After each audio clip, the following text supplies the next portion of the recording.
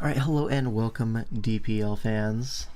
We're here with week 2, a little bit of a watch party. I'll link the stream in a couple places and then we can get started. So, my server, bang.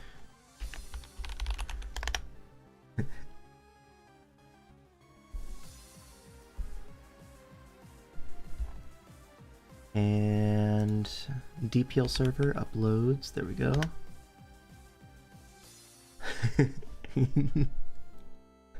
Game of the season, many are saying this. Alright. I'll be joined by Wyatt later today, but for now it is just me. Finally the sequel to Peak, yep. What's up, Sablo?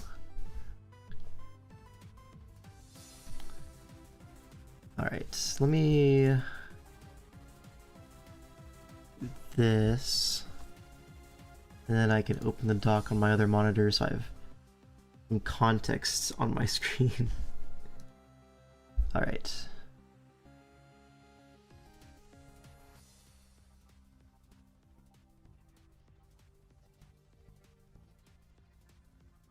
Okay, Spurs is happening, right? I mean, sure, whatever. Never seen any other game of Gen 8 draft. This cat guy must be insane.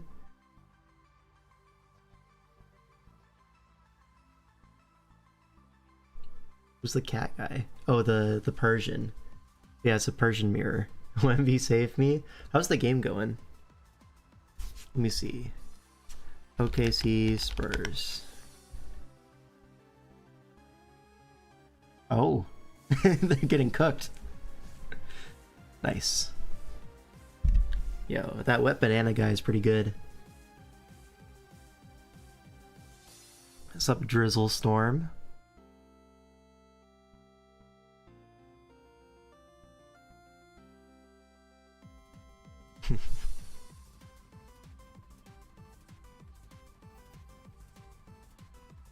Alright, so first series is going to be Judgment Day versus the Big Dogs. So let's see. Week 1, the Big Dogs and Judgment Day both tied their games. So they're going into this week with 1 point. Not the sad corner, yes, the sad corner. But yeah. So both teams coming in off the back of a tie. I'm gonna see. Both could really use a win right now. And my dimensions are a little bit off. Let me bring that over here. There we go. That's the usual. Go Guardians. So true. Alright, so this is going to be Nim versus Addison for game 1. Alright. It is an Alolan Persian mirror. These teams, I mean, this is what I like to call the Addison weird offense. Who is this guy? I don't know. But it's like, you're just stacking threats and you have like a mini defensive core. So you have Kartana, obviously massive breaker. Good Scarfer as well for cleaning the game.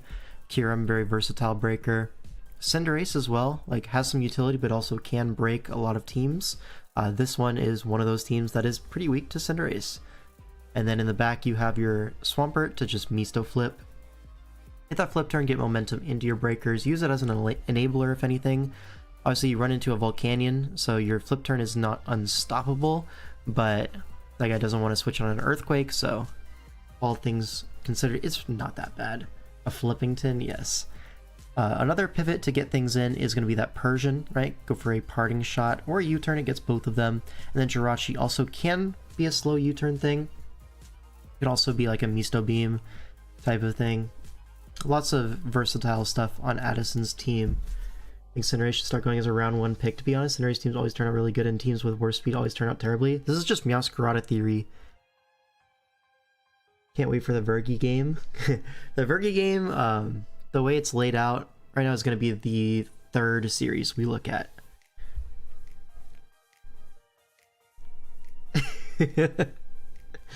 No, Vergi, we had to get a second opinion, and they agree. Above cart and Mew is kind of crazy. Like back wheel-ish. Yeah, I could see it. I don't know. Whoa. This guy said, shut up, Vergi? What the hell? Be kind. Anyways, lots of versatile threats, lots of ways to get them in. This is like, Addison has used this style of team in multiple team tours to pretty good success. Then on the other side, you have this kind of like Volt Turn thing with Coco, Corviknight, and you're able to get in some breakers like Lycanroc and Nidoqueen, even Volcanion, right? And then a Persian as well. Very similar built teams, all things considered. Let's get right into it. Alright, Nidoqueen gonna lead off into the Cinderace. This is generally pretty good for the Nidoqueen, although don't really want to set rocks right now as Court Change is a possibility. That at the same time, there is no ground resist, so an Earth Power does feel really free from the Nidoqueen. If it's Scarf, the Cinderace would be forced to switch out, so I don't know if Addison's gonna scout that or not. Not gonna scout it, goes for a Power Ball as rocks do go up, but there's the Court Change I was talking about, and we Super Fang into no ground resist. Was that the best use of our Nidoqueen? Like, there is no ground resist, right? You see that? What's on the bench here? There's a Togekiss and a Nomolga on the bench. Both not famous for beating Nidoqueen, but still we decided to lead off with a defensive rock set and then just sack it immediately. That feels wrong to me. But hey, those rocks are up.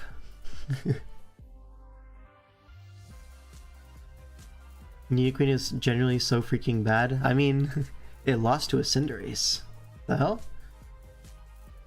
Two moves for Fire Punch and Wrap. Probably not, right? Probably not.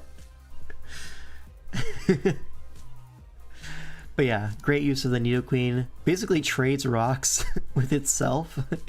Now Persian's going to come in as the opposing Persian is going to come in to check it. No Rocky Helmet, but it is going to go for a Parting Shot. It is faster than the opposing Persian, which is not necessarily a good thing in this situation. And that's going to cost the AV on our Swampert. Now, Foul Play.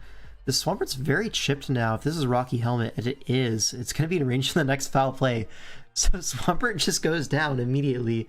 So both of the bulky ground types just gone instantly. That's awesome.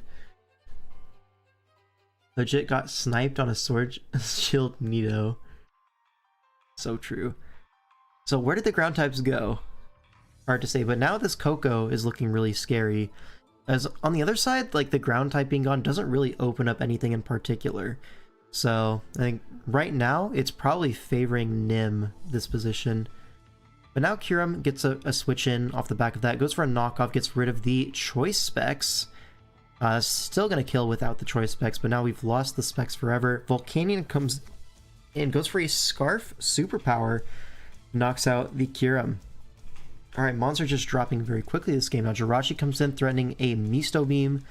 Probably just gonna click it here, right? Ancient Power? Okay, sure. But this allows us to just pivot into Coco, which is Electric Seed, and that looks to be quite bulky. So this kind of Coco set is aimed to wall the whole team and just Calm Mind Roost until you kill everything. And yes, there's a Serene Grace drop, but you can't just Calm Mind up again. And the chances of a drop, even with Serene Grace, are not that high. So I think Coco should win this exchange, unless you get a drop like every other turn. But now Coco's back up to full. With a +1 defense, the Smart Strike's doing absolutely nothing. Thunderbolt is easily going to 2-hit KO this Kartana.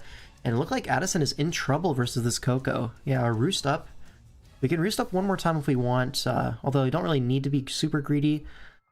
Yeah, a crit would kind of suck. Because a crit would do 90%. We're in crit range like the whole time. But no crit comes.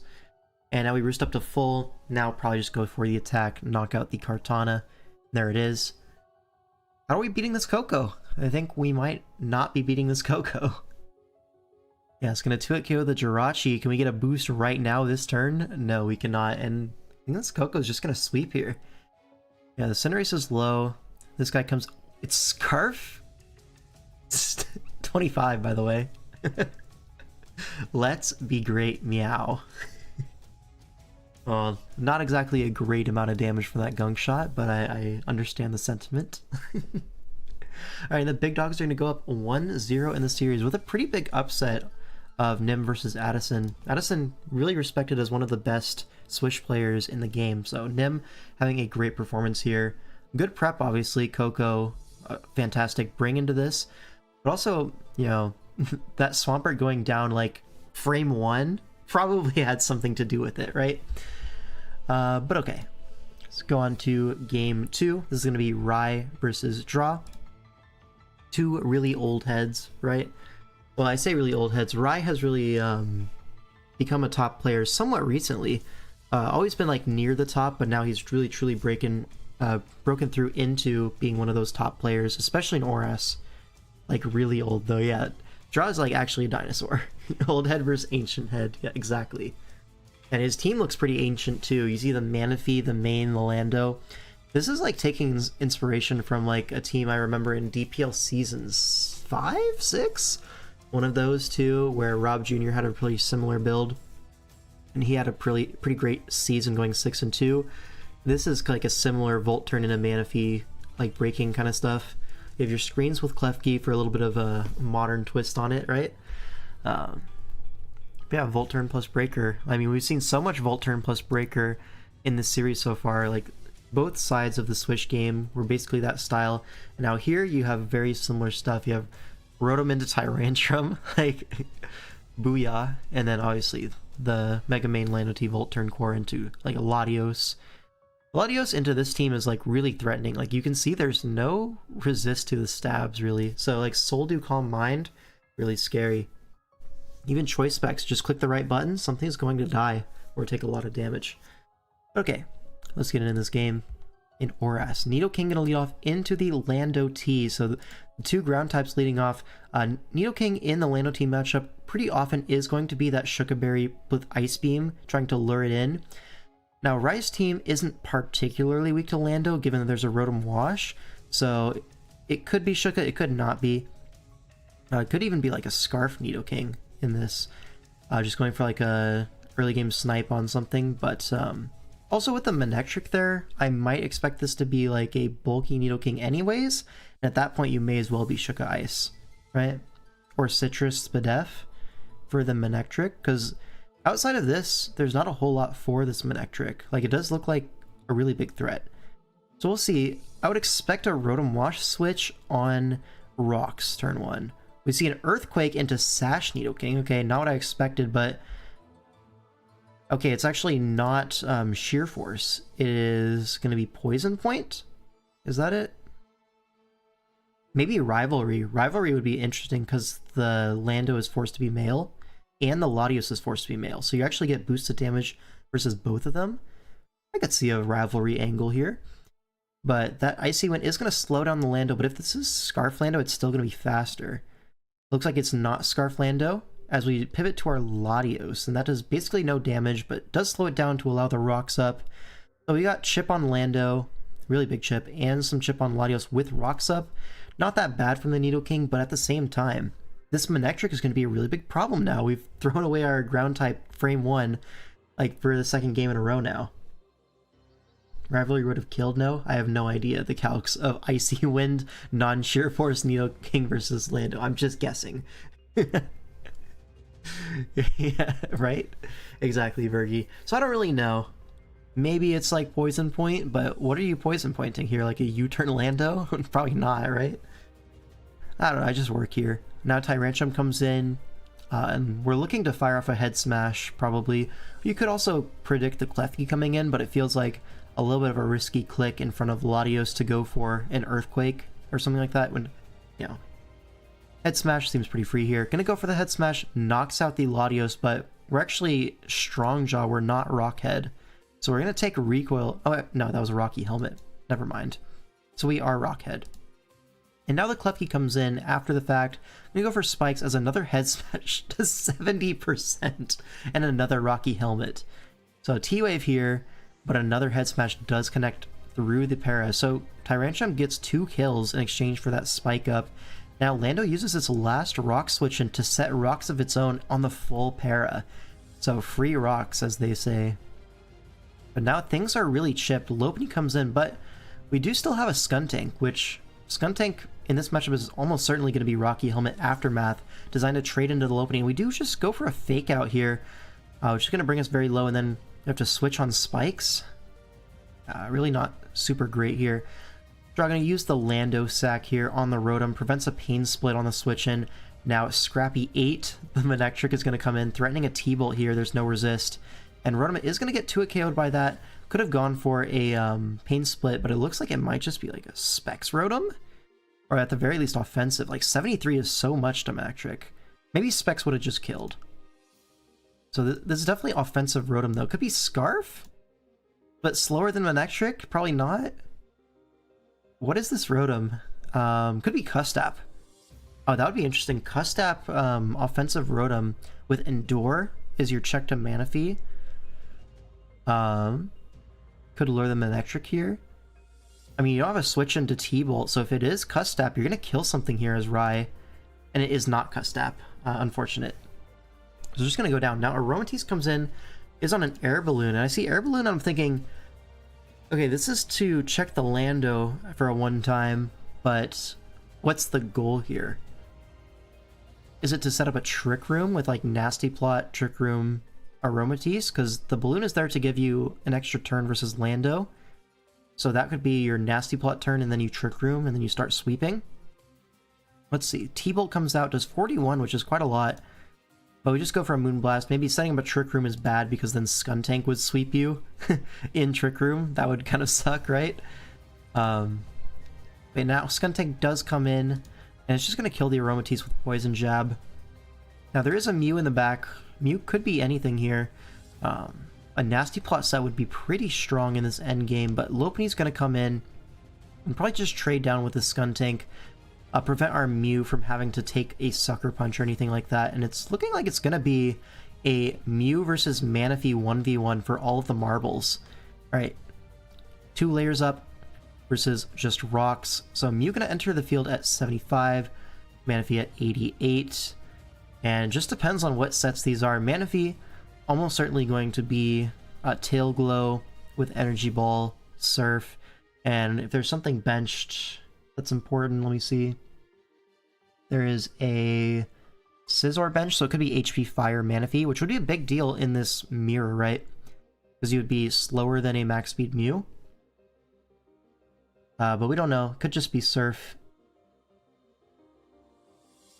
On the other side, Mew has to deal with Gourgeist Honchkrow on the bench. I mean, it's double dark, so maybe we have something like anti-dark on the Mew, like Colberberry would probably make a lot of sense. But let's just find out. Surf comes out, and that is Assault Vest Mew. That did 20%.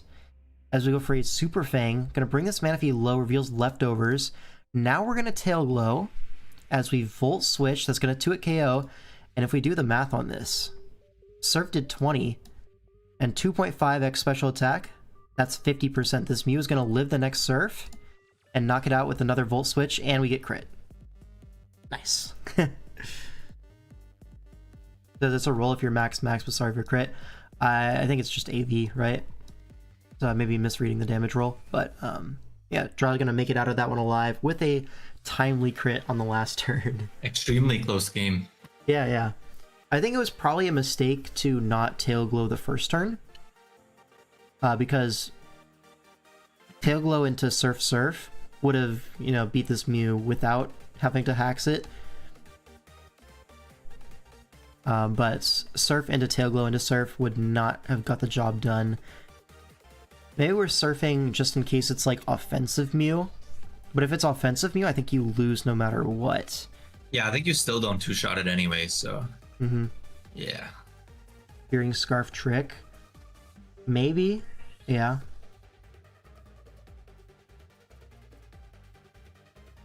I could see that vision, but I feel like that's a lot to play around when it's like, yeah. Makes no sense as a set. Agree. Alright, well, Big Dogs are up 2-0 as we go into game 3, and it's going to be Haba versus Wildcat formation. And we see this like weird sun team. I mean, Tusk and Moon is something we haven't seen in a very long time before this season. But now, I mean, we're seeing it again. The last time we saw this combination was DPL Season 8, I want to say, with Kaif having his big run, right? That was Season 8, right? Yeah, I'm pretty sure it was Season 8. Maybe it was Season 9. Regardless, it's been a while. And now you're able to build a Sun team around these two guys. Looks like Kez is not starving to death. Thank God. On the bench for Wildcat is going to be Mesprit and Klefki. On the other side, Habita left Toxapex and Alcremie at home. Alright. And for Terra types, we have Flying on the Torn and Fairy on the Rotom. We have Terra Fire Tusk. Alright, Fire Tusk really good into Sun. Or like with Sun. Alright, you get the boost on Temper Flare. You're able to like one-shot Corv, stuff like that. As well as you avoid the Will-O-Wisp from Rotom, which is kind of a big deal. You also wall the Ogerpon Hearthflame. So Fire, really strong pick here. Let's just get into the game. Alright, Ting-Lu gonna lead off into the Torkoal. Good lead for Habita. Can be threatening an Earthquake here. Goes for a Ruination instead. Totally fair. As a Yawn comes out. So Ting-Lu getting a little bit drowsy. Gonna be forced out into the Ogerpon on the Overheat. And that's going to be eject back. Yeah, so this is a bulky Ogerpon. It's to get out. Yeah, it's just get out with the Sun active into the Roaring Moon. And now, I mean, where's the Fairy type? Something's going to have to die here to knock off, I feel like. Knock off into follow-up. Feels unguardable. We're going to go Ting-Lu on the knockoff. Going to catch that successfully. It gets rid of the Rocky Helmet. But now this Roaring Moon, oh, it's actually Life Orb, Photosynthesis attack. This Outrage is going to hurt.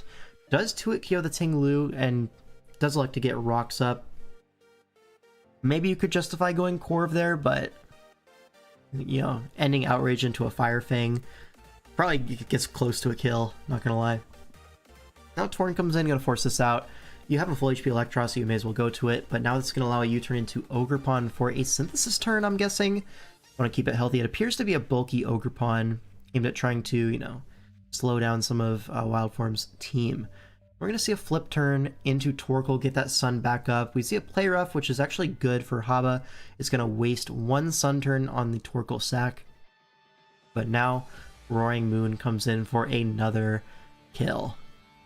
Wait, this time it goes for a Dragon Dance. Or for a Dragon Dance. And it dies we're just through the resist. Okay, a little bit of an over prediction. Probably expected the Corv to pivot in on an Outrage, which makes sense, honestly. So it's just a call that he got wrong, unfortunately. But now Walking Wake comes in, and this one is like, yeah, Hydro Steam, just gonna knock it out. But what this does reveal is that it's probably choiced Walking Wake if it gets that damage roll, I'm guessing, because now, pretty confidently, we're gonna go into our Dragonite and use it as a setup turn. Well, maybe not not a Dragon Dance, but a Scale Shot. We're gonna get 5 hits, so probably loaded dice. 2 shots. Jeez. Yeah. It's gonna put it in range of Earthquake as well. Don't have to risk a miss or an extra defense drop. Now Great Tusk comes in. It's gonna get that booster energy speed. Okay, so the idea here is Torkoal and Moon for the early game, and then you have the booster energy, so you don't need to keep the Torkoal around for late game. And this also means that this Tusk is going to be bulk up. Rotom comes in as the initial response, fearing the Ice Spinner. But Tusk is just going to go for that bulk up.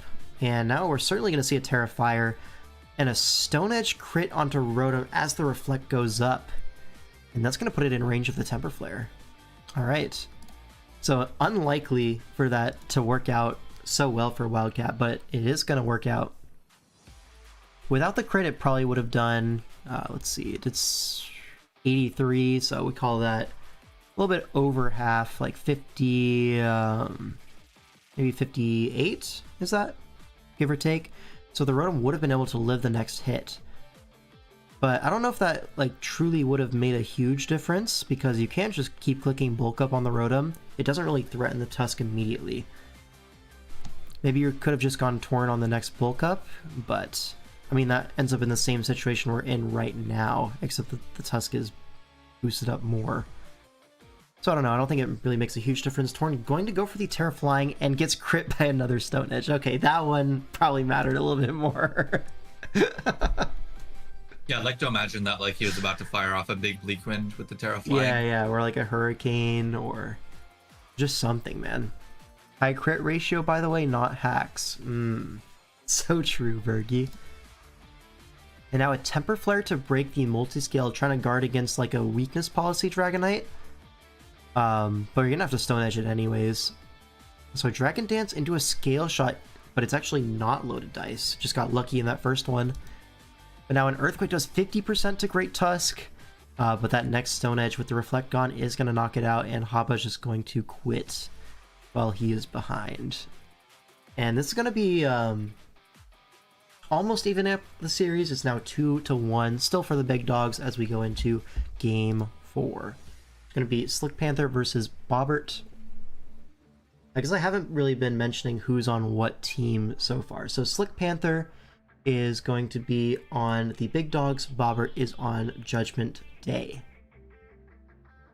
Alright, and we are in Usum with a... This is interesting. Okay. Is that a Mega Sceptile? It is a Mega Sceptile, yes. And Z Spiritomb, Z Lando T. There's a Z Scolipede on the bench.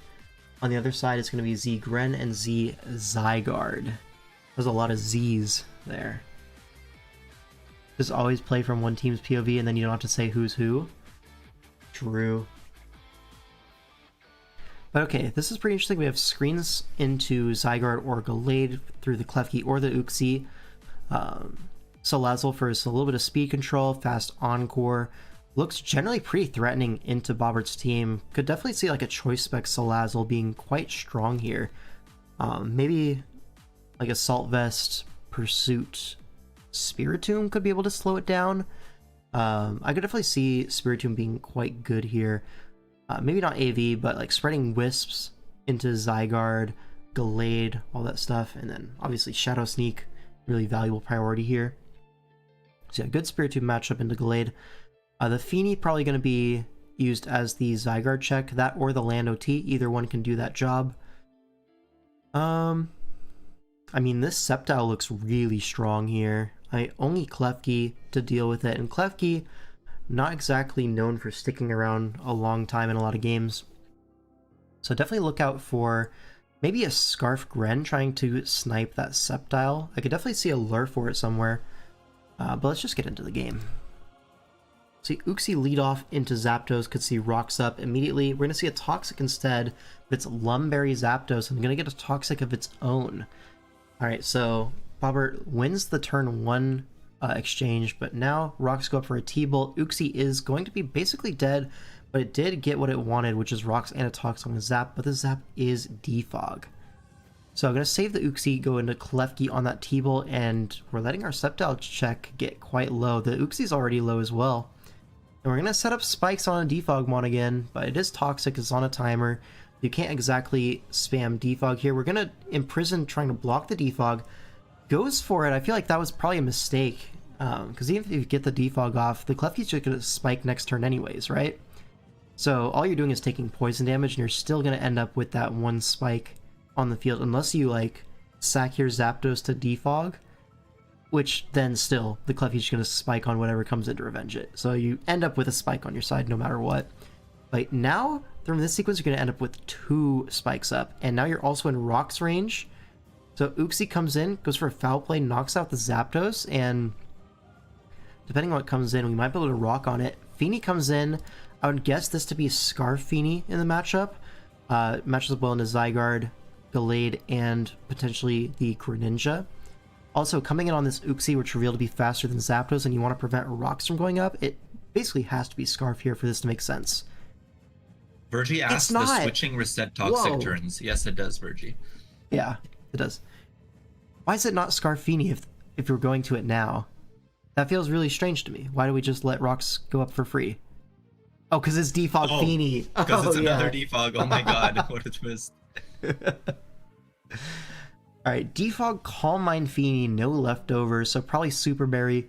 We're going to see a Leaf Blade, knocks it into, you know, berry range, but it is not a berry. So what is this Feeney's item? It's not Rindo. It's not a berry. I don't really know. Maybe it's Kibia trying to lure the Salazzle, because Salazzle is a massive threat to your team. At +1 with Kibia, can you live this? That'd be really funny. Kibia also makes sense into Gren, right? Does get access to Gunk Shot. Let's find out. Balloon Salazzle. There's the Kibia berry, but it does go down. Okay. That was probably close. And now Spiritomb comes in. We're going to go for a nasty plot on the Pursuit turn. Okay. Slick making plays here. Now +2 into Spiritomb. That looks to be AV. So that does absolutely nothing. Hidden Power Ground going to knock out the Salazzle. So Boppert respecting the Salazzle in prep, and it is going to go down. Leaf Blade put Feeney into Torrent range, so it killed. Yo, Vergi, you are so smart. Quite a few things wrong about that, but we'll leave it. We'll let him have that. Yeah. All right, so now Zygarde can come in. Once it's revealed to be AV, we know that its best move to hit Zygarde is going to be like Icy Wind, which, you know, Icy Wind into Zygarde is probably not going to be doing too much damage. Like, you could probably DD on this if you wanted to, and if it is Icy Wind, cool. If it's not Icy Wind, then you might just win the game here. So maybe that's the idea going Zygarde. You could also just be like, okay, 1,000 Arrows kills from here, and they don't really switch into it. And it's just going to be that. But 1,000 Arrows doesn't kill here, so maybe a miscalc here, or maybe just nothing kills from that range. So you have to use your Zygarde HP. At that point, may as well DD, right? Whatever. Lando comes in to check this, as Uxie comes in on a Rock Polish. Okay, free Rock Polish. And a free Swords Dance. Do we have Foul Play? Okay, we have Memento. Oh, Memento. So that's going to cancel out the Swords Dance. Cancel, yeah. Ren comes in, goes for a Water Shuriken. Probably just dies to the Z move here, even with 5 hits, which it does get. Not going to knock out the Lando. And it looks like Bobbert, yeah, with the Z move, is going to wrap up this game. As Zygarde comes in, I mean, you can just Earthquake here. It's totally fine. Yeah, it's going to 2-hit KO the Zygarde as Dragon Dance goes off. But +1 E-Speed is going to knock out Lando, okay. Now Sceptile comes in, but we have the Z move for it. Wait, does Zygarde just reverse sweep? +1 Z Iron Tail. What is Corkscrew Crash? Is that Iron? Yeah, it's Steel. So it's Iron Tail. Yeah, Steel. What's on the bench here? Something had to be on the bench for this. Piloswine. Okay, Piloswine would have been hit by a Z Iron Tail. So that's what like the prep is for. But now Jirachi comes in. Can Jirachi live a +1 arrows? Depends on the set, and it is just going to die. All right. Wow, great comeback from going for a smoke. Yeah. I think maybe what you had to do is on this E-Speed turn, sack Jirachi, then you go back Lando, get the Intim off, then it's +0 Zygarde, and +0 Zygarde probably doesn't kill Sceptile from full. So that was probably the winning play, is sack Jirachi there. Honestly, the Lando might also live the E-Speed at +0, not sure. Well, he would be able to 1,000 Arrows after, because there's no Rock Polish anymore. Oh yeah. But the idea is you get the Sceptile to... We didn't need to use Z-Fly on Gren, surely. I feel like you did, right? Would Earthquake have killed? You're not +2. Yeah. I highly doubt that. But okay. I just don't think Earthquake kills from full. But okay, now we go into game 5. The score is currently 3-1 for the big dogs. So down 3-1, lol. Now we have, this is going to be Lax versus Void of Darkness. All right, so Lax going to be on the big dog. So let's go on big dogs POV. Keep it consistent for the folks at home. And Void is going to be on Judgment Day. And then we cry like I'm about to in 20 minutes time. No. Okay, it's gonna be Gen 9. Crying is bad. I guess we just have to avoid crying.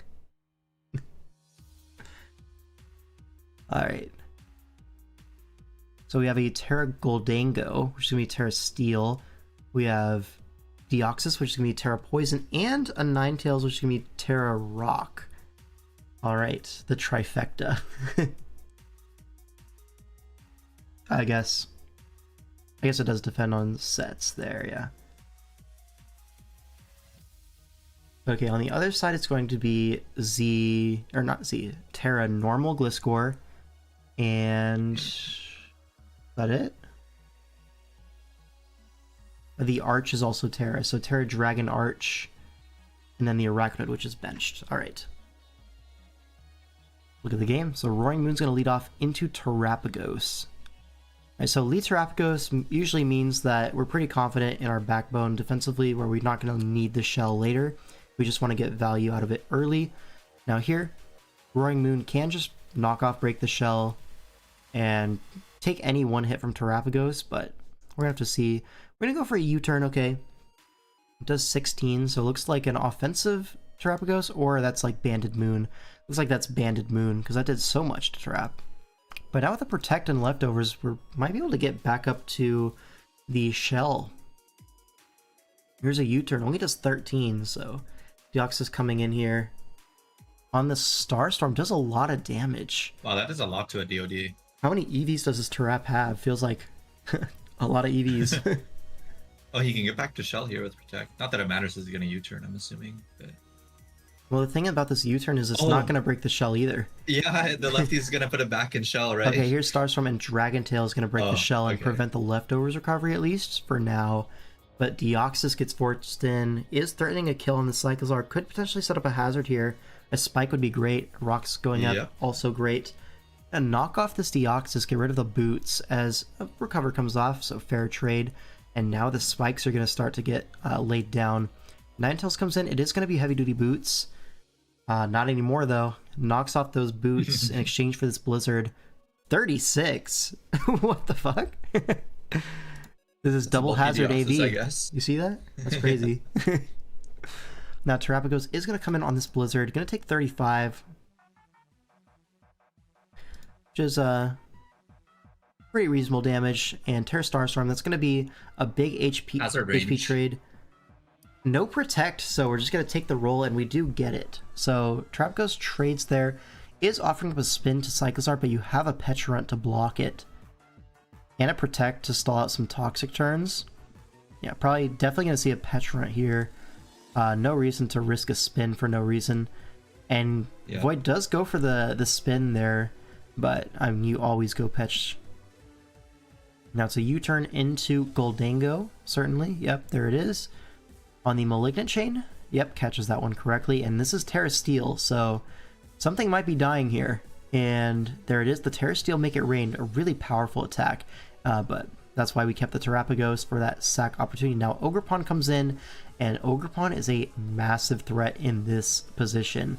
There's still a full HP Lando, which can switch in one time, which is going to do now. Here's an Ivy Cudgel, and that's fully physically defensive Lando. Probably Rocky Helmet. Just going to go for a U-turn, snipes that Deoxys. And now Cyclozar comes in, trying to force a spin, or at the very least force the Pecharunt in, but Arch comes in, which can only mean one thing, and that's Scarf. Yeah, given that the opponent's fairy type is a Ninetales, I would not really respect that either, so a Scarf Arch makes a lot of sense. Able to get the jump on stuff like Roaring Moon Cyclozar, the double dragons, as well as, it's faster than Lando and Deoxys. Like, Archeld on speed tier here is actually, like, kind of shit. But with a Scarf, all of a sudden you flip all of those matchups. So, good bring there. Snipes the Cyclozar, denies the spin. But this does allow the Goldango to come in and potentially go for even like a nasty plot or just to make it rain. Goes for Shadow Ball, which into Ogerpon is actually the same base power as Terra Steel Make It Rain. Fun fact. But that does so much damage. It looks like Specs. Yeah, definitely Specs. Yeah, which means Goldango's probably going to get into like Scarf, Terra Dragon, Arch range, like from these hazards. Yeah, but this also means it's pretty likely to be, you see Teleport on Deoxys, probably an endgame piece for Void is going to be Trick Room into Teleport to Goldango and just click the Make It Rain button until everything dies. So Lack's going to have to be wary of that as Lando comes in on a Synthesis. So Lando is going to be able to force this out. It's actually Scarf. So bulky Scarf as a Focus Energy comes out trying to crit through the following turn, but Reveals the bulky Scarf Lando, which is going to be absolutely great here, but this does allow the Gliscor in for a Sword Stance opportunity. Here's that Sword Stance. Could be Terror Normal Facade here. Is going to click it. Does Deoxys live? It does live, just barely. Gets the Trick Room up. Oh, and gets the Trick Room. And a skill swap, so Gliscor loses its Poison Heal. So it's going to knock out the Deoxys, but it's going to take a pretty reasonable amount of damage from this Toxic, but now Goldango comes in, and this is going to claim a kill, maybe 2. As Ogerpon comes in, there is no Shadow Ball resist, so probably could have gone for that, but I guess I think no, the Arch Gliscor is a normal type. He's not I just didn't see that. Yeah, Arch is definitely going to live this. Regardless, I don't know if you have a great play here. Like, you can go Lando, sure, sack it off to the Dragon Pulse, but what's your follow-up? Right, you can go Goldango, but Arch lives any one hit. And you're going to lose the Trick Room after this. Oh my god. Wow, it almost fucking died. 97, by the way. But unfortunately, the Trick Room goes down. Maybe you should have just stayed in the previous turn, right? Like here, you get your kill, and then Arch comes in. Like, if you're going to sack the Lando just to go Goldango and not kill anyways, you may as well just take your 2-hit KO with Make It Rain, because it would have done like 64% here, and then the follow-up one would have killed. And then your Trick Room would be gone later. No immunity. Wait, this was actually so close to winnable for Void, because if you force a kill on the Arch, I guess Lax wouldn't have given up the Arch. He would have taken the one hit and then swapped. Yeah, he probably would have like sacked Petch or something. Yeah, sack Petch makes sense. Petch definitely makes more sense, because Gliscor is threatening to win the game immediately. So I think Lax still had it, but definitely had cleaner lines available from Void. Yeah, because now this Arch is just going to win. Yeah. So not fully played out in that endgame, but that is going to be 4-1 for the big dogs. So they've guaranteed at least a tie, one more win, and they win the week. As we go into game 6, which is going to be Fierce Flamethrower versus Palkia. Fierce on the big dogs, Palkia on Judgment Day. Alright, so Palkia needs to win this to keep his team alive in the series. Flamethrower looking for a win, and he has this bulky Corv Pex Hydra Apple team to do it with. Alright, so Palkia's team, low-key, seems like all of these Pokemon are strong, but the team overall is weak. And what I mean by that is, like, you run into these walls, how are you breaking the walls? Like, this is a team that thrives in an offense versus offense matchup, but then you run into, like, semi-stall or, like, whatever you want to call this. It's like, man, how are we breaking Pex, Corv, Hydrapple? Yeah. I don't really know. So here you'd probably look at the Terra types. So we see there's a Terra Fairy Moltres. I don't think that necessarily beats these guys. Terra Fire Cobalion. This Terra Fire Ground Cobalion could like definitely be yeah. Fire Cobalion is definitely threatening. But at the same time, it's also covered by ground moves that were aimed at the normal Cobalion anyways. It's also an Iron Crown, not a Cobalion, but yeah, same thing. Yeah, same thing, yeah. Okay, and then on the other side we see the Ground Hydrapple, which is going to be fantastic here. Pretty great defensive neutral typing, as well as getting that boosted Earth power into the Cinderace, into the Iron Crown, into the Fez, and that's going to be a really strong Pokemon in this matchup. Especially with the ability to regen off these strong hits and trade favorably over and over and over again. Alright, let's see how this one goes. Hydrapple going to lead off into the Landorus. Can pretty safely just go for the Terra. Get that off. You see a U-turn into Moltres on a Leaf Storm. That's going to do basically nothing. Now Hydrapple's forced out. Yeah, it's a quad resist, right? Many are saying this. Alright, immediately goes for a Nasty Plot aiming at breaking this Toxapex, but here's a Gunk Shot. 51%. Is that Choice Banded Toxapex? Yeah, that's a lot of damage. We're going to see a Rest Chestoberry. Gets all the way back up to full. Fishing for a Gunk Shot miss, but also triggering another Berserk. So something's dying to this Moltres. But what is it going to be? It's probably going to be this Toxapex. And down it goes. So Palkia is able to break through the Pex at least, but going to cost basically the entire Moltres to do so, and Meowscarada is able to come in and revenge this. Going to double to Lando. Fierce thinks he's behind. He's going to make a double to kind of catch back up, and now the Lando into the Fez. And he gets it, yeah. There's an opposing Lando to come in here, so probably just going to go to that. But Fierce can make some aggressive plays here. Gets the Adrenaline Orb, Sword Stance. Okay, now we're so back into this game. Another Sword Stance comes out. And a Rock Tomb. Okay, gonna prevent disaster, but still gonna have to take a really big HP trade on this Lando. Yeah. With the Adrenaline Orb, you're like probably creeping everything at +1, not necessarily at neutral, which makes sense. But down goes the Moltres. Now Iron Crown comes in, but we have a Hydrapple, and it's gonna be very Assault Vest. So that's gonna basically contain this Crown the whole game. If Crown makes progress, it's because Fierce Flamethrower made a misplay, not because Palkia is doing anything special. Okay, here's a U-turn on Helmet Corv, so now you see the slow progress of this team, this bulky style. Hydrapple comes in on a Pyro Ball that's going to do a lot of damage. Here's a Sword Stance, removes that ground weakness. So Cinderace looks like it might claim something now as well. Lando going to be the sack of choice as we go into Revenge with our Meowscarada. But again, that cost valuable HP on our Cinderace. So now what's the progress maker? Once we've used up our Moltres and our Terra on that as well. Didn't we Terra? Oh no, we didn't Terra, right? To be honest though, I don't think the Terra on the Crown is like that helpful with this it's really Terra not. Ground Hydrapple. Yeah. So Cinderace goes down for trading Ogerpon HP, which makes sense, right? Lando's low, can't switch in. Now you Terra Fire as the Iron Crown. Goes for Psychic Noise, knocks us out, but now Hydrapple can come in, and you can go for an Earth Power here. If Lando comes in, it's really not the end of the world. You could honestly Earth Power again, because the U-turn is coming. No, that was troll from me. You go Corviknight and defog the rocks away. Rocks Up is the only way for Palkia to really make meaningful progress. Actually, fast Corviknight or like minus speed Fez, either one. But this Brave Bird into a slow U-turn is going to leave the Fez quite low, actually. Under 50%, so not able to switch it on Meowscarada, crucially. Now Crown in, but Hydrapple going to use that as an entry point once again. And now Fez comes in on another Earth Power. Going to go down. Lando in. And just go Corv once again. Prevent those rocks from going up. This time an Earthquake is clicked. And now something has to take a Brave Bird. It's going to be Iron Crown. Not too bad. Yeah. And again, we have this Hydrapple. AV at full HP. Like this Crown just never does anything. Yeah, the AV Hydrapple looks like it's going to finish him off. Yeah, slowly. The slow burn. This guy might be Jesus. Might be. Here's Lando again. Just go Corv. Get that helmet chip. Now Lando is one more helmet away. But here's Valiant. Okay, Valiant can go for game here potentially. Goes for Sword Stance as we're going to live a Brave Bird from full. But now, since it is Sword Stance, it's going to die to helmet, right? Though. Yeah. And then Hydrapple is able to live any one Lando hit.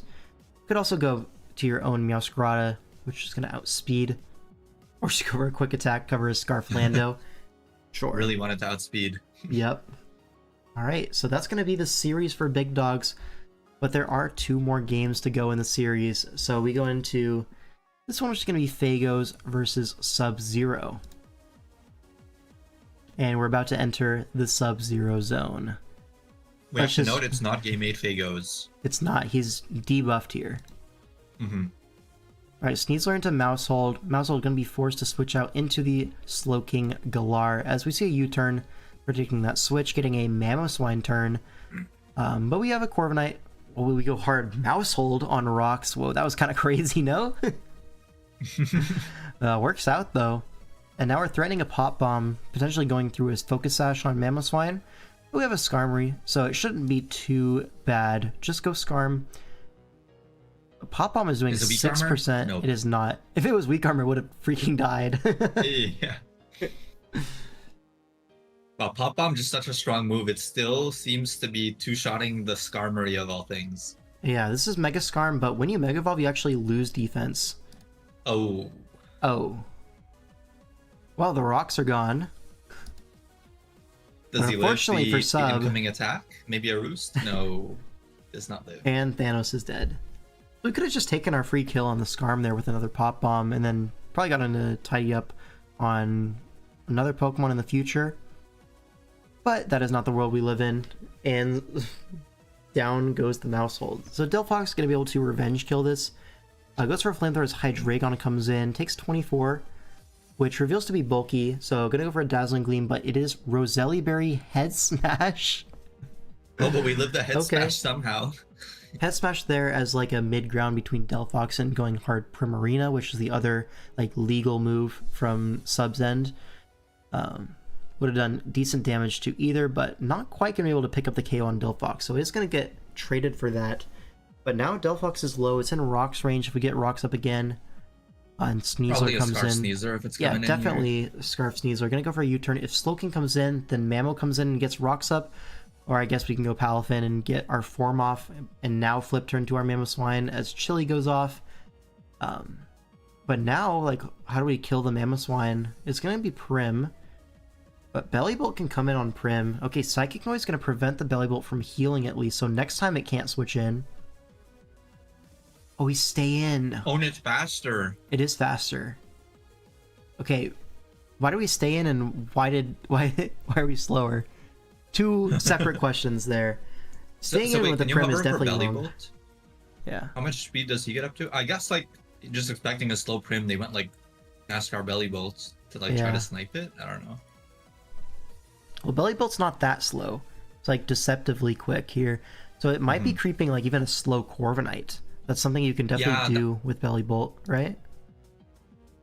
Just outspeed both of the weaknesses that are like slightly faster than it base. But also, if this is fast Bellybolt, how did it only take 32 from Psynoise? Yeah, that's like Liquid Voice. Could it be like a bulky Delphox because it took nothing from Head Smash? I don't know. I'm saying this Bellybolt has like 180 like stat points. I can't say 700 EVs in Champions, but I can say 180 stat points. It doesn't have the same ring to it. I just want to say 700 EVs. Okay, Delphox able to come in and revenge kill. Knocks out the Mega Scarm, but Sneasler comes in again, and whatever you go to on this U-turn, Phagos has a punish for. So Corv in, we're gonna allow Bellybolt in, and now Bellybolt, like, not willing to go Como on a discharge, which is kind of telling, right? This Como, if you take a pair, it's useless, is it? So it could be, I don't know, probably, maybe you don't want to go into it, because if you want to set up, you don't want to come in on a discharge and then get another discharge on your setup turn, but then we go hard Slowking after a kill. I don't know. Here's a Toxic on Mamoswine, but that's not going to matter too much. We're going to see a switch to Corv as rocks go up. Sure. Now we just go Bellybolt. Like, you can double to Como, that's fine. It's a Smackdown, okay. A Smackdown. Well, Como still fine with this position. Goes for a CC, knocks out the Mamoswine. So reveals physical Como as Palafin comes in. And so this is Scarf Como, but Palafin coming in on the Como means it's going to be draining base, though. Base, so yeah, and that's going to go all the way back up to full. Is crazy. Slowking takes way too much from this. Yeah, pretty much all on the Slowking at this point, but not yeah, gonna be able at this to point, get the Palafin. The Bellybolt just won, right? Once you lose the G-King. Yeah. Yeah, Corv in, but Bellybolt is faster than Corv, which is the reason you're so fast. You can't roost on discharge or anything like that. Yeah, that makes sense now. This also makes me think it could be like spikes on Scarm with like a fast Bellybolt aimed at stopping a defog before it happens. Oh, like, could be a potential. Yeah, that's a good idea as well. Like game plan here, like you have your Scarf Sneasler and your like offensive Palafin, really good Pokemon with spikes up, and then fast Bellybolt. You know, maybe subs like, oh, I need to get the removal off. I'll lose my core, but at least I'll get the defog off, and then Bellybolt takes that away. But didn't end up going quite that way, but still, the fast Bellybolt able to come out on top. Now we have game 8, which is going to be Cliff B versus Tidal. Alright. Is this a Mega Camerupt? This is a Mega Camerupt. That's quite trippy. On the other side, there's a Mega Mawile with a potential Trick Room Slowbro angle. I don't know if you go Trick Room Slowbro here, because the opposing Mega Camel is pretty scary with Trick Room up. Yeah. Like, if you sack your Slowbro to get the Trick Room off, and then Camel comes in, you're like, ah, fuck. Maybe your Hydreigon's okay, but yeah, whatever. Let's get into the game. Tarak gonna lead off into the Camerupt. This is Z Tarak, right? Yeah, Z Tarakion. I'm gonna see an Earth Power into Hydreigon, but then Dracomir only does Oh my 46. Less than So 50 this is crazy. a very bulky Mega Camel. Makes sense into the Coco matchup and the Mega Mawile, so it'll take hits from either one. But now Balloon Coco comes in, instantly broken by the U-turn as Nidoqueen comes out. Coco going to be forced out into the Silence, catches the Earth Power correctly. And now we're going to see a substitute. Okay, catches the Slowbro switch, and we're going to Dragon Dance in front of the Slowbro. Doesn't feel particularly great because another Ice Beam is coming. Yeah, we're going to have to get out of there into our Can Coco. imagine that even at +1. As doesn't really terrain threaten that ends as much. well. So Nidoqueen comes in, is going to take him Nature's Madness. It's going to be odd numbered HP. Hard to tell exactly what that means. Going to see an Ice Beam into Swampert. That does nothing. So I think this is a bulky Nidoqueen, but maybe a little bit of a miscalculation with the EVs, because if you are Super Berry like defensive Nidoqueen in this matchup, you probably want to be even number HP so that Nature's Madness puts you in the Super Berry after 2 turns, or a Z Nature's Madness puts you in 1 turn. You want to be odd numbered HP so you live 2 Nature's Madness, right? Like, or else it would be like 50-50, and then that's 2-shot. Moron. Okay, so the fact that it's odd HP makes me think it might be Rocky Helmet Nidoqueen, which would help into the Scizor as well as, you know, generally good into U-turn Coco. But yeah, here's Hydreigon. Gonna U-turn on the Coco switch. And Mawile comes in. So we're gonna use our Mawile HP to take a KO here. Here's the T-Bolt, and we're gonna get rid of the Coco. Or, yeah, get rid of the Coco, but now Camera comes in, able to take any hit from this Mawile, and just gonna go for a Fire Blast. Okay, knocks that out immediately. But now Terrakion in, this Camerupt in range of everything, just gonna go down here. Now, what comes in on the Terrakion? It's gonna be Salamence. Whoa, Salamence is faster than Terrakion and knocks it out with the Z move. So we are Choice Scarf, okay. Z Ground on the Mence. Many are saying this. Okay, so a really slow Terrakion then. How is that Terrak so slow? Either way. Was that like Calcabo by title somehow? Like Adamant or something? I don't know. Probably not, right? It only went for Yeah, the because one it only move. hit the camel, right? Yeah. Wow, so just an aggressive call. Oh, we're just gonna sack our guy to Dazzling Gleam. Okay. Coco must Did also the be Scarf crit because the Mence matter? was Scarf Z as well. So probably didn't expect the Tapu Coco being scarfed. Yeah. Sure. Stupid. Gets a crit, maybe mattered. I don't know. Gleam crit mattered. It mattered in the sense that the Coco would have gone down, right? Yeah, probably lived and then killed back with the +1 EQ. Yeah, but then, like, you're locked into Scarf Z move ground, right? So the Hydreigon would have been able to revenge anyways, right? Max Speed Up AV Choice Scarf Mence with Z, by the way. Don't forget the Z move, Savlo. The Coco is Specs here, though. Oh, the Coco Specs. I didn't know. Why are we combining in front of Swampert? Oh, that was the switch to How did he- Swampert. Okay. Wait, what happened here? We kill the Mence, okay? Serp comes in. We double to Pert, trying to catch... Like Hydreigon? Maybe? I don't know. I don't really know who else was switching into the Leaf Storm. Yeah. But, Alright. Huh, yeah. Worth noting, if this Hydreigon goes down, the Serp, like, instantly wins. Like, frame 1. Hold on, there's some noise outside. It's an ice cream truck. Yo, chat, who wants something? I'll take a Klondike bar.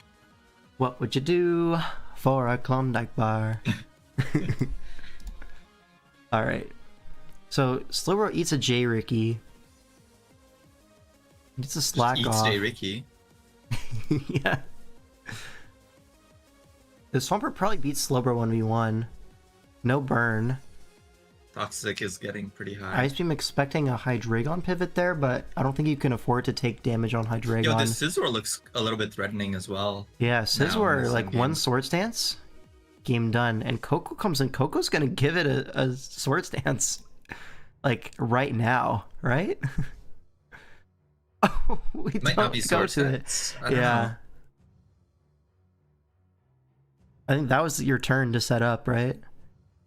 Because Well, maybe after scared this, of HP fire or something? I don't know. Maybe it just dies to an electric move? when Hydreigon comes in, it's gonna lock into a fire move. When Nido comes in, it's gonna go for a fire move. Like, this is your best setup opportunity. If it is set up. Probably Specs Scizor, so he can't set up anyways. Oh. That makes sense. Yeah, it could be like Specs HP, like Specs hidden power with the Technician. Here's a Leaf Storm, does big damage. But these Dazzling Gleams are gonna put it... Okay, not quite in range of Hydreigon yet with another Synthesis. Goes for the Hidden Power. Hidden Power Ice, maybe trying to catch a Hydra Switch. Now Nidoqueen comes in, it's actually Scarf Nidoqueen, okay. Scarf Nido. Oh, makes so sense. that's probably gonna end the Scizor's life. Yeah. I believe it will. Oh, the Aqua Berry, so you maybe do not. get a Swords SD. Dance. Here's a Bullet Punch, knocks out the Nidoqueen. Does Hydreigon die from 75? I feel like the answer is no. And it doesn't. Oh wow, that was super But close. it's Iapapa, And it's not even tactical. Scarf Hydreigon. Wait, so this Serp, like... This Serp was Thanos.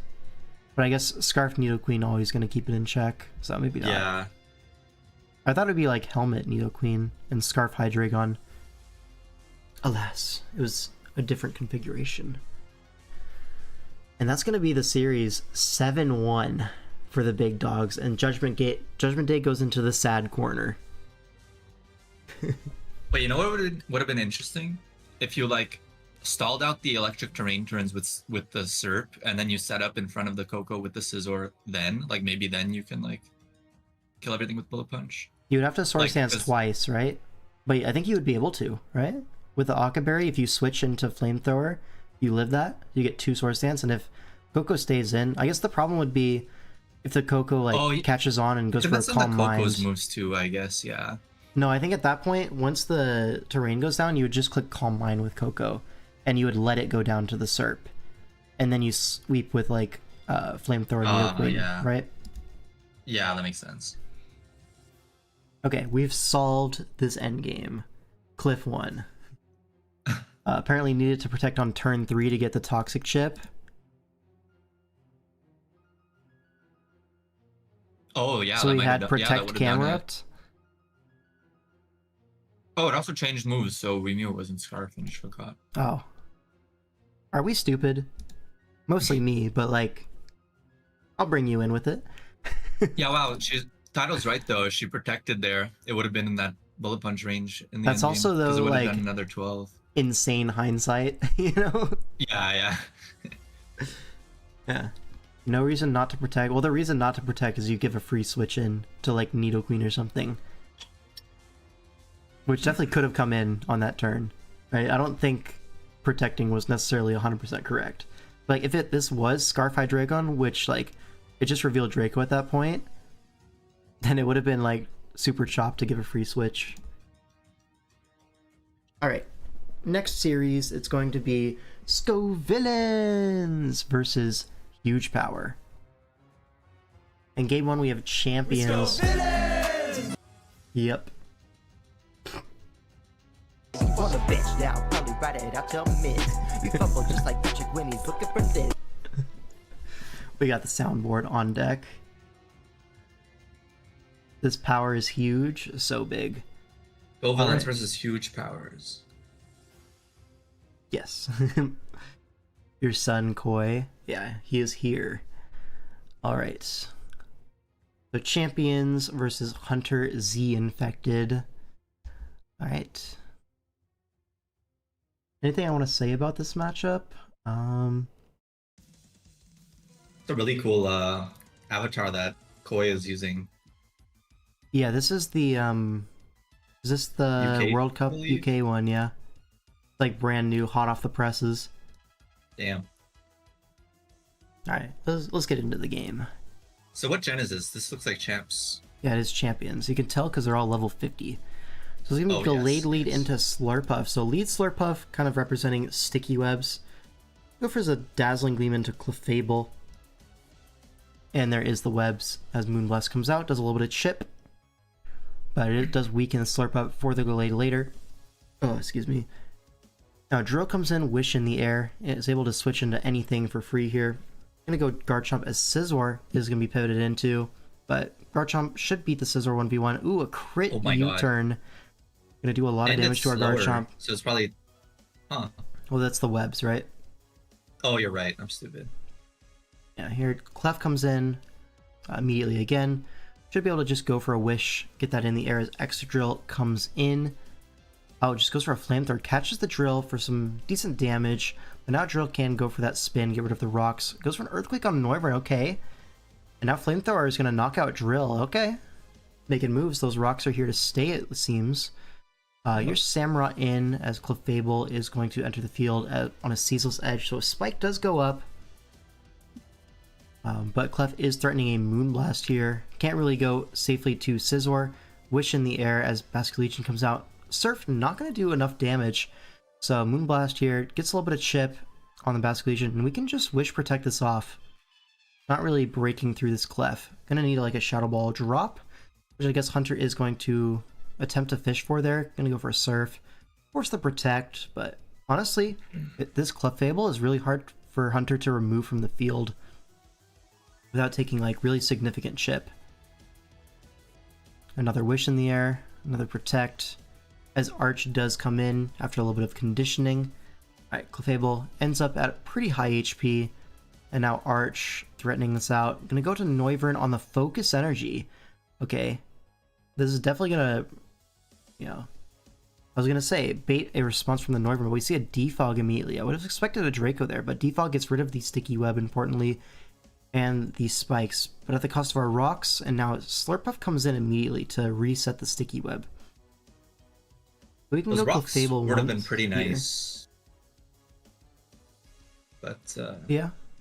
Here's a Moonblast on Basculegion, brings it very low, and we can just Moonblast this again, knock it out, but Pain Split is going to Pain keep Split. us very low. We'll go for a Wish. Probably should have just Moonblasted there, right? Because now Moonblast is going to bring it low. We can go for another Moonblast, can we? It's hard to tell if the Pain Split will leave it in range or out of range. Oh, definitely out of range. The Wish in the air has to Protect here. But now you can go for a Moonblast at full HP. It's gonna be a juicy Pain Split. There's a Wish in the air, okay. Shadow Ball, So now you Moonblast, yeah. Oh, there's a drop, okay. Oh, the drop is huge. Pain Split as Wish goes up. I think you really needed to Moonblast there into it KO.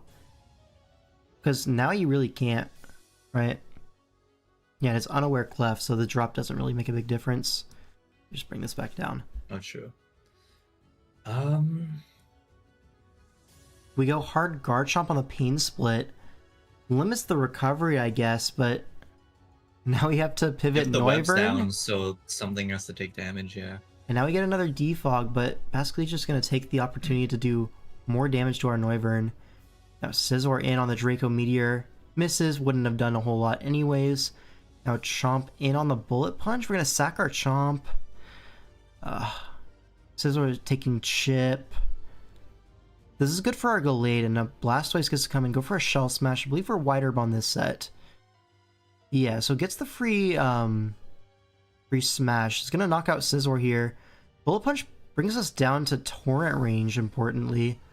I'm surprised they sacked Scizor there instead of something else, because Scizor looked pretty potent. Like, Yeah. Well, now Sam comes in. The Sucker Punch is going to be revealed.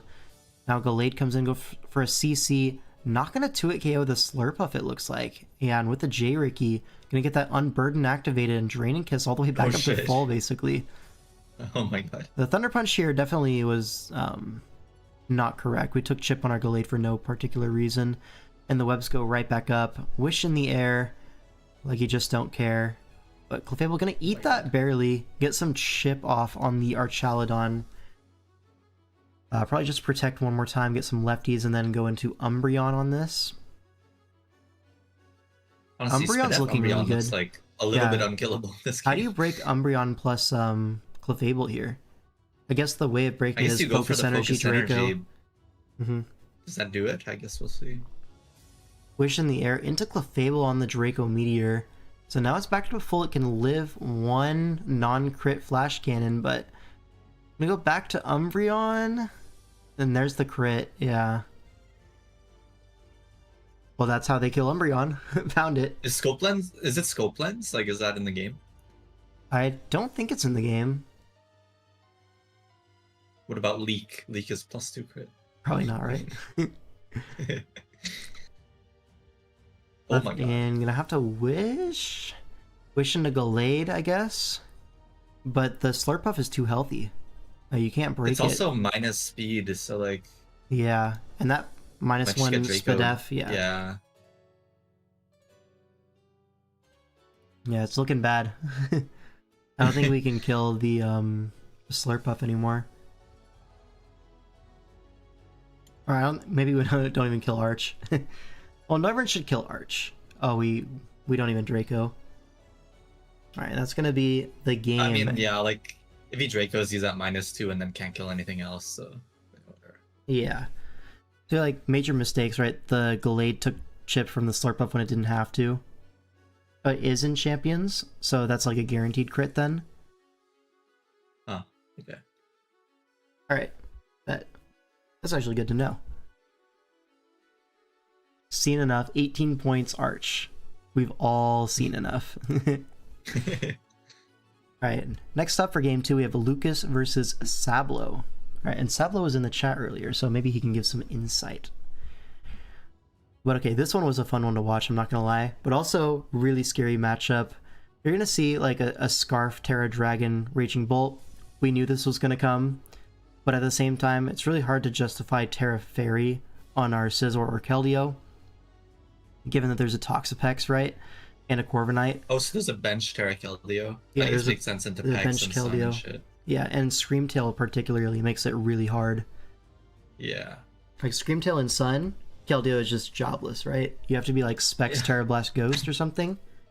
And at that And, like, point, you it's not a already good have- set into the rest of the team. Yeah, because like the combination of Screamtail and Pex kind of just like walls any set Yeah. forever. So here, this is actually a pretty cool game plan. We have Terra Electric Scizor as like the win condition with Swords Dance, Terra Blast. You know the drill. And then for this to win, we basically need Chip on Ninetales and Great Tusk. The way we get Chip on Ninetales is just naturally through the game. It's going to have to set Sun here and there, so it will be taking Chip no matter what. And Great Tusk is kind of forced to trade HP with our Toxtricity, which is going to be Shift Gear, Throat Spray. And the idea with this is once Tusk takes a Boom Burst, it's in range of +2 Scizor. So then we get +2 and we kill the entire lobby. And to support that, we have Screens Espeon. We have AV Mola to slow down like the Scarf Terra Dragon Dracos, as they are like really big threats into our team. And then Darkrai is Choice Scarf here. This is to outspeed the Scovillain that was benched. They benched a Scovillain. They did. What the hell? But okay, yeah. Terra Dragon on the Bolt, Terra Electric on the Scizor. Let's go into this one. All right, Corviknight leads off into the Alomola. This is good for us. We get a slow flip turn immediately as a Raging Bolt comes in. Now here we go into Espeon, and then we go back to Aloe, baiting in this Terra Dragon Draco. They get -2, and we're able to regen this off. So we go for a flip turn, get that regen off as Ninetales comes in. But what this is going to do is going to be eject button back into Bolt, and now we don't have our sponge for the Terra Draco. So something's dying here. You can let this Mola go down, right? Or else every time Bolt comes in, it's gonna get a kill later. So like, yeah. So basically, here, although it may look weird, Darkrai is our best sack. it's like choose a sack, yeah. Yeah, like something has to die here. It's gonna be Darkrai. Because the Scarf like roll isn't necessarily needed here, Darkrai just goes down there. And now we're able to go Espeon and we take a -2 Draco, 62%, and we get a light screen off. So now, for the time being, this Raging Bolt is not a threat. We get the dual screen, so we actually get a Weather Ball off into this Corv, which is really nice for a Scizor, for our Lando as well, in particular, getting that Corviknight nice and low. But now Raging Bolt comes in. Ship as well. Yeah. And another Draco is coming out, or Dragon Pulse, okay, but with the light screen, we're able to go into our Lando and go for an Earthquake on the Corviknight switch. We do have Taunt, but unfortunately this does just mean we're wasting screen turns. We do get to Helmet on Corviknight, which is nice, but now Screamtail comes in and threatening an Encore into our Taunt, and that's exactly what's going to get clicked. So now our screens are basically gone, and now not only that, we're Encored into Taunt. This allows a free Raging Bolt. And so our Toxtricity comes in, but Bolt covers everything. A Draco is completely free here, but we do dodge it, which is, you know, nice.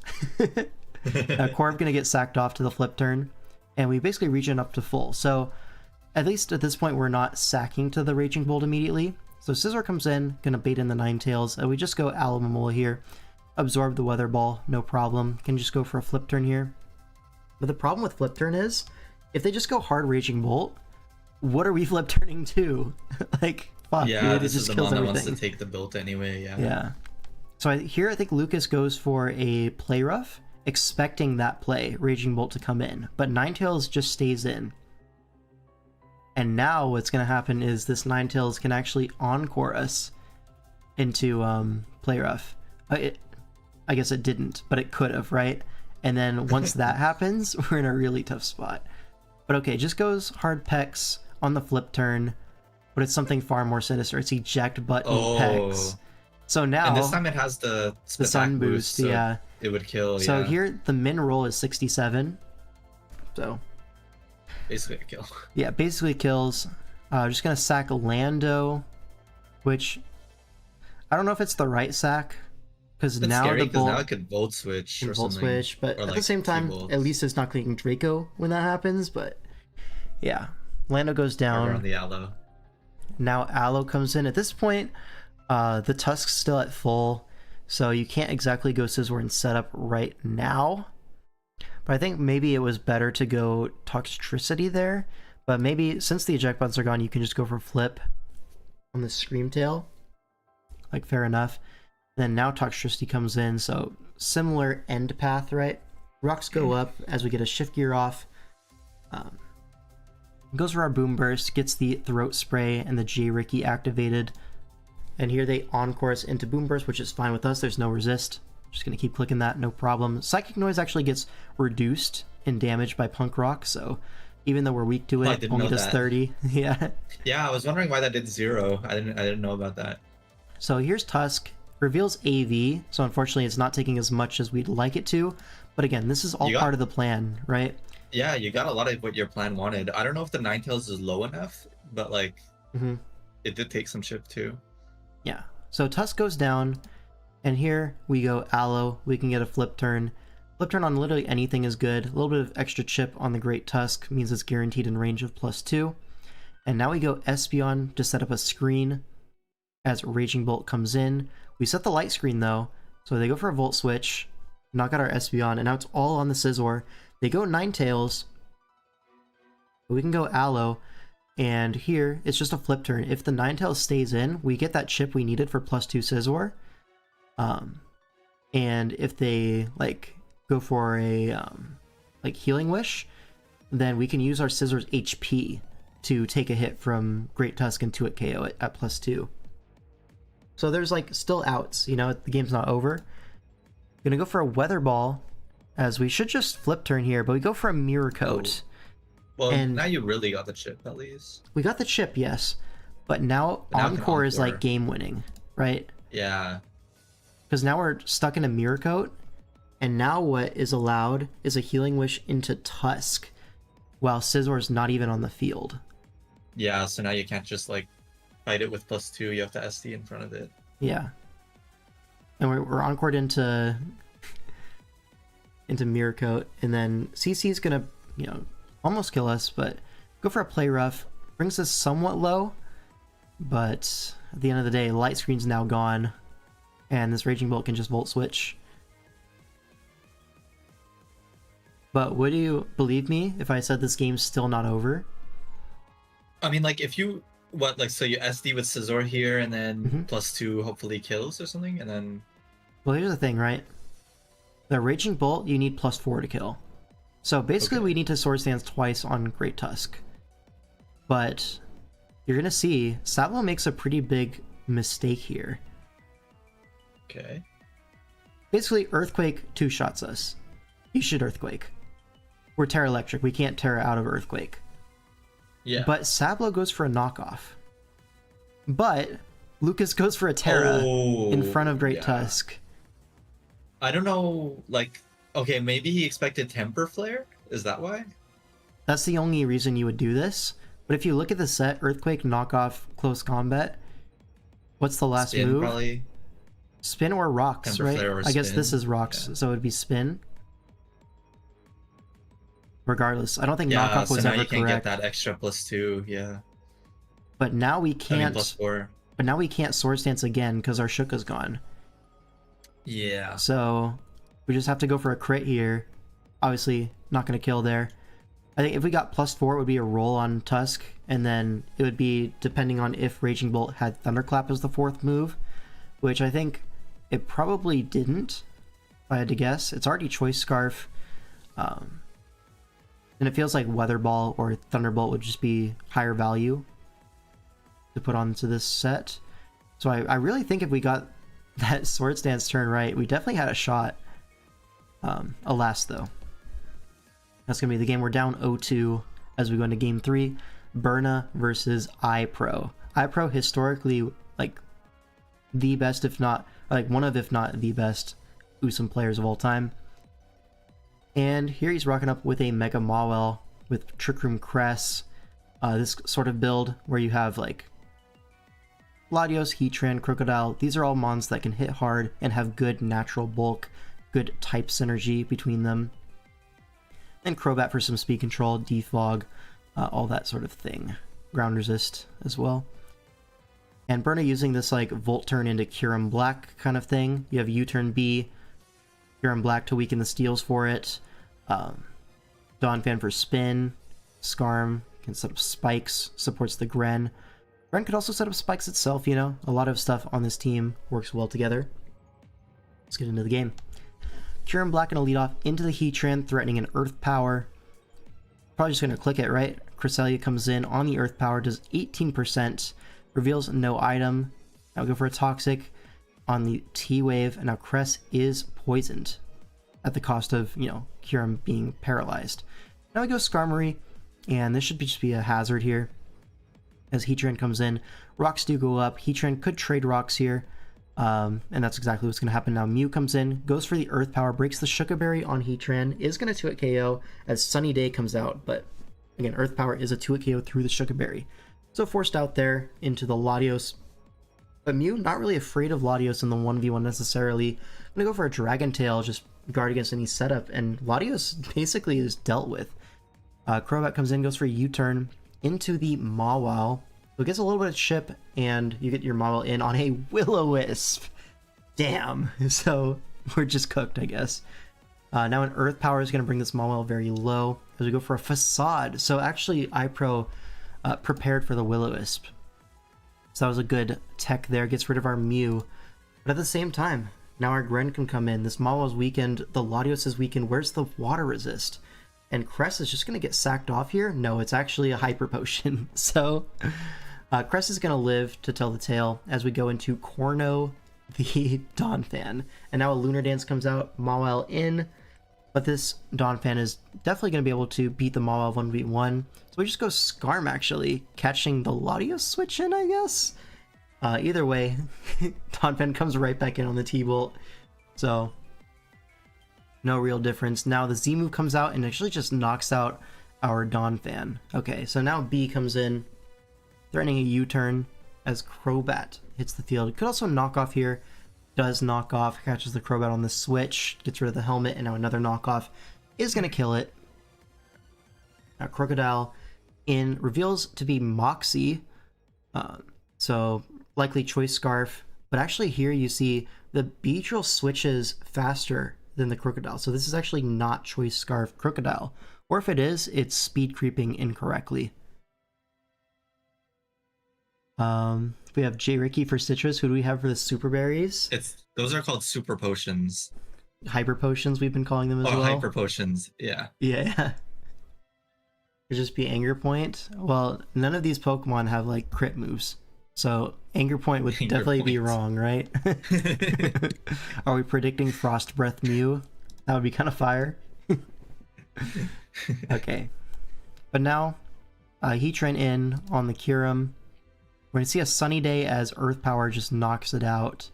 So maybe banking on a full pair there, not going to get it. Now Mawile comes in, threatening a Play Rough, just going to knock out the Kyurem. But now Skarmory can come in. We can just roost up, back up to full, get our Sturdy intact. If this Mawile goes for a Sword Stance, we are packing the counter. So here's a Focus Punch, which is actually faster than counter, thankfully. So we do get our big attack off, trade with the Mawile, and now Beedrill like instantly wins the game. We know this is not Scarf Crocodile. Even if Berna doesn't realize it, eventually the Beedrill will hit the field and he will win the game. There's the Beedrill. And Latios comes in, we go for a U-turn into Gren. And I think he's gonna play around a Scarf Crocodile, even though it's revealed not to be. Goes for a Water Shuriken, and just gets 3 hits anyways, so no harm, no foul. But yeah, that's gonna be the series 2-1, still for huge power, but we do have a win on the board. That's a Turbo Maw, by the way.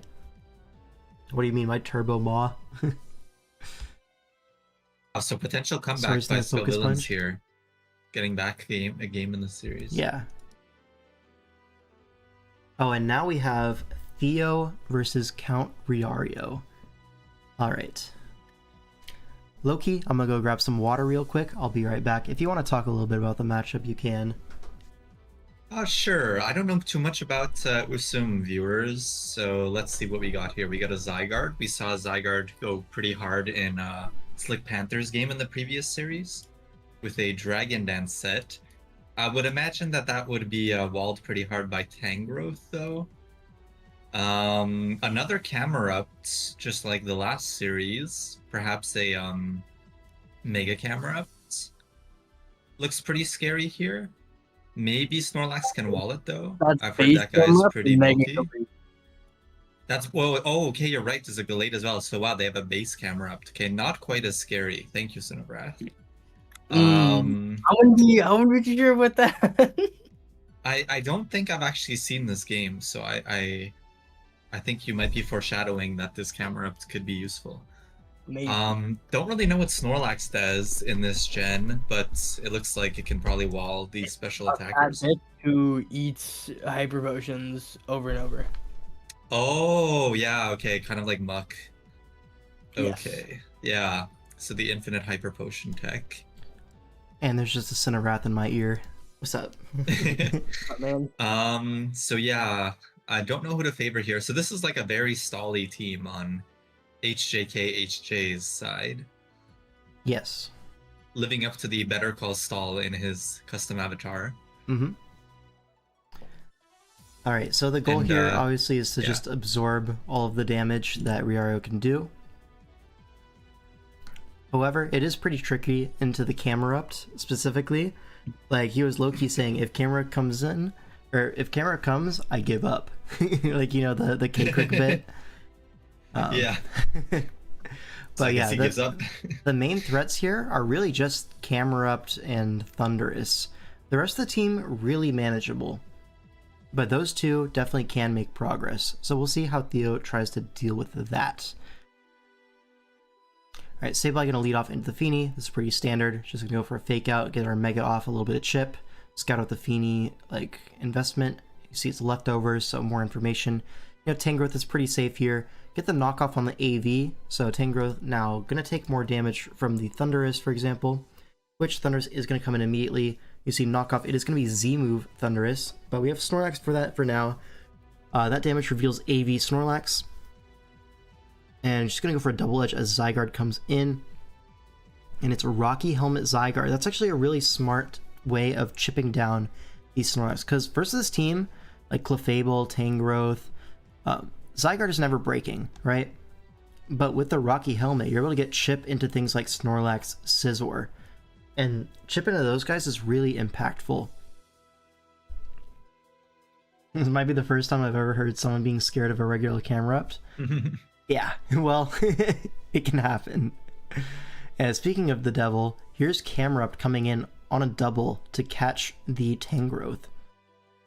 And now Snorlax comes in, here's an Eruption, takes 39 by the way. Oh, but it goes down. Yep. Yeah, here's a Z move Tornadus. Going to bring the Mesprit pretty low, but it's out of range of the next hit, I think. But now Scizor comes in, goes for a U-turn as Zygarde comes in, gets that helmet chip on it, and now Torn back in for another hit. It's going to be an HP Ice, but through the light screen, not going to kill. And now, crucially, our Torn is now parried. So it's now slower than Thundurus, slower than Gallade, even slower than, like, Feeny, which is important. Like, this is our revenge kill tool. So Air Slash here on the Mesprit does basically nothing, and now Sableye comes in on the U-turn. Now Thanos is back in. Gets a Fake Out off, so weakens the Eruption slightly, but it's still gonna hurt. Yeah, as you can see, 74%. Here's a Foul Play, and it's Lava Plume. So this is like Charcoal Camerupt or something like that. It's doing so much damage. And here's an Air Slash. Do we get a flinch? No, we do not, and actually rocks go up, which is quite bad for Theo. Now a U-turn comes out into the Thundurus. We have a Scizor here. It's Choice Scarf Scizor, a Theo Classic, but Double Edge not going to knock out the Thundurus, and a Z move going to blow up our Scizor. So it's looking bad. It's looking bad. Clefable comes in, takes rocks, but it's actually Scarf Clefable as well. Now here you look at it like, okay, the Moonblast resist is Camerupt, right? He's at 8%. This Clef could just sweep the end game. As long as we chip this Feeny a little bit, that's all you really need. But this Feeny is still threatening the Clefable with a knockoff, getting rid of the Scarf. Go for a Moonblast here as Ice Beam comes out, trying to predict the Tangrowth or the Torn to come in. But Theo stays in, gets that Moonblast off. Honestly, you could Ice Beam one more time. I probably would Ice Beam if I'm Riario. But he goes for a knockoff this time as Tangrowth comes in, so Theo makes the play. And he's going to get rewarded with a kill on Zygarde with the Giga Drain. But here, what can happen is Mesprit can come in and Healing Wish up Thanos. And it's like, ah, oh, fuck. Thanos is back.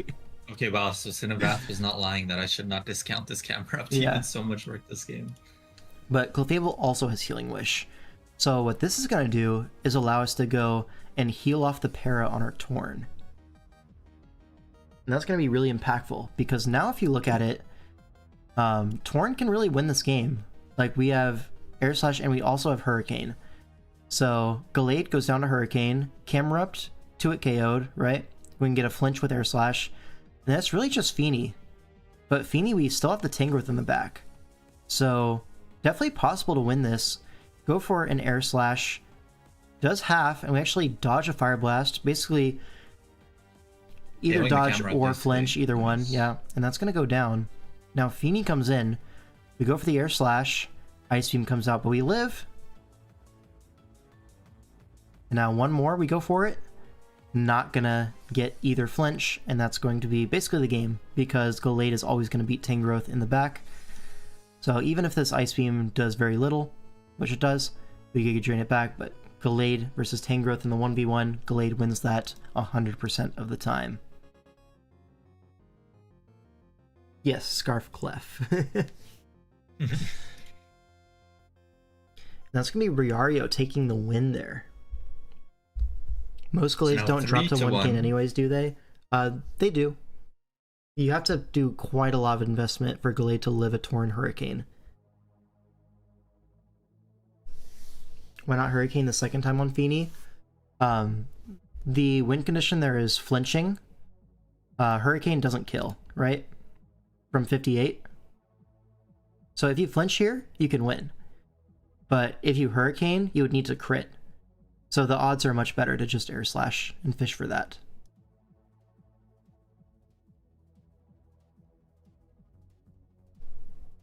No, Glade is bulky, but yeah, the HP is really bad. Okay, Sin of Wrath versus Volti Pichu, and Sin of Wrath has muted his mic. Awesome.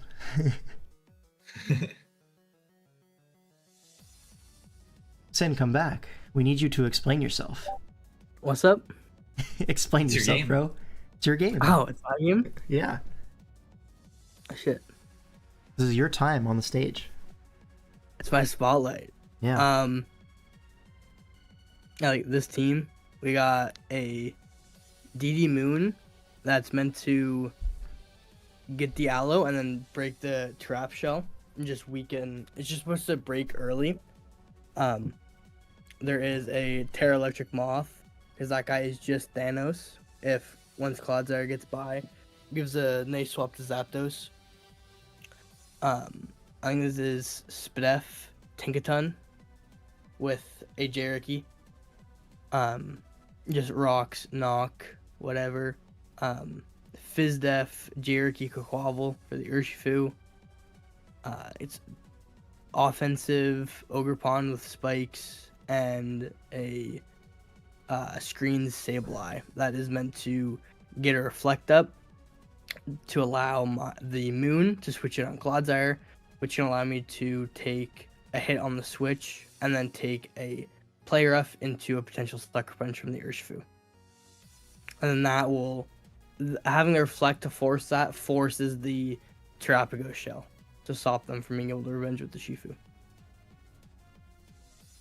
Wow, that's so awesome. Let's see the game. So Iron Misto is going to lead off into the Urshifu. Going to switch, scouting for like a Scarf because this is Terra Dark. We have our Fizdef Quaquaval, so just go to that, no problem. This instantly reveals Choice Banded, right? 43. We get the Roost off as Zap comes in. Tinkaton able to come in here on the T-Wave. And now here, I'm just going to be a Volt Switch, right? Misto Volt Switch, LOL. Yeah, well said, Blidius. Beast mode, beast mode by Thagos. Yep. Here's Sableye, able to get the screens up. And we see a nice double to Zap on the Ogerpon, I'm not going to lie. That was a pretty fire play. Now, forced into the Tinkaton because our Misto is not electric type yet. Don't want to take a T-Wave on that. So Tinkaton forced to take a little bit more chip, but it's still out of range of like bundle with the J-Ricky. Now here, there's a para here. And this was a pretty big deal, if you want to explain why. That was just a big deal because I went for a knockoff that turn, which ended up being a Spidef Claude, so it does a good bit. I think it's like 20? It's like close. Well, it's around like 20%. But also this Cloud Jet ended up being Citrus Berry. So if you factor like that healing into play, that knockoff would have done like 45% if you think about it. Whoa. So that's like, almost a 2-hit KO. Yeah, that's a lot of damage. Yeah. But now forced into the Ogerpon as Toxic gets clicked, predicting a switch, which obviously is going to be right. This forces out the Claude, so Iron Misto comes in on the Zap, and this is going to be the Terra opportunity. So well played there. Goes for an overheat, gets a crit, but the J-Ricky is going to heal it back up. And Claude can just go for recover, remain at full HP. Now Ogerpon in, and we're threatening damage on this. So that's going to be a spike up as Zapdos comes in. But now we have the Iron Misto to come in, and basically Zapdos can only really click Volt Switch while Iron Misto's alive, but it is quite good at clicking Volt Switch into this team.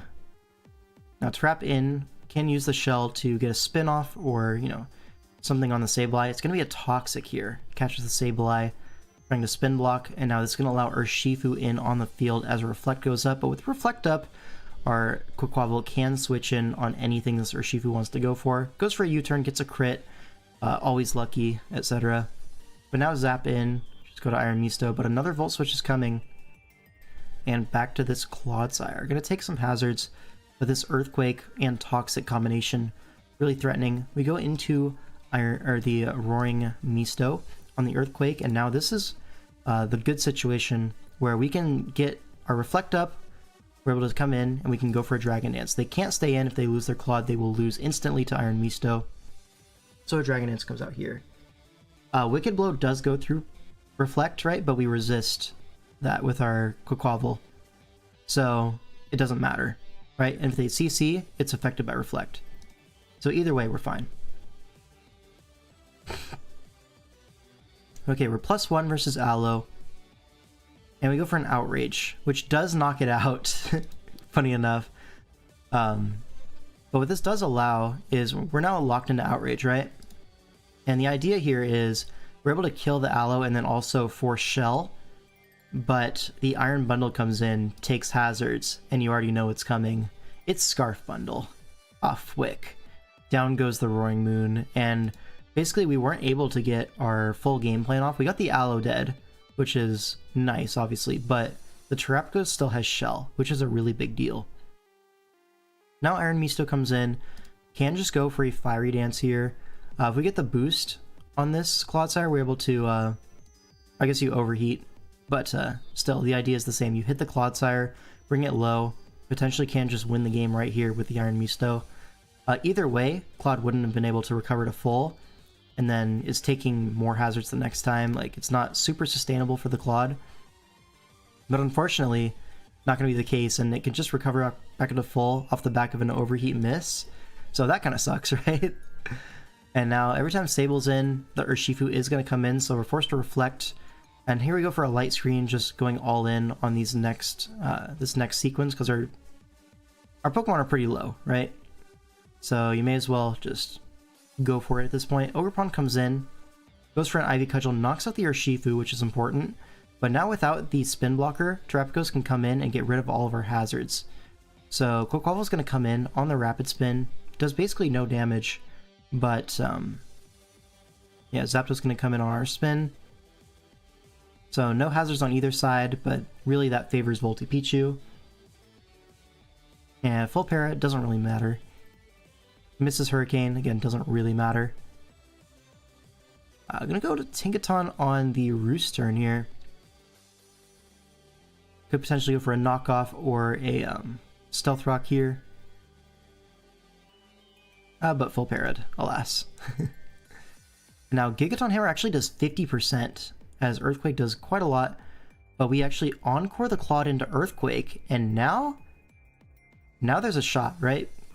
Because at 50%, Iron Moth, if this is Water Absorb, which it could be, right? If we get a +1 from Fiery Dance, game's done. Like, they can't really beat Iron Misto. It So also is in range of just a neutral overheat after a spike. I don't think that super matters because you can't really block the spin very easily. Yeah. But okay. Gets the spike up to force the spin at least. And now Iron Moth comes in, goes for a Discharge, fishing for a para, gets it, gets a full para, and now we're back in business. Scarf Bundle wins now? No, our Iron Misto will live a Scarf Bundle hit from a reasonable amount of HP. Maybe after a Starstorm, you would see like a Freeze Dry sweep. But we got to get some hacks here. We end up getting that. So, call it justice if you want, but I don't know. Here, Fiery Dance comes out, goes for the spin. So it gets rid of the spike, and now we Morning Sun. So we're able to fish for a para here, doesn't get it. But here, Overheat is forced to kill the Terapagos because we didn't get a boost, sadly. And now Cloud comes in, does reveal to be unaware, had to go for a crit at that point, doesn't get it, and Claw's just going to sweep. So that's going to be the game. Well played from Voltipichu, obviously. The Scarf Bundle was really nice to prevent having to lose the shell, which was really important for them. But yeah, now we're down 3-1, lol. Right? It's 4-1. 4-1. Oh no, that was 4-1. So the most we can hope for is a tie now. And now we have myself versus Wombo. Now to get into this prep a little bit, basically the idea is I have Subprotect Toxic Garchomp, and that's this plus Skarmory plus Clefable is my early game like defensive trio that just gets some chip. And all I need is some chip. And then I have my Gyarados, which is my initial Hoopa response, but also is Dragon Dance. It's like a Spadef Dragon Dance Gyarados. I have my Z move Mismagius, and I have a Life Orb 4 attacks Zeraora. So the idea is if I spread Toxic with Chomp, Protect, all that stuff, his team doesn't really have a lot of longevity. So that kind of thing will really like force a lot of chip. And then everything's in Zera range, everything's in Gyara range, everything's in Mismagius range. I can clean up with my offensive trio. So that's my whole game plan here. I have switch-ins for everything initially. I just don't need to get... I need to not get caught with my pants down. So here, Garchomp is going to lead off Michael Asino versus Aurorus, which is Snow Warning, so it's going to be Blizzard. Here, I just go to my Clefable. It is Max Spadef, so going to take basically nothing from that. I'm leftovers to counteract the Hail.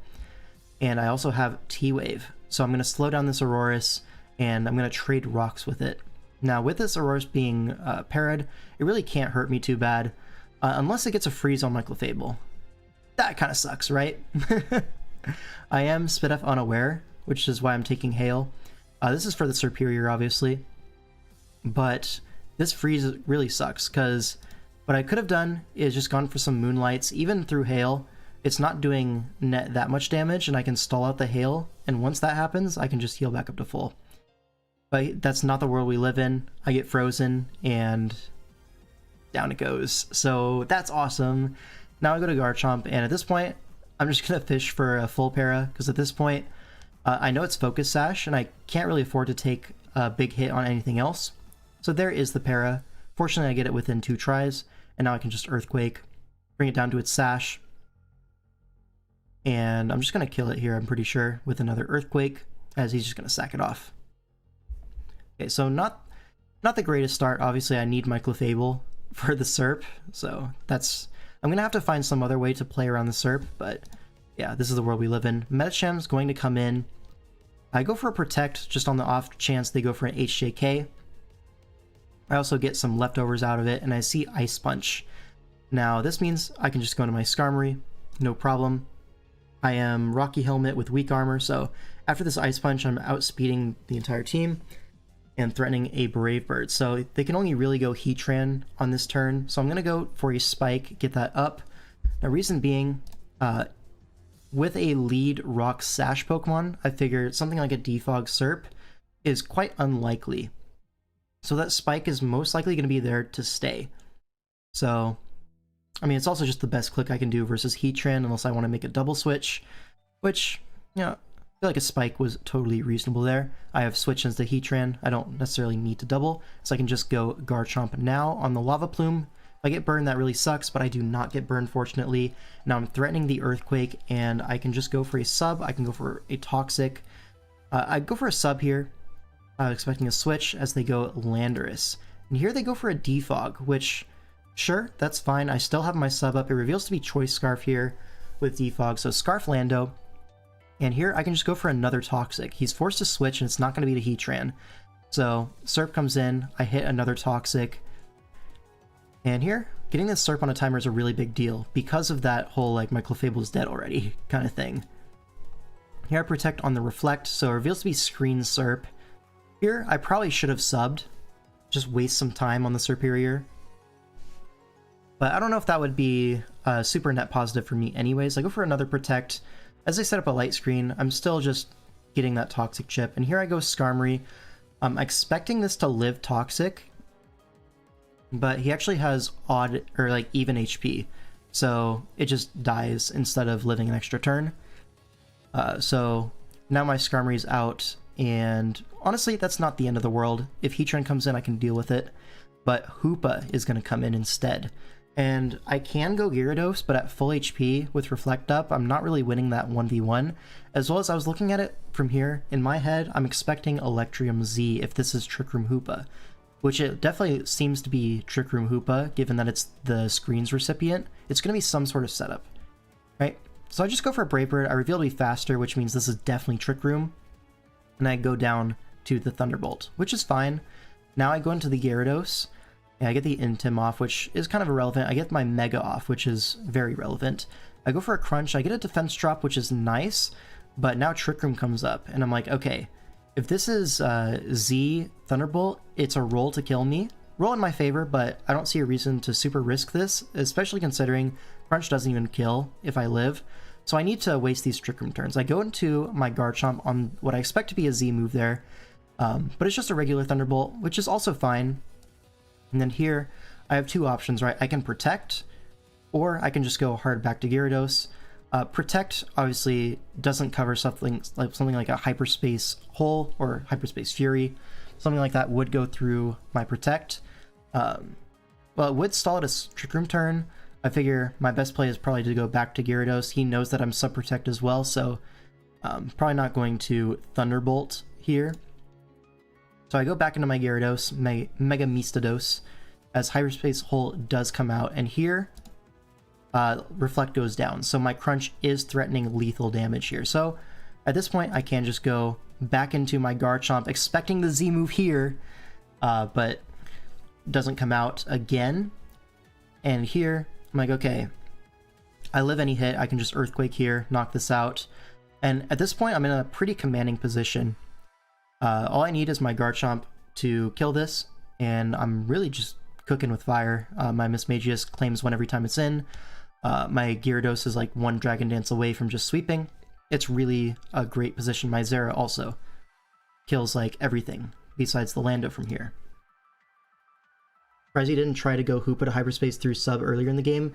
Yeah, that's something that came up in mocks, right? But he never like went hard Hoopa in the actual game. Yeah. But here, he actually reveals to be Psyche MZ, which actually does knock out my Garchomp from this range, and I wasn't expecting this. In hindsight, it obviously makes sense to get through like my Clefable. It just wasn't what I was expecting in the moment, unfortunately. So my Garchomp does go down, basically for free. Does stall the Trick Room turns though, so now my Jetpack Cat, the Zeraora, can come in. And at this point, I just go for a Plasma Fist, maybe a little bit of a pussy play, as Scarf Lando does come in. And here it's threatening a Scarf EQ, but I figure it's not going to click EQ when I have Mismagius coming in, and it's such a big threat. And also, if I die to an Earthquake, that's also a Dragon Dance opportunity for my Gyarados, so really, it's not the end of the world if Earthquake is clicked. So I'm just going to stay in, and here I should have just gone for a close combat. I go for an HP Ice, which is kind of like worst of both worlds, only really covers like a knockoff from his end. So bad click from me. But here, I redeem myself as Lando comes in, and I catch that with a knockoff. So now the Landorus is no longer Choice Scarf. He has nothing faster than my Zeraora. And I can just go for an HP Ice. I don't actually go for HP Ice. I double to my Mismagius, because I don't want the Heatran coming in on the HP Ice and then living because I'm -2 from the Intimidates. So Mismagius comes in. He reveals to be Scarf Heatran, but I have Hidden Power Ground, knock it out. I don't know if that crit mattered. Considering it's offensive Heatran, I doubt it. But maybe it's a roll or something, I don't know. But now Hoopa comes in. This is obviously going to bait my Z move, but if he sacks something to the Z, I'm still okay. So here, he sacks Lando to the Z, fine by me. And now Mismagius is going to force back in that Hoopa to go for a Trick Room here. Now I can't just go for a Shadow Ball here, bring this thing very low as a Trick Room comes out. Now here, all I really have to do is go Gyarados and the game is won, because he doesn't have enough Trick Room turns to sweep me. But instead, I sack my Mismagius, which is definitely a misplay. Definitely a misplay. But now I can go Gyarados. But the problem is, if I kill this Hoopa with Crunch, Metacham comes in and clicks Drain Punch a couple times and I lose the game, because Trick Room Hoopa will get a Thunderbolt off on me before it dies. So what I need to do here, as funny as it sounds, is not attack. But I also can't Dragon Dance either. I guess I could Dragon Dance, but if I do Dragon Dance here, Hoopa attacks me, I Dragon Dance, attacks me again, as I kill it. Trick Room's still up for one more turn, so Medicham would actually out-slow me in the last turn of Trick Room. Drain Punch, and then maybe be out of range of Zeraora. I think it probably wouldn't be, but yeah. So I probably should have Dragon Danced here. It would have been fine. But here, I just don't count the Trick Room turns correctly. I go for the Crunch. And here, there's 2 turns of Trick Room, and Medicham has 2 turns to kill my entire team.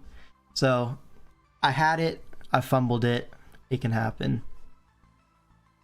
Kind of disappointed with myself over this one, to be honest. Like, this one was really within my control to win the game, and I just didn't take the right path. So, that's unfortunate, and that's gonna mean we're out of the series 5-1. This is so sad. Is going Zera instead of Gera also good? No. The order doesn't matter necessarily. Unless you say, like, I can go Gyarados, bait a T-Bolt, and then go Zeraora to catch it with Volt Absorb. That could have been another win. I could go Zera and double to Gera, maybe. Yeah, there's a lot of ways to win that in-game, right? And I chose none of them. So that's on me. It's really on me, guys. But here we have 2 more games of the series. This is game 7. Jimmy G versus Josh the Turtwig. Ace Trainer Josh, Joshua Watt, all that stuff. Like, switch on the crunch turn. Yeah. It's so Overwatch. Yeah. But okay, so we have a Mega Guard team. Very bulky style with Paraspam, all that sort of stuff. On the other side is a Mega Ampharos, I believe. Is this Mega Ampharos? I think so. Right? Yeah, Mega Ampharos. There's a Cresselia and a Togekiss on the bench for Josh. We have a Honchkrow and Crobat on the bench, so the 2 birds staying at home versus the Mega Ampharos Jirachi team. Makes sense to me. But okay. Let's get into the game. Nidoking gonna lead off into the Ampharos. Good lead for us. Air Balloon Infernape gonna come in, but we just set up rocks, no problem. And here, they set up rocks as well on a trade, but Poison Jab gonna do 99% to Infernape, which is crazy. And we just go to Rotom Wash on the Flare Blitz. It's in Blaze range, so this would do quite a lot of damage, but we just get the Rocky Helmet on it and it dies. So now, Ampharos comes in to revenge kill the Rotom Wash. And we just go for a Volt Switch, get a little bit of chip, emphasis on a little bit, into Nidoking to come in on the Volt Switch. So really great for Jimmy G so far. And now can just go for Earthquake, knocks out the Ampharos because there's no ground resist. Like, their ground resist was Balloon Infernape. That's crazy. What did they bench? Cresselia and Togekiss, yeah. No Cresselia is definitely weird. But now Gren's gonna come in. We have a Spadef Aloe for this. Here you can see Choice Specs Gren, not able to 2-hit KO, but can flinch, like fish for some flinches here. Goes for another Dark Pulse. No reason not to fish for it this turn, so Josh gonna go for it. But we do get the Wish off, and now if you're gonna switch, now's the time on the Forced Protect.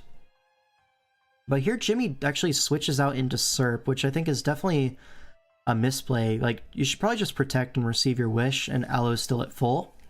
And then when Sableye comes in, I mean, Sable doesn't have Encore this gen, so you can just Scald it next turn. No harm, no foul. But here we go Serp, and now our Aloe's low. We don't really have a Gren switching anymore. And here, Gardevoir comes in on a knock, which is nice. We can go for like a Hyper Voice or something. Maybe a Will-O-Wisp trying to catch the Jirachi. Go for a Wisp, catches the Nidoqueen instead. This is definitely Pyapa Berry or Scarf, so I'm going to swap to Rotom Wash, guarding against that. Just sack it off here, I guess. But here we're going to go hard into Nidoking, expecting another Sludge Wave from Scarf Nidoqueen, or if it's like not Scarf, maybe expecting a switch. But here, Josh goes for Ice Beam, and we lose our Nidoking and our Rotom, 2 for the price of 1. So after a really great start from Jimmy, like those first few turns were like Chef's Kiss, but now we're letting it slip a little bit. Aloe comes in to farm up some regen as Sable comes in. Just gonna sack the Rotom, get a free switch out into our Gardevoir. And at this point, Hyper Voice is pretty free click, except for this Shadow Sneak Sableye. It's gonna catch our Gardevoir, and this is quite bad now. Now Serp comes in. It's going to be Reflect. We knock off the Light Clay. And so this is dual screens, Serp. We have Taunt, okay? But we're setting screens versus a team with like very low damage output. Like it's Sableye, Jirachi, and Gren. None of these guys can break our walls anyways. Here's a sub Jirachi. It's gonna be sub Calm Mind, but Registeel gonna go for a Curse here. And Curse Registeel could bring this one back if not for the Will-O-Wisp Sableye, which should be able to contain it. You see Amnesia, Curse, Double Dance, Registeel behind the screens. But this burn is going to be quite annoying. If this was Rest, would have been really nice. But unfortunately we are not Rest. I will spoil that for you right now.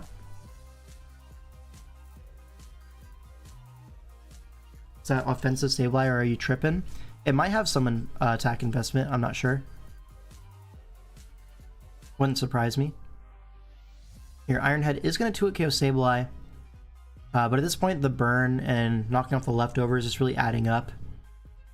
Here, another Curse is definitely like, probably not, right? But at this point, the game's done. You have to like hope for Aloe to 1v1 the entire team. And it's just not going to happen, right? Here, Aloe comes in on the substitute, but sub Calm Mind Jirachi should just wrap this one up. And there is the forfeit. So, tough one. After a great start, kind of lets it slip, and Josh brings it back with this Sableye set, doing a lot of work. Now we go on to the last game of the series. It's going to be Glop versus Toxic, two fantastic Switch players. And, yeah, let's just finish off the series here. Tapu Fini, Bepsu Defi versus Lead Uxie is going to trick a Sticky Barb onto the Fini, catches a Nature's Madness, so pretty big HP trade for both sides here. Getting rid of the AV, quite important for Toxic, but also chipping the Uxie, also not too bad. You're going to see a U-turn into Gengar on the next Nature's Madness, but here, Fini actually lives everything except for a Life Orb Thunder. I guess you would have died to a Sludge Wave too from that range if it is Life Orb, but yeah, Thunder there. And that's going to knock out our Fini. Now, Sneasel going to come in to revenge kill this Gengar, and Sneasel, pretty big threat here. If you ever get a knockoff on Melmetal, the Pokemon is basically just useless into Ferrothorn. So Toxic can't switch to Ferrothorn, or switch to Melmetal, has to just sack his Uxie, which is fine. Now Sirfetch'd comes in. We just go hard Mew on the close combat, trying to expect, I don't know what exactly the CC was expecting. Either way, Mew comes in, goes for a knockoff, gets rid of the Choice Band, stays in there aggressively, but now Mew able to just roost this off, goes for soft build, as Gengar finds its way on the field, and Celesteela comes on the Shadow Ball. Only does 38%, but remember, this is Life Orb Thunder. At 68%, it's going to go down. Glop says it was 2 max rolls with Thunder. This is so sad. But now Sneasel comes in. Once again, you can't go Melmetal, so it goes for a Crash this time as Sirfetch'd comes in, but the first impression catches the Sneasler, or the Sneasel. And now, Mew comes in to Encore into first impression, but I mean, that was a big catch from Toxic. Now, this Encore into a double to Ferrothorn catches the Melmetal, and this is going to reward Glop with some hazards up. The rocks do go up, and now Mew able to switch in on the Sirfetch'd, no problem thanks to the Colbur Berry. Even without the Colbur, pretty easy to switch in on that. Now we go for a Wisp as a Defog Sirfetch'd gets rid of the rocks. Pretty important for the Dragonite and stuff. Here, a knockoff trying to catch the Gengar coming in on a soft-boiled turn, but at this point, he's just going to sack the Sirfetch'd, get a safe switch in. Glop makes an aggressive play again, goes for the switch, or like the knock on the switch, but doesn't catch it, and at this point, just going to forfeit, because at this point, Gengar comes in, Shadow Ball will be a KO on something, and at that point, he just doesn't have the tools to deal with the rest of the team. So that's going to be the series. another 7-1 banger from Huge Power. Really great showing from them. Obviously not the greatest from my own team. I definitely messed up my own game. Definitely could have won that, but it does make me feel a little bit better that we would have lost anyways by a lot. So, whatever. We'll come back stronger next time. All right.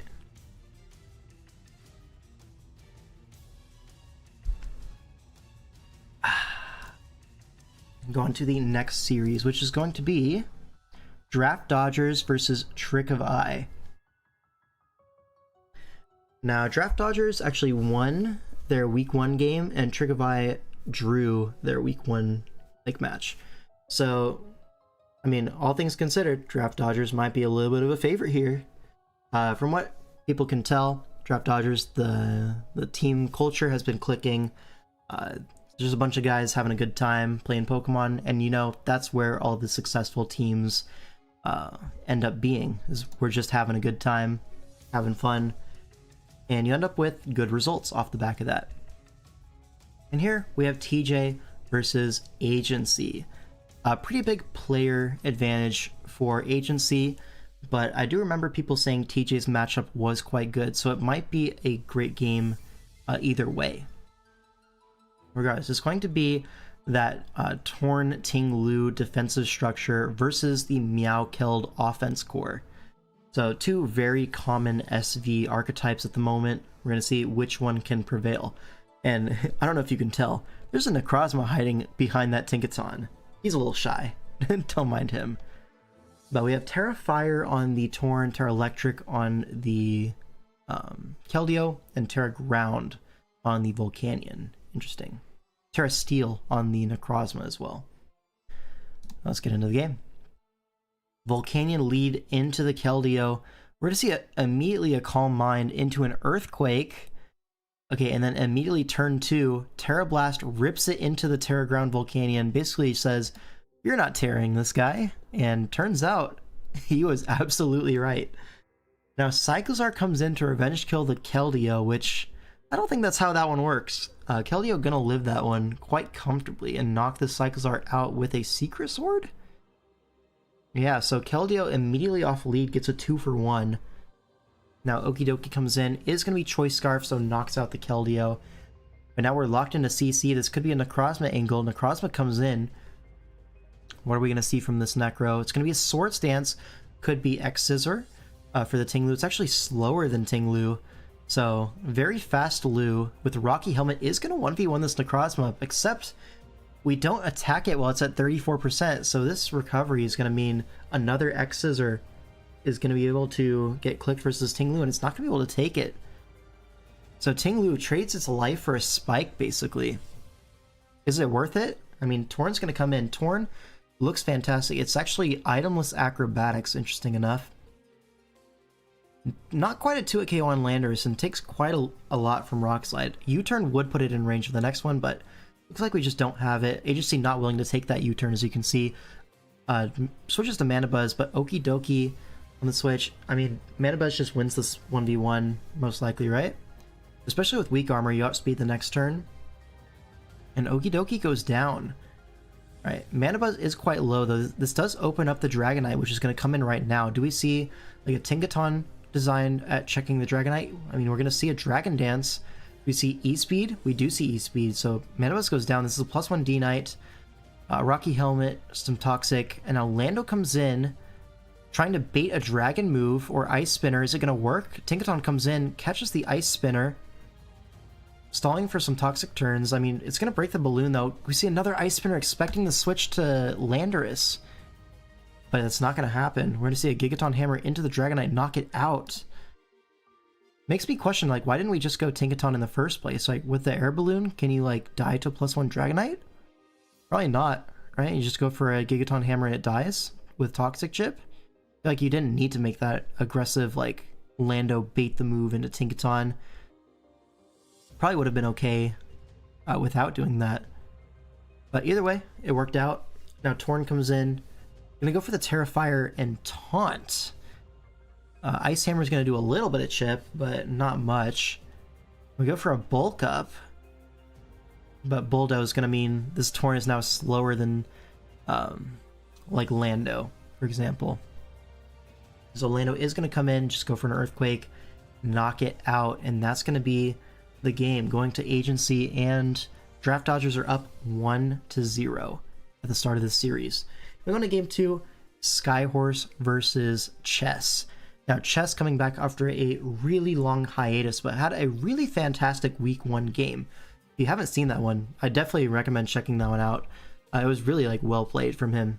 And here he's playing against Skyhorse, a longtime player in the scene. So it should be a good one.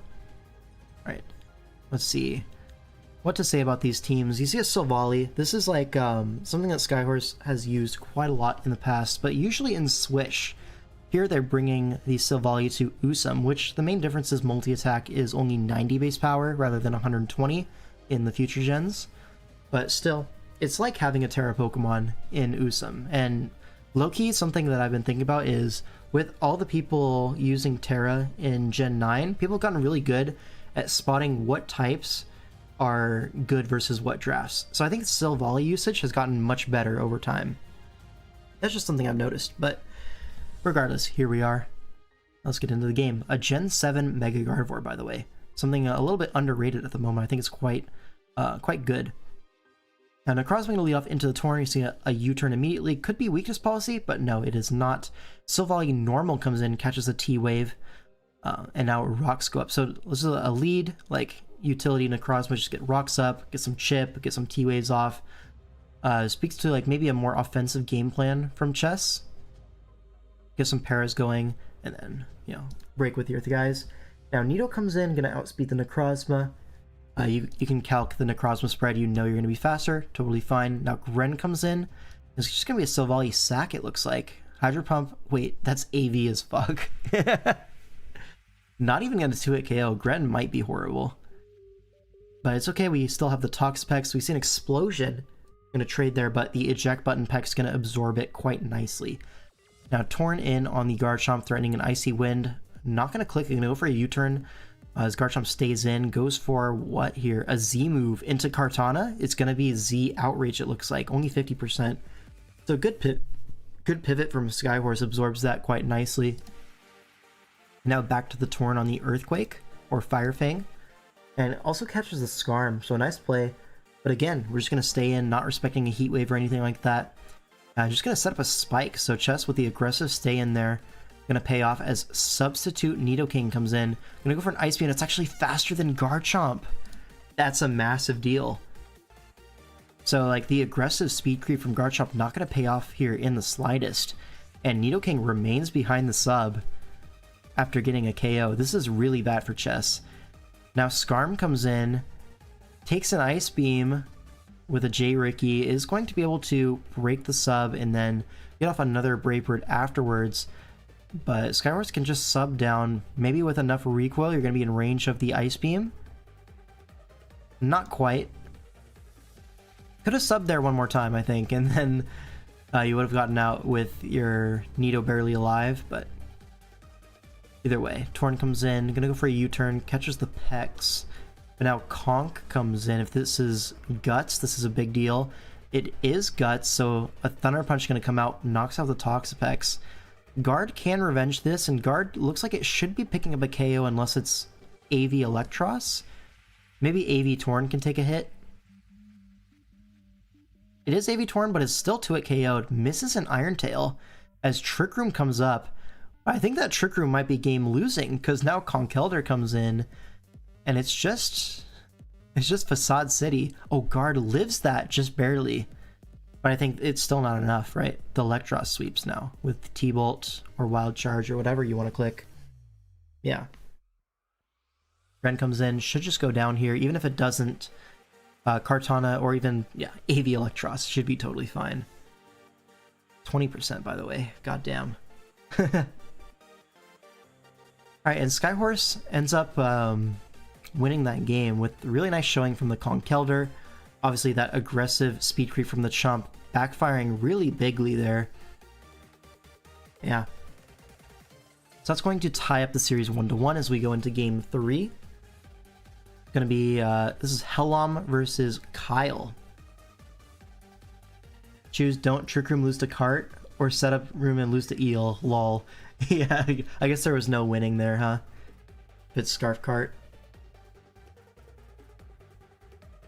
Alright, game 3.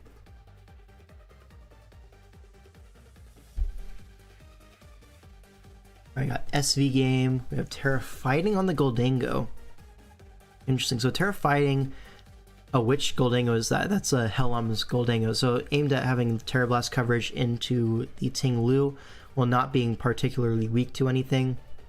I guess you're weak to the Latios, but that's not too bad. Like, could be worse. You also resist the Darkrai. You get Terra Blast versus that. Terra Blast plus some Shadow Ball looks like pretty strong coverage into Kyle's team, so that's probably what he's going to be. Just 2 attacks, Nasty Plot, Recover. You see that kind of Goldango quite a lot versus these bulkier teams with Ting Lu. It tends to farm. Whereas on the other side, this opposing Goldango is going to be Terra Ghost. Kind of indicating maybe Choice Scarf. Getting that boost on Shadow Ball is pretty impactful. Versus the Hydreigon, you can just Dazzling Gleam, so it's not the end of the world. If you catch that one time, all of a sudden Shadow Ball is just Thanos. Hydreigon also can't really break past the Ting Lu very easily, so should be able to stave it off for quite a while. Hydreigon also might be under pressure to be the Darkrai answer, as nothing else on the team really appreciates Dark Pulse and Ice Beam. I mean, Hydreigon doesn't either, but maybe a little bit better than the rest of them. Maybe it's just Spadef Goldango with Terra fighting. Hard to say. Yeah, other Terras, I mean, you see Terra Steel, Hydreigon. Could be something like Dragon Dance on that. We've seen a lot of Dragon Dance Hydreigon recently, so I would watch out for that if I were Kyle. Other than that, not really much else to say about this. Let's get into the game. Dio gonna lead off into the Ogerpon. This is fine for both sides, honestly. You can just go for your attacks. Yeah, T-Wave into Knockoff. Should be able to get a Hazard here. So Hazard up, Parrot Ogerpon for your Deoxys. Maybe not the best value of all time, but certainly like not useless. Quillfish comes in, goes for a flip turn, catches the Goldango on the switch, allows a Great Tusk switch in. It's going to be Knockoff and faster, but it's actually Colberberry. Oh, that's like super AV on the Tusk. Wow. So Terra Ghost Shadow Ball only doing 33%. This is physically defensive Goldango and like Spadef AV Great Tusk. Here, a Headlong Rush is very nearly a kill there. But Goldango able to heal it off. It goes for a Make It Rain on the Hydreigon switch, so getting a lot of chip on a bunch of Pokemon, but no kills. And Scale Shot gonna miss the Tentacruel. That's a really big deal. That probably would have 2-hit KO'd if it's loaded dice, like almost certainly. But it's okay, you still have Goldango to spin block. Like Tentacruel doesn't really do anything into Goldango. It knocks off the Colberberry, sure, but does allow a Nasty Plot in the process. Now you're gonna see a flip turn, probably into Ting Lu or Darkrai. It is gonna be Ting Lu on the Shadow Ball here. Oh, another Nasty Plot. This means this Terra Blast is gonna be really annoying. It's actually not even Terra Blast, we're just gonna Make It Rain. But that means you didn't Terra, so Earthquake is gonna do a lot of damage.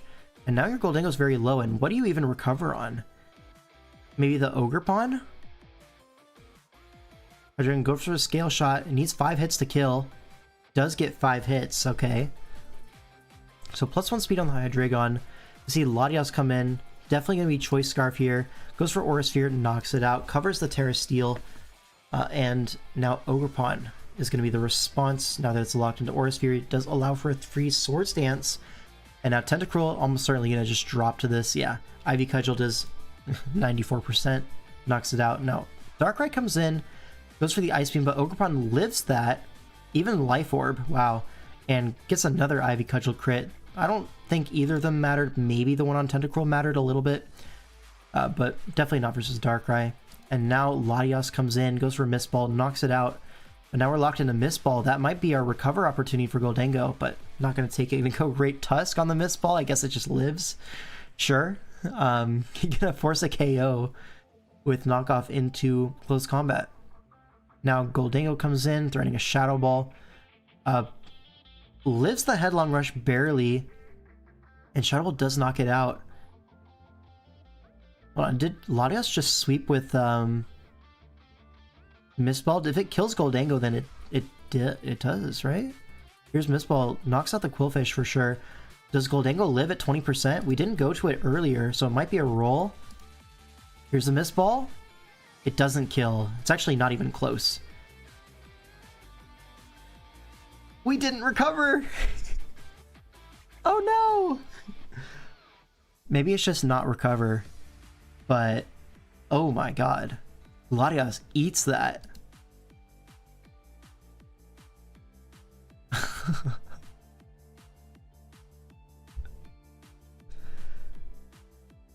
No words. And from this, I have to assume he was recover, right? It was Metal Sound? Probably not, right? If it was Metal Sound, you would have clicked it versus Ting Lu instead of the second Nasty Plot, right?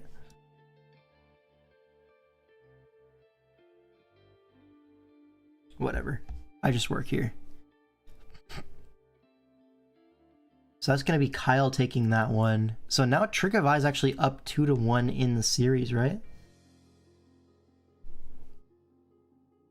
And now we have the best game of the series. Sweet. Oh yeah, this is the thumbnail material. Shout out to Vergi.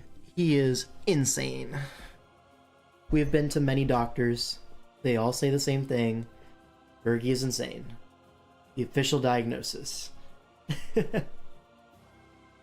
Alright.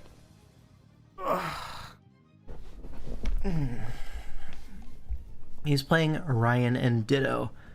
So, Vergi, in Ryan and Ditto's tour, the Diddy tour, he's what, 8-0? Or was that the Frost League? I don't know. There was one of them. Frost League, but it might be both, honestly. I don't know. It could be both. He's kind of Thanos in these lower tiers. Yeah. But okay. We have this Gallade Dragapult kind of setup. Obviously very scary offensively. Yeah, and Diddy Tour maybe is like 6'2". No glaze. None at all. On the other side, we see this like, you have Veil options, you have Hazard options, you have maybe Double Dance Gliscor, SD Slash, Gren for speed control. I think this is Mega Gren as well. So, yeah, and then Belly Bolt to just absorb damage, I guess? I don't know. I just work here. Let's get into the game. This one is an absolute treat for all of you. Empoleon lead into Gliscor, stays in like a beast. As we just see a U-turn to Belly Bolt. So it could be Shikaberry Empoleon, as he just rocks up as Belly Bolt reveals to be static. And Discharge. And then we Toxic the Empoleon like a beast. And now Mudsdale comes in. Young Mudsdale who trying to test my stamina. But Gliscor can just come in on Mudsdale on the Earthquake, no problem. But also Mudsdale not necessarily threatened by Gliscor. See an Earthquake come out as Talonflame is the switch in. But we have a Belly Bolt, so it's really not the end of the world. Another switch into Empoleon, and then we're switching to Mudsdale. A lot of switching going on right now, I cannot lie. With Rocks up, this Mudsdale is making progress every time. We see a Roar as well. So it gets some Rock chip on Gren, but I think out of all things, Gren is probably your least favorite thing to see. But we stay in just for the love of the game. To click Earthquake, okay. Sure. And now at this point, we're going to see an Earthquake on Mudsdale. It's getting quite low thanks to the Toxic, but it is going to be Rest. So if this is Rest Talk, Earthquake Roar, it's kind of hard to remove, to be honest. We're going to see Ninetales switch in. As we Sleep Talk and Earthquake, that does quite a lot of damage despite the Snow defense boost. And we just have an Empoleon, so... I mean, that was basically the entire Ninetales' HP pool for 7% on Empoleon. Not a great trade for Ryan. A nice double to Gren, catches the Mudsdale sleeping. And so we're just going to go Empoleon on the Ice Beam, but remember, this is Mega Gren. So can Mega Evolve here, and it is going to choose to do so to get that second Protean proc and low kick the Empoleon. Wait a minute, so this Empoleon stayed in on the Gliscor earlier and wasn't even Shookaberry? It was just Chople the whole time? Alright, fair enough. Now we see a switch to Talonflame baiting for like a flame body burn, does get it immediately, so that is a tough one. And then switch back to Empoleon on the U-turn. Okay. Now Aegislash comes in, but this is itemless Empoleon, so Poltergeist not gonna hit it. But gonna switch to Talonflame anyways, out of respect. Can't just go for a Will-O-Wisp here. Misses into the Glamora, which is so unlucky. But now Empoleon comes in on the rocks, and this Earth Power comes out, doesn't kill, and Surf is gonna bring this thing very low. Vacuum Wave as well means it only has one rock switch in. Now Dragapult comes in. At this point, you don't really have a great Dragapult switch in. Maybe you should have sacked Ninetales so you could have the Mortal Spin later. You can remove these rocks, because that's a big deal, removing these rocks. But okay. Now Ninetales comes in. Reveals to be Scarf Ninetales, otherwise why would you do this? Locks into Blizzard as we see it Protect. And now Verky goes for a Sucker Punch that doesn't kill. This is so sad, and we just lost our Dragapult. Fwick. And now we go Gallade. And Gallade is going to click what, folks? What do you think? Sword Stance. Okay, so we gave up our entire Gallade HP, our entire Dragapult for a 7%. Oh no, is that 8%? Ninetales. Scarf Gliscor gets revealed to knock out the Gallade, and now it's a 3v4. Dragonite comes in, takes rocks, and gonna go for a Dragon Dance on the Aegislash switch in. Can go for an Earthquake. Procs a Shuka Berry, brings it a little bit low, but Poltergeist is going to be a huge attack here. And with Shadow Sneak, this Dragonite is basically in range. But the J. Ricky Talonflame gets the burn on Aegislash and can just roost this off, no problem. Goes for a Defog. And so this Defog, right? Can we talk about this one? Now, sure, I understand. Your Dragonite is no longer dead to rocks. Great. Your Talonflame can switch in. This is awesome. However, with rocks up, what is beating the Mudsdale? The Gren is like dead to rocks. The Gliscor has to switch in on rocks and then you just roar it out. The other two, you just Earthquake it. Mudsdale like physically can't lose with rocks up. But we defogged, so so now we're gonna just go into hyper fast, and we're just gonna sit back. You guys want anything? Like, now's a good time to guess let's get a snack, some water, and we're just gonna sit here for a very long time.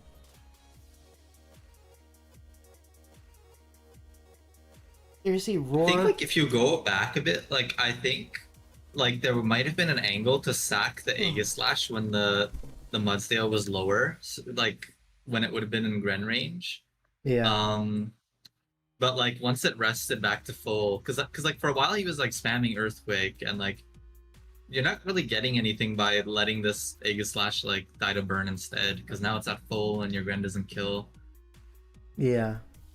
So like I think there was like an angle to sack the Aegis on those early Earthquakes when it was a bit lower, but now that it's full HP, it's like kind of duped.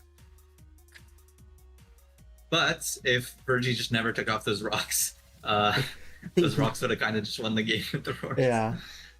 That defog single-handedly added like, I don't know, 40 turns to this game. You want to see Gren come out with these roars now? Yeah, you do. Get the burn chip on it. Basically, anything besides the belly bolt is good. I mean, even the belly bolt, once it's burned, it's like all good. That defog lasted my whole workout, not even joking. That's crazy, yeah. But you saw like when the Gren came out, the Ice Beam was only doing 70 to the Mudsdale, so like your window to punish the Mudsdale is like really small. And that's gonna be the game. Good job, Vergy. You did it. Masterfully played. Yeah, game of the season, some are saying.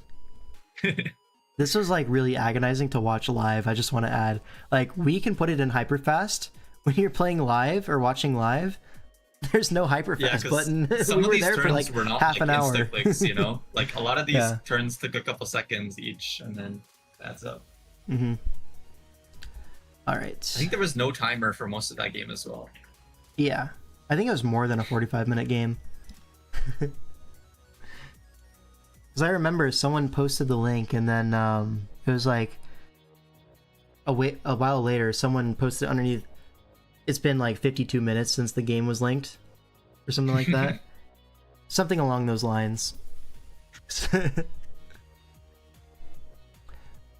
Oh, we got a second surf etch that hit the 46 minutes? towers Okay, here. yeah.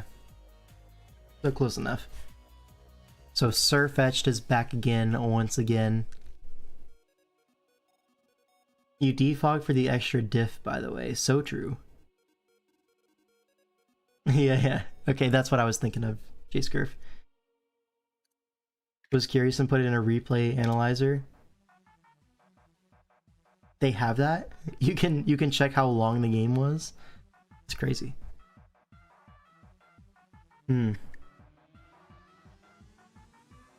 Gen 8 Hydra versus Blitz Bombaclat. Is this undead?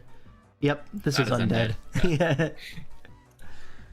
So unfortunately, he's using the ugly pink Jellicent rather than the Chad blue Jellicent. Dude, the blue Jellicent has a mustache the size of its head. It's so cool. Please, use the blue one. It's so much better. But anyways, we're into the game. And Brick, the Necrozma, has let off and Toxic to the Jellicent, which is Lumberry and Toxic itself. I feel like I've seen this before. Like, didn't we see a game earlier, like, exactly like that? What was it? It was... Was it here? No. It was like, this series, right?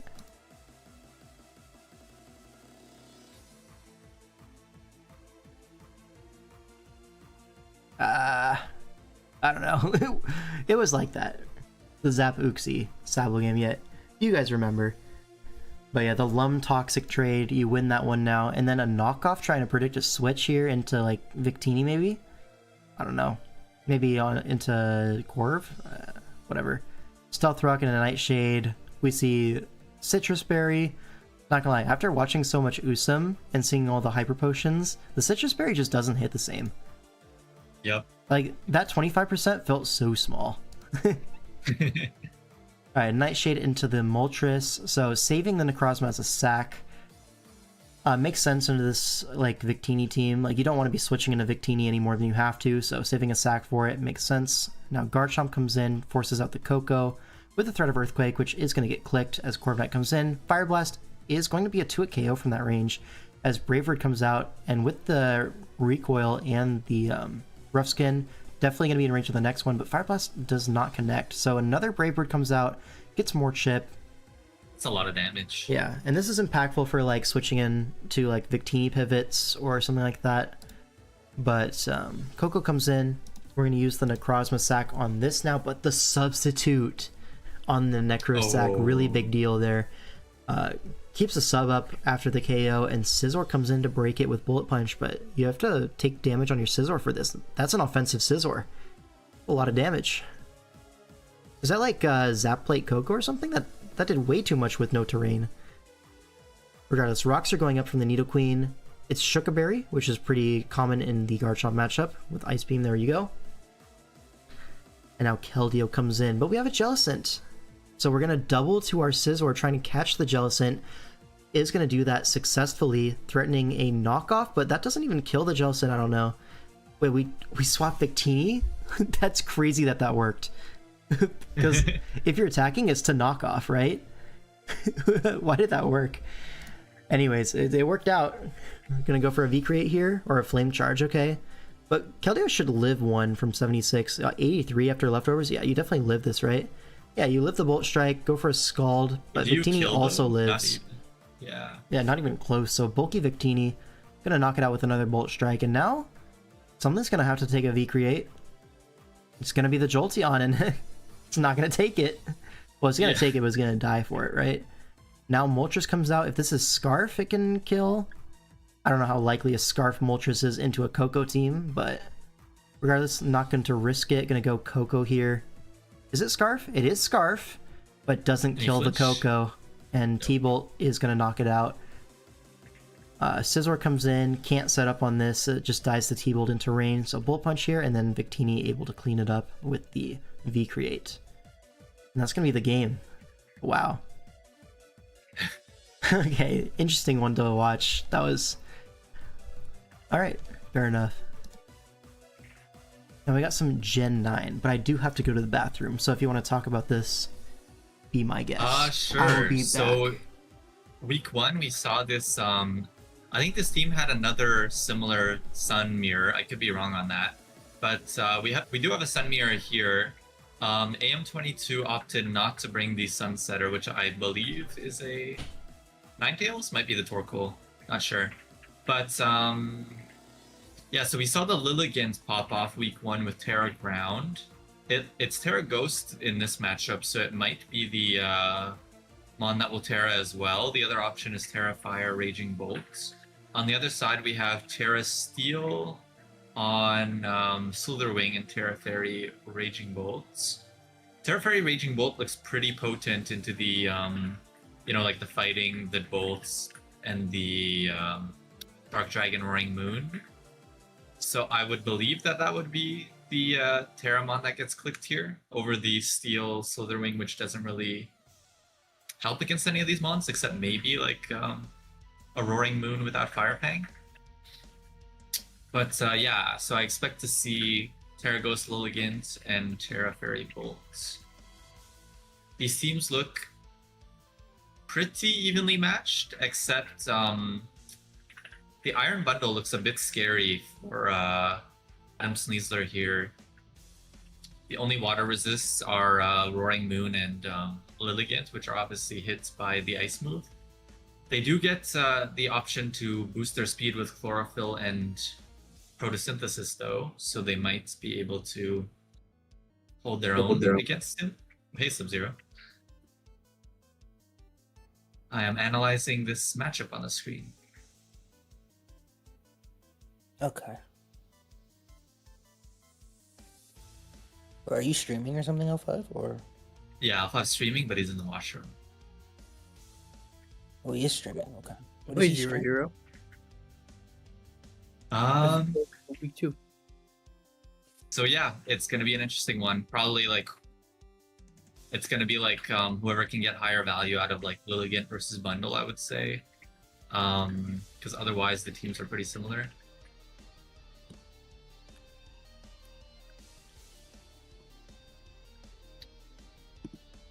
Yes, and a rat. This is the same H Lily draft as the previous week. Yes, and a rat. This is the same H Lily. And yeah, not much else to say.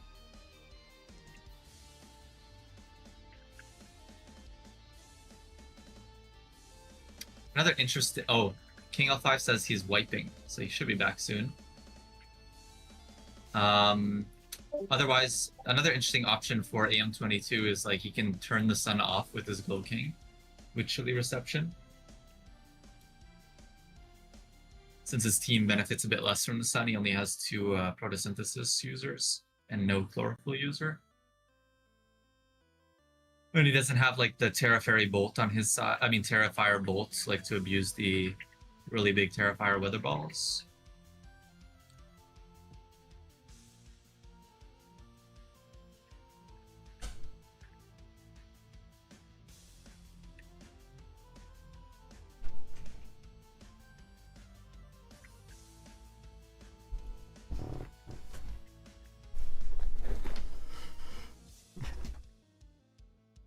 Oh my god, he's back. I'm back. Nice. All right, who's winning I this said one? a lot of. I don't know. I did a lot of waffling while you were gone. I didn't really get anywhere. Bet. Okay. All right, Steely Dan leads off against Cold. So we're gonna see a trade of the Steel types. It looks like. Yeah, Earthquake for a Hammer Arm.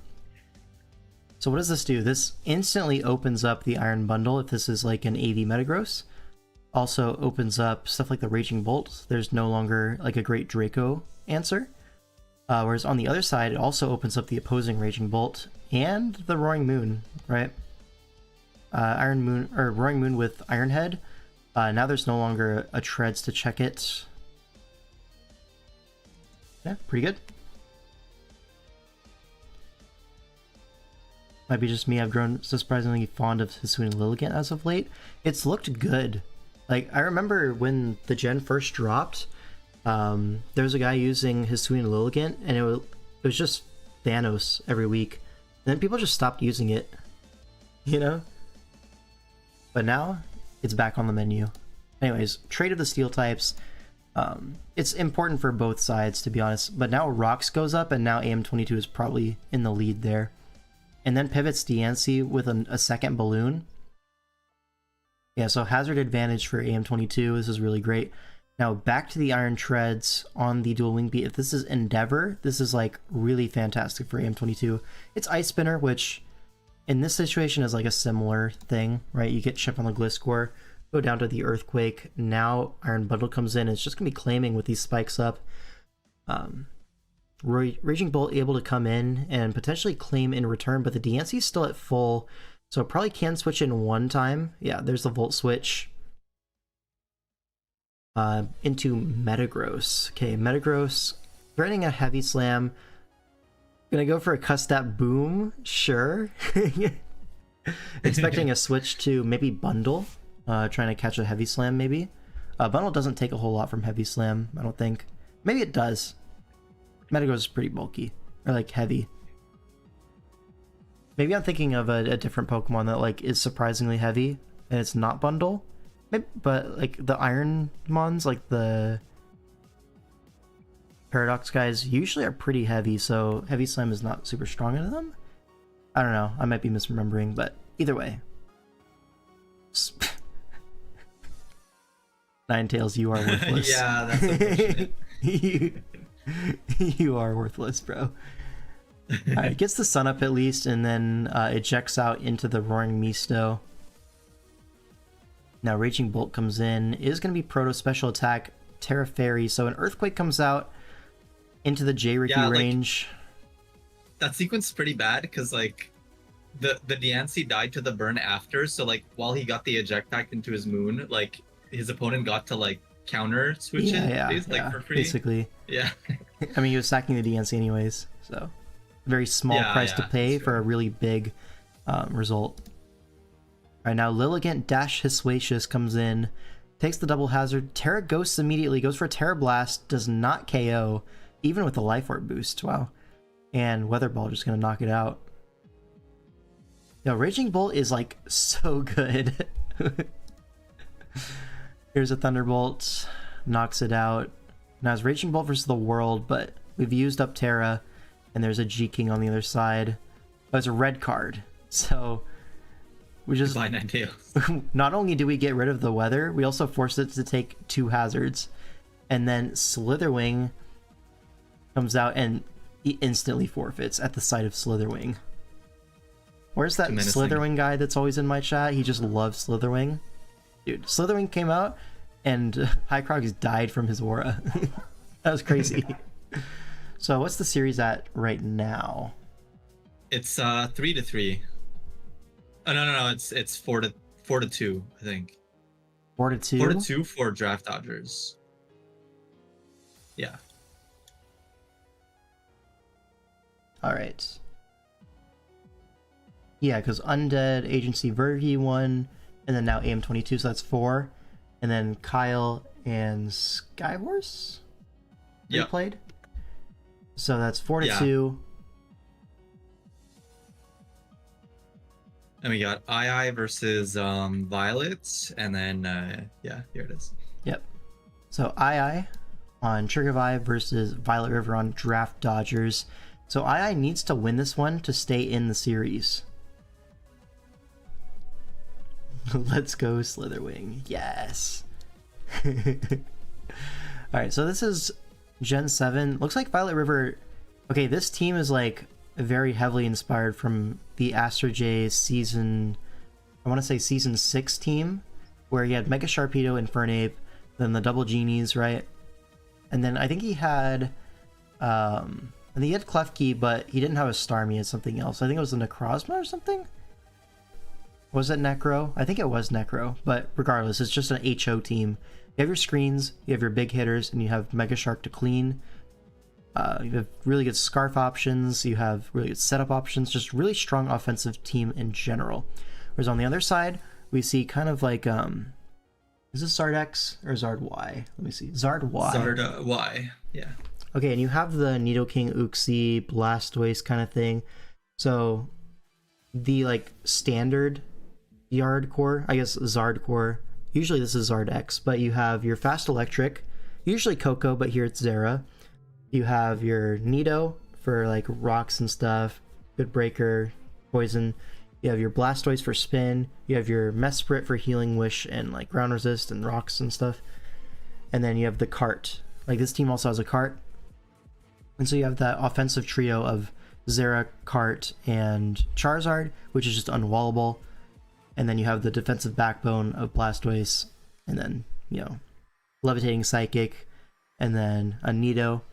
It's a pretty strong core. I've used it personally to go to the finals in a Gen 7 tournament, as well as we used it in a team tour to pretty solid results as well. So both of these sides have really proven cores. So we'll see how the game goes. Kartana going to lead up into the Sharpedo. Instantly going to see a Protect on the Tailwind. Alright, so another Tailwind Kartana. That's going to force out the Sharpedo quite easily. Leaf Blade into the Klefki. And we're just going to Leaf Blade again. Okay, get some chip into the Klefki. This means the game plan is to chip the Klefki. For what? For Scrafty, maybe? Is this like a Dragon Dance Scrafty? Because once this Klefki's in range of +1 Scrafty, it can't do anything. Like, the Dark type is immune to Prankster and all that. Also opens up Zera endgames if this is chipped, so it's good stuff. Kartana does take the T-Wave and gets full parried. So we're back to it. Infernape this time on a Tailwind. And with the Tailwind, we're actually faster than Infernape, even through the para. But we get full parried. Okay, Sharpedo goes for Protect on the full para. Okay. We're gonna switch here. And then on the full another para. Nice, nice. Now And a then Fire Blast, do but we it's get to move Focus now? Sash. We do No. not get to move yet again. And hits 2 Fire Blasts to boot. A little bit unfortunate for the Kartana there. Some are saying this, some are saying. You'd like to imagine it clicked some attacks on Then- those turns. Okay, Scarf Nidoking surprise KOs the Infernape, but now Landers comes in to take advantage of that. Goes for a U-turn though, catches the Charizard, but what's the reward? Starmie? I mean, low-key, you could have just stayed in as the Yard, but Hydro Pump comes out and misses a Hydro Pump, so a very hacksy game on both sides, to be honest. Now rocks go up, and a Light Screen is up. Okay, so Light Screen spikes T-Wave. The last is probably, which is a fairy move, probably Layer, if I want to say. Maybe Dazzling Gleam. Either way. 51 resisted through light screen. Holy shit. Yeah, that's the power of Yard, bro. that just dies from full. If there's no screen, that's insane. What the fuck? Okay. That's pretty insane. Goes for a Protect, just allowing a free switch to Scrafty. With the sun up, Scrafty like completely hardwalls Sharpedo. Goes for a Roar, gets some rock chip spread around.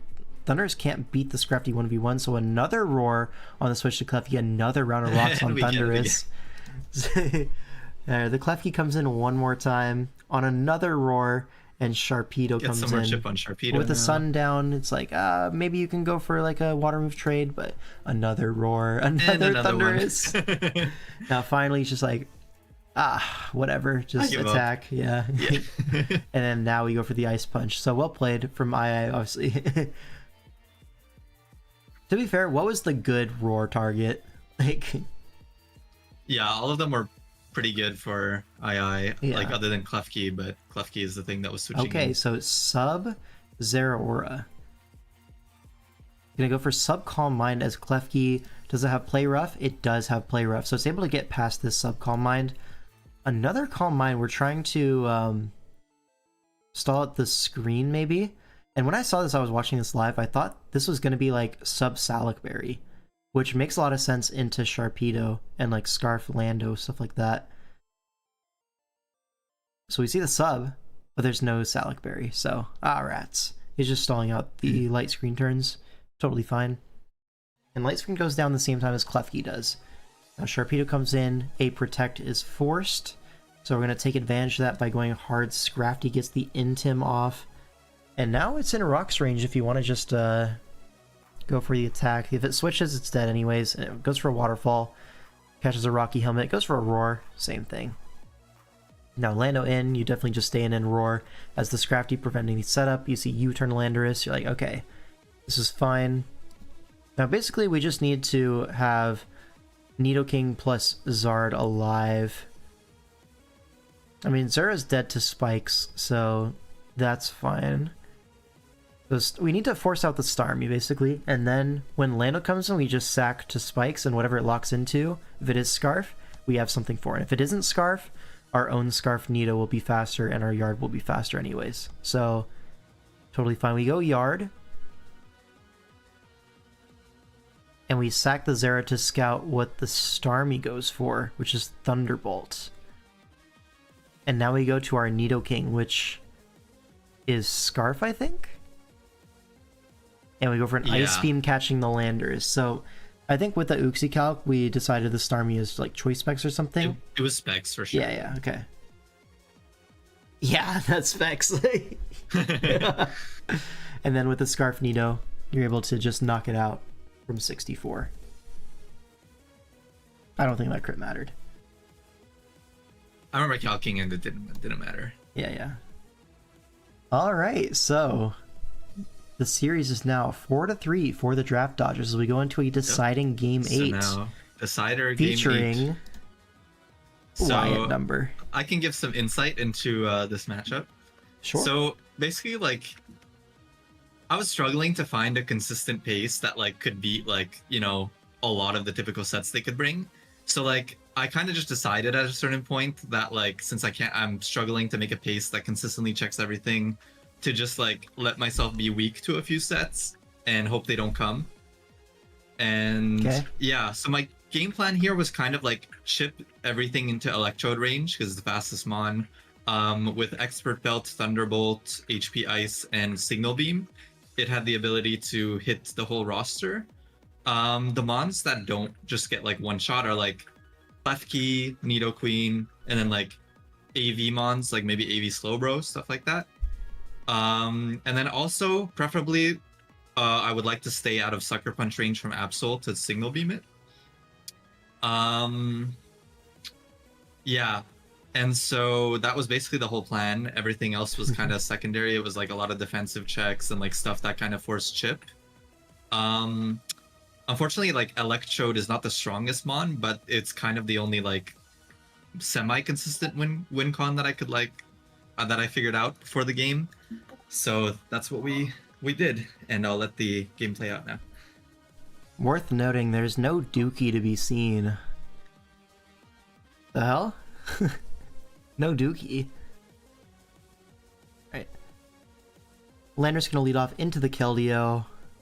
Just gonna switch to Latios. Totally fine. Keldeo goes for a Scald, gets the burn immediately, so that's not good. And we go hard Slowbro as the initial Latios pivot, which tells us something, right? The Klefki is probably going to be the Mega T-Tar check, right? We don't want to let it get chipped by the Latios. And also Slowbro is going to be like Spadaf or AV, something like that. AV Slowbro makes a lot of sense in this game, so I would guess that. And here's the Rocks up as Scald comes out. Michael takes 47. So basically no special attack on Slowbro, and now we see a U-turn on the Torn coming in. And now Electrode in. Nidoqueen is going to pivot in on this as we go for a substitute. And now we can just click the attack on what's in front of us. That is a specially defensive Nidoqueen, but goes for Rock, so this is a 3-hit KO. It's a crit. But Nidoqueen gonna go down to 3 hits. Goes for a Signal Beam, covers the switch. And Electrode claiming a KO on turn 8. Now Keldeo comes in. This means this is definitely going to be a Scarf Keldeo. It goes for a Secret Sword, but not going to 2-hit KO the Latios, just barely, right? Just barely not a 2-hit KO. But even though we are Recover, we did net take damage there. So the next time Keldeo's in, Sacred Sword is going to 2-hit KO. This is also going to 2-hit KO Michael. So the opposing Scarf Keldeo is looking like absolute Thanos. We're going to have to sack to it next time. But now Klefki's in, and we recover up again. But Play Rough, I mean, that's going to do more damage than you're taking, for sure. And now we don't even take a Secret Sword after Rocks. So, a little bit ambitious of a recover there. But now Michael comes in, and this Klefki definitely is going to be Magnet Rise. And it's actually Rocky Helmet, so Michael goes down for nothing. Now Keldeo in. Gonna try to burn the Slowbro, I guess. Like, this is a hard Keldeo matchup. Oh, it's actually Eject Button, so maybe Specially Defensive Eject Button Slowbro? This team has run a couple of that combination, like Eject into Absol Pursuit Trap, and the initial switch to Latios was that, so I'm guessing that was their sequence, where you take a Draco, eject out into Absol, Pursuit, bang. They tried a similar thing week 1, but it didn't work, so... If it's broke, don't fix it, I guess. Anyway, so U-turn into Keldeo is going to be pretty scary. You have to go to your own Keldeo, which is shaky at best, especially when there's a full HP Slowbro. Go for a Secret Sword. Honestly, a double back to Keldeo would be really, really Thanos here, but I don't think Money even needs to make that play. He's going to go for a Yawn, actually, so he had a safer play available, just goes for it. And now this T-Tar is either going to fall asleep, or Absol's going to get a free switch in. It looks like both are going to happen because it's a Thunder Punch. And now Keldeo is going to be the switch into Absol. Makes sense. Could see a Play Rough here or a Superpower. It's going to be Superpower. That's a bulky Keldeo. But with the Sand, we reveal it to be faster than Absol. So this is a Scarf bulky Keldeo. Scald going to knock out the Absol. No problem. But now, I mean, I was going to say the opposing Keldeo can come in Secret Sword, but Slowbro coming in is just fine as well. Goes for a Scald as Mega Marin takes 23. Awesome. Torn comes in on the guaranteed sleep turn, definitely packing Superpower in this matchup, and that T-Tar is going to go down. It is Life Orb Torn, already revealed before, but now Electrode comes in, there's no T-Bolt answer, so Torn goes down. Now Keldeo comes in, but now something else has to die. It's going to be the Electrode. This does allow... Wyatt.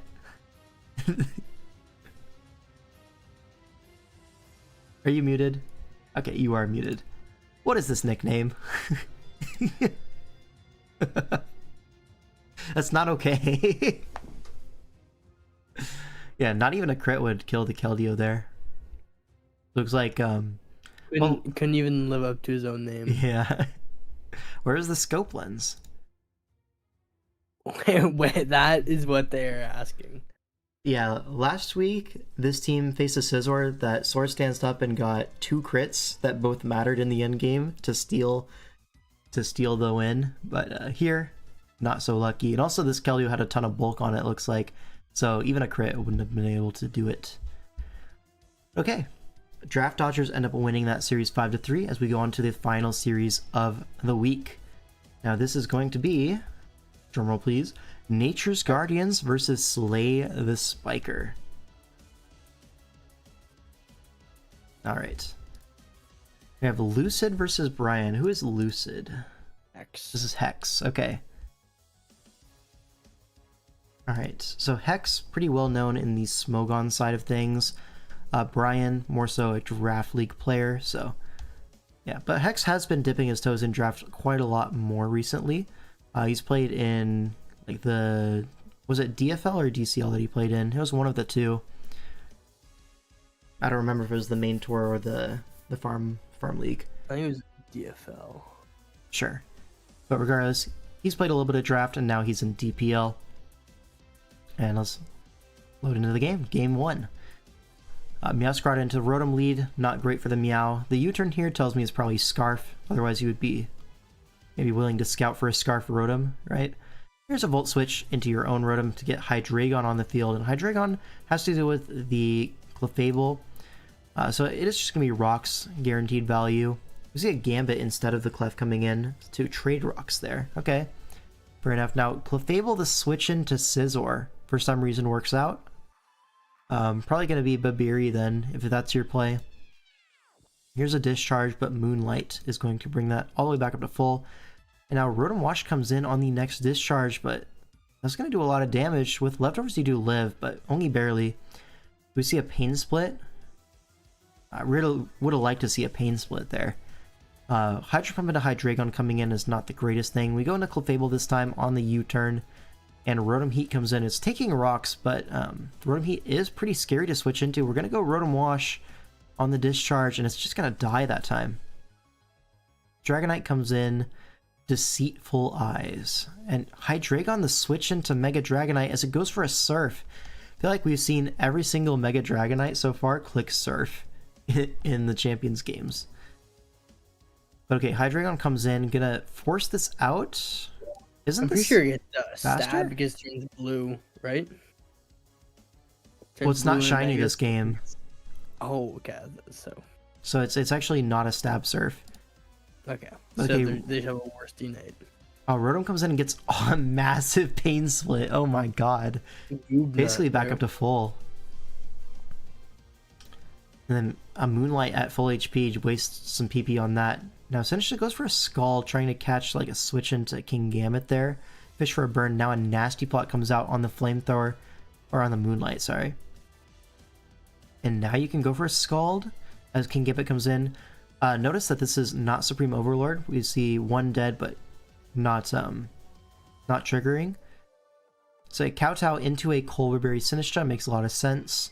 And now it's a little bit of a mind game. Do you Sucker or do you Kowtow? This is Defiant, so if a Strength Sap gets clipped, you get +1 like net out of the turn.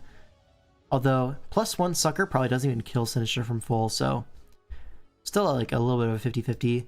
We see a switch to Scizor and we see a Kowtow, so X gets that one correct, but Brian found a way to just cover all options. Scizor doesn't mind taking the Kowtow. Looks to be physically defensive as well for the Meowscarada. Here we see another Discharge. This Rotom quite handily beats the Clef 1v1. And here a switch to Meowscarada, pretty risky, but is going to get away with it. And now can go for a knockoff potentially, but the J-Ricky Fizdef Scizor comes in on a T-Spike. Wow. That T-Spike is like... it's annoying, but it's not the end of the world. It doesn't hit the Rotom, crucially. But we're going to defog anyways. Get rid of all of that junk. And now Rotom can come in for free. No Rocks Up. And this King Gambit's going to have a hard time getting Rocks Up again. So this Rotom might be free to do what it pleases. Going to get a Para on the Dragonite. That's going to be really important. Now Hydreigon in. Probably going to just set Rocks here if I had to guess. Doesn't set Rocks. Draco's instead into the Clefable. But now Rotom could just come in again. A double to Meowscarada, but we have a Scizor, so it's not the end of the world. Yeah, all of this like song and dance, getting multiple plays right just to get a net 12% on Scizor. I mean, it's not game winning at all. And then a U-turn to Hydreigon on the full para. Now you get your Rocks Up, and now Brian should just be like hard winning this game. Meowscarada comes in, but just a switch to Scizor, no problem. Scizor's starting to get low, but it's not like in range quite yet. And if Meowscarada goes for a knockoff trying to 2-hit KO, you can just bullet punch it, so no problem. Another Hydreigon switch on the Dragonite. He's done this so many times and gotten away with it so many times. Another U-turn, catches the Clefable into the Rotom Wash, or the Rotom Heat, and now we're cooking. We have Rocks Up, we have a Discharge angle. Dragonite can't take 2. It's not packing E-Speed, so it's just going to go down. Now Conkeldurr comes in, threatening a Mach Punch potentially, but doesn't go for it. Takes a Discharge, goes for a Bulk Up. Okay, do we have Mach Punch here? We're not going to stay to find out. We're going to go hard Sinistra on the Drain Punch, so probably doesn't have Mach. Otherwise, you probably would have gone for it. Now Strength Slap going to bring Sinistra all the way back up to full, and Poison Jab does 26. That's a Wilted Rose. Can just go for a Nasty Plot if you want to, or a Shadow Ball. That works too, as Kingambit lives that barely, but I mean, we have a Hydreigon to switch into, I guess. Gets the rocks up, I suppose. That's really important for the Rotom Heat. But it does come in anyways, and we're forcing a Pain Split turn here. Gonna go for a Discharge, actually catches the Kingambit sack. But now Conk can come in. Does it have Mach? Surely it has Mach if you're bringing it in. There it is. There's the Mach. Okay. I think probably should have clicked it earlier, even if it wouldn't have worked out. Okay, here's a Strength Sap. I think the Sinistcha might just win the game, because Meow can't one-shot it. And if you're like a Scarfer, and you can't one-shot Sinistcha, it's just going to Strength Sap it all back. And that Shadow Ball is like doing way too much. 2-hit KOing the Clef from that range. Meow's got to back in, but I don't think Knock kills. Not going to stay in to find out. Rotom comes in, guarding against the crit. Makes sense, because now you can go Scizor and just Bullet Punch and clean up the game in a very safe fashion. Alright, and that's going to be very well played from Brian. Honestly, I can't even say Hex played too poorly. Because Brian, good prep, good play, deserved to win this one. Here's a Poison Jab. No poison. Shadow Ball kills from 62. How is the Sinistcha so bulky and so strong? Do we have 700 EVs by chance? Do we win a game with the 20 pointer as a bench warmer? What was benched?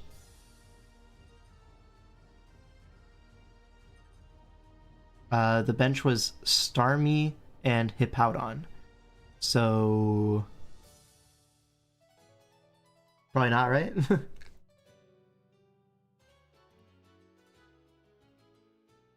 Megalop didn't come out. But it's on the team. That's not a bench. Okay. Game 2, it'll be Oras Blitzberg versus Luxans. Two very old players. They've been around since the dinosaurs were little boys. But Blitz has taken a pretty big break from Team Tours at the very least. Coming back in a big way in DPL Season 10. Whereas Lux, I think Lux played in DFL, was it? Or was it DCL? He played in one of those tours. Had an okay performance. DCL.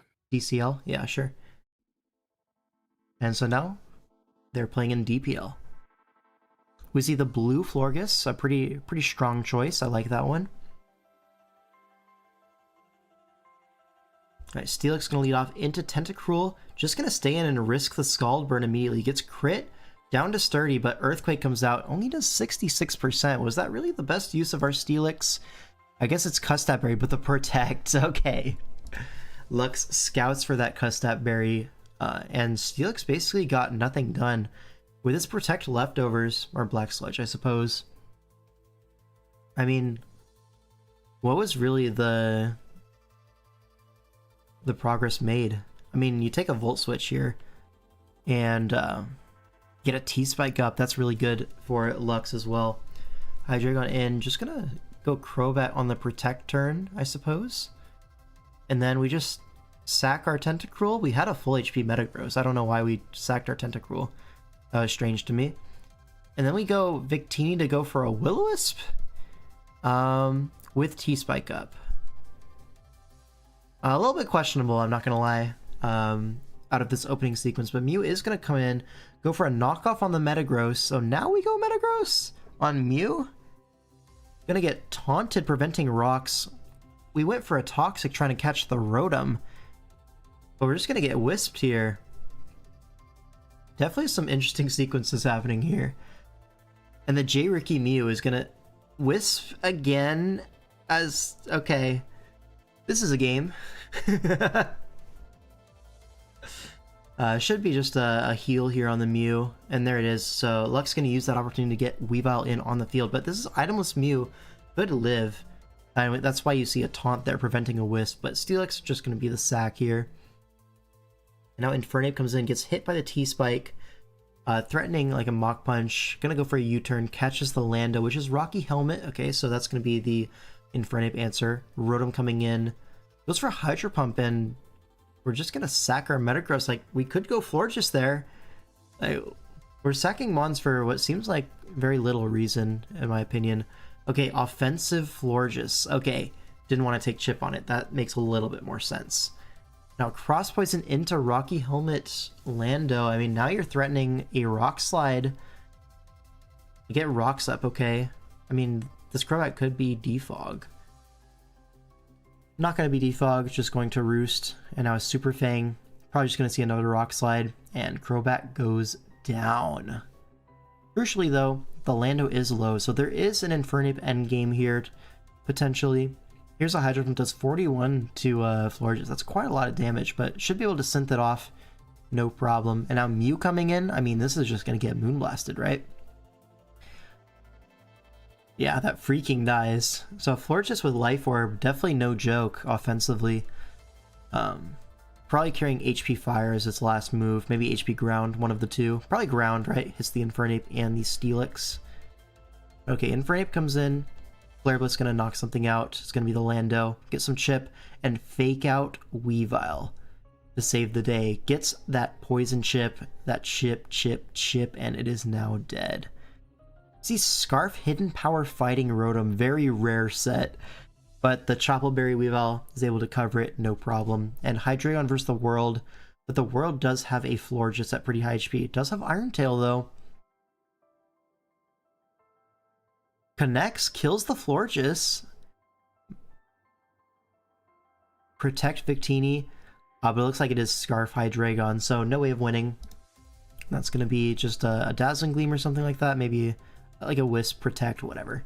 Can't lose this as the Victini. Why not Mach Punch with Nape on the Fake Out? Fake Out is faster than Mach Punch. And Luck's going to win that one. Definitely some interesting plays on the mid game from both sides, but I mean, Lux comes out with the win, and that's going to, does that tie up the series? Yeah, that is going to tie up the series 1-1. As we go into game 3, it's going to be Pyro versus Jesse. Pyro is one of the captains of Nature's Guardians, and Jesse going to be like a min bid for this tournament. So you have to say Pyronux probably favored here. Sometimes I see dumb messages and like this, and it makes sense once I look who sent it. Yeah, shout out to VERGI. He's insane. But like Lux hard call every single set Blitz had that game. Maybe. I feel like he didn't need to though. Like, you have the Helmet Lando that's just like, I'll give it my best shot versus the Infernape and hope for the best. Turned out to work out. The Chopple was nice for the Scarf HP fighting. That was cool, but it wasn't for that. It was for the Mach Punch Infernape. Yeah, but okay. Game 3. And once again, is it Slay the Spiker with this Usum team, which I think is quite bad, given the fact that we had a very similar one, like a very similar structure in DPL Season 9, and it was just a nightmare to build with, and we ended up scrapping it at mids. Well, it looks like they forgot why we did that, and they've drafted it once more. But yeah, going up against Pyronox, Pyro has a huge offensive advantage here, but obviously it's going to be a little bit of a challenge to break through Peck's Hippo Tangrowth, but usually there are ways to do it. Exca bench here, for which side? Oh, for Jesse. Yeah, Excadrill and Ninetales bench. On the other side, it's a Mega Pidgeot Primeape bench. All right. Look at the game. Coco's going to lead off into Diancie. Coco can just kind of stand and go for an attack if it wants to. Can U-turn. Yeah, it goes for a T-Bolt as Hippowdon comes in. And we're just going to go Quillfish on the Hippowdon. That's a... Okay, Balloon. That makes sense. Okay. Genius is on Slay the Spiker, so maybe he liked it, but I'm not a fan. Spike up as Zera comes in, goes for a Grass Knot, but Silvally Grass able to come in. And Sand Chip affecting both sides here. But okay, Toxapex comes in on the U-turn. Is it Rocky Helmet? It is Rocky Helmet. So chips down the Silvally Grass, starts to open up the Zeraora a little bit, but now Necrozma comes in, goes for a Calm Mind on the switch to Hydreigon, threatening a Dragon Pulse here, potentially even Z move, but not going to be Z, just a regular Dragon Pulse as Hippo comes in. And now back to the Hydreigon on the Photon Geyser, so it gets a little bit of Sand Chip, but still going to have to beat this Hydreigon, or beat this Necrozma. Dark Pulse is 36 as another Calm Mind comes out. It's now +2. Another Dark Pulse brings it to Hyper Potion range, and Dragon Pulse is just going to knock out the Hydreigon. Alright. Now Diancie comes in. This is Mega Diancie, so it's just going to go for a Moonblast and die to Earth Power. So this is 3 attacks. Calm Mind Necrozma. The sand goes down. We go to Zeraora. Goes for the Z move. This should knock it out at 43, surely. Nope, doesn't. So we go for Photon Geyser, knocks out the Zeraora, and we have 3 Pokemon slower, and they die to Photon Geyser. Technically, the play here is to go Hippo for some sand turns, but then you would have to 1v5 with your last Pokemon. Yeah. So Necrozma just did that, huh? That's tough. Yeah, nuke the team. Yeah. There's a reason we nuked this, bro. Like a team with 3rd fastest Diancie? Yeah, it can happen. It's actually 2nd fastest. Yeah. And the thing about this team is, like, realistically, what were you supposed to do about this? You know? Maybe just pack Diamond Storm, right? But, like, the Zera is quite forced to be special in this matchup. Like, you have stuff like Zera, you have Seismitoad, or not Zera, we have Kartana Seismitoad. So, like, Kartana can take a physical attack. You're kind of forced to be like T-Bolt, Grass Knot, like Calm Mind maybe? That's probably what I would run versus this team, and at that point you're not beating this Necrozma set. They did bench their only physical attacker being Excadrill. That is true. But also, like, once we're like pivoting between Hippo and like the Hydreigon, probably just stay in with a Hippo, take the hit at +1, and Earthquake it back. I'm assuming you live at +1. This is a Hippowdon versus Coco. Like, it's gonna be Spadef, right? Regardless, that's the game. Could be wheelchair of the season if nothing more catastrophic happens to someone later. But yeah, that was brutal. And now we have this is Impulse, I believe, right? Impulse versus Rage. Is that right? Yeah, Impulse versus the Rage 77. Woo, Queen M6 stream. Okay. First off, it's Queen K4 is my alter ego. But yeah. What's up, Del? I say K4 because if you shift L5 one to the left on the keyboard, K4. What can I say? They get dies. It did 37 with Deep Pulse, and Photon is more than 1.5x stronger. Yeah, maybe. Maybe it's just cooked no matter what. Okay. Impulse versus Rage. We see Terra Electric Blaziken, which makes sense into the Torn, and then Terra Normal on the Gyarados. Is that right? Yeah, Terra Gyarados. Now on the other side, we see Terra Arcanine and Torn. Water type Torn, Flying type Arcanine. I don't know what Flying type Arc is really for, but Water Torn definitely makes sense into the Blaziken and the Gyara. Obviously going to get hit by a potential Terra Blast this game. Does Blaziken have a reason to run Terra Blast though? The answer is no. The bench is Rotom Okidoki. So if it is Terra Blast, it's hard calling the Terra Water Torn. What is normal here for? Terra Normal, I mean, it's probably just Facade, right? Is that what it is? Because, like, Arcanine comes in, and if it burns you, then you just Terra Normal Facade and you kill the entire lobby, right? double edge maybe? Yeah, that's true. I don't know. Maybe it's like some sub flail set. That would be cool. Get in the game. G tier. Immediately Terra Water Taunt, but it's Mental Herb. Gets the T-Wave. Oh, doesn't get the T-Wave off. Misses that one.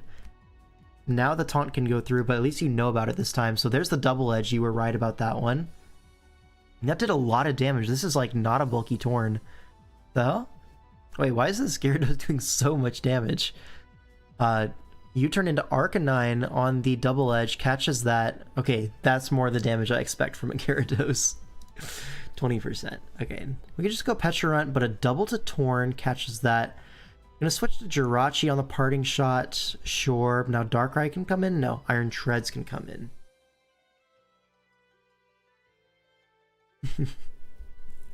Rocks up as Ogerpon goes for the Sword Stance on the switch to Pecharunt. Probably just gonna commit to the trade here. Knock off the boots as Malignant Chain comes out. You live that. Do we get poisoned? We do get poisoned. So now, do we get fully confused? We do not, and Pecharunt goes down. Alright, so Ogerpon for Petch trade. This is going to potentially open up something like the Cyclozar, I suppose. Yeah, the Petch wasn't really the biggest problem for Rage. So this trade probably favors Impulse overall, especially with the Rocks up. He's probably ahead in this game. Now Tinglu comes in. I'm going to go hard Gyarados in before Rocks and can just go for a Dragon Dance, I suppose. But, okay, a Lash Out. Interesting. Trying to catch like the Intimidate with that move. Now Waterfall's gonna do 59. What the fuck? That's so strong. It's gonna be Scarf Cyclozar though and knock it out, outspeed, but it's locked into Outrage, so it's gonna be the freest spin ever from the Iron Treads, but we don't go for it. Sure. Torn comes in, could be Terra Blast Water to get through this. Gonna switch to Latios to cover that. Switches in, takes 18 from Life Orb Torn. Gonna be a Trick Scarf on the taunt, okay? And now we have Life Orb Latios, so forced out into the Tinglu. Doubles to Blaziken. This does not exactly cover it, except it has a balloon, so it does! Okay. In the close combat into the Arcanine, that's Max Fizz-Def Arcanine. But you could potentially Swords Dance on this, on like the heal. Chooses to go Iron Treads instead, threatening an Earthquake. You don't have a resist anymore to this Earthquake, so it's going to be quite strong. Torn takes a huge hit, and we just pivot right back to Latios on the Terra Blast. It's now locked in to that Terra Blast. So Lati able to go for a Life Orb Draco Meteor here potentially, or a double switch out to Blaziken. That was a tough play to make. But Tinglu comes in. Now you can potentially just Swords Dance, as Arcanine is surely going to come in. There's the Swords Dance. I mean, you're going to trade your balloon for this. But here's the Terra Electric Earthquake. It does a lot of damage, but we Roar. Interesting. Okay. I'm not sure why we Terra'd there, to be honest. Like, why do we Terra Electric? We're, like, taking more damage from Flare Blitz. And, like, a pretty reasonable play there for Rage is to Flare Blitz into E-Speed to knock out the Blaziken. Live comedy sounding crisp, boss, when we've seen you on the broadcast for VGC. That would be cool. I would not mind trying out for some of that sort of thing. It'd be fun. But I think they have a lot of commentators already. Okay, here's a Flare Blitz on the nasty plot from Darkrai. If this is E-Speed last, and it is... Oh, it lives. Gets the Salic Berry. Wait, is that game over? Surely Tinglu lives +2 from this range. 76... Yeah, there's no way Darkrai kills this. Yeah, 57 makes a lot of... Oh, the freeze! No! To be fair, I think Blaziken probably won anyways from that position. This Torn is like super offensive. You'd have to like regen farm up, and then at that point you don't have a move to lock into. Yeah, I think Blaziken had that one at the end of the day. But still, feels bad as the Rage. And Impulse going to take that one. And at this point, the series is once again tied 2-2 as we go into Game 5. Who needs Focus Blast when you can freeze? Literally. Alright, and now we have Genius versus 100p. And there is a Barbaracle on my screen. that happening for anyone else? Is there a Barbarical on your guys' screens? Is that a mistake? Yeah, he missed a turn 1 T-Wave. Yeah, it should have been a little bit more dominant for Impulse, if anything, but yeah. Too handsome. What's a Barbarical? God, it's right there. It's looking back at me. So what does Barbarical even do here?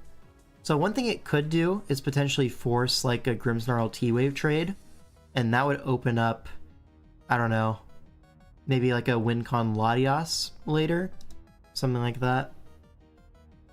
Torn T bench for Barbarical, the future is now. Okay, there was a Torn T, yeah. Torn T and Ninetales on the bench. For 100p, it's going to be Blaziken Cradley on the bench. Binnacle did win the former biggest Smog Tour. That's awesome. Why is it in my DPL game? Can Torn click Shell Smash? You know what? It can Agility with Weakness Policy, which is basically a Swords Dance with White Herb, right? So I'll say, yeah, Torn probably can click Shell Smash.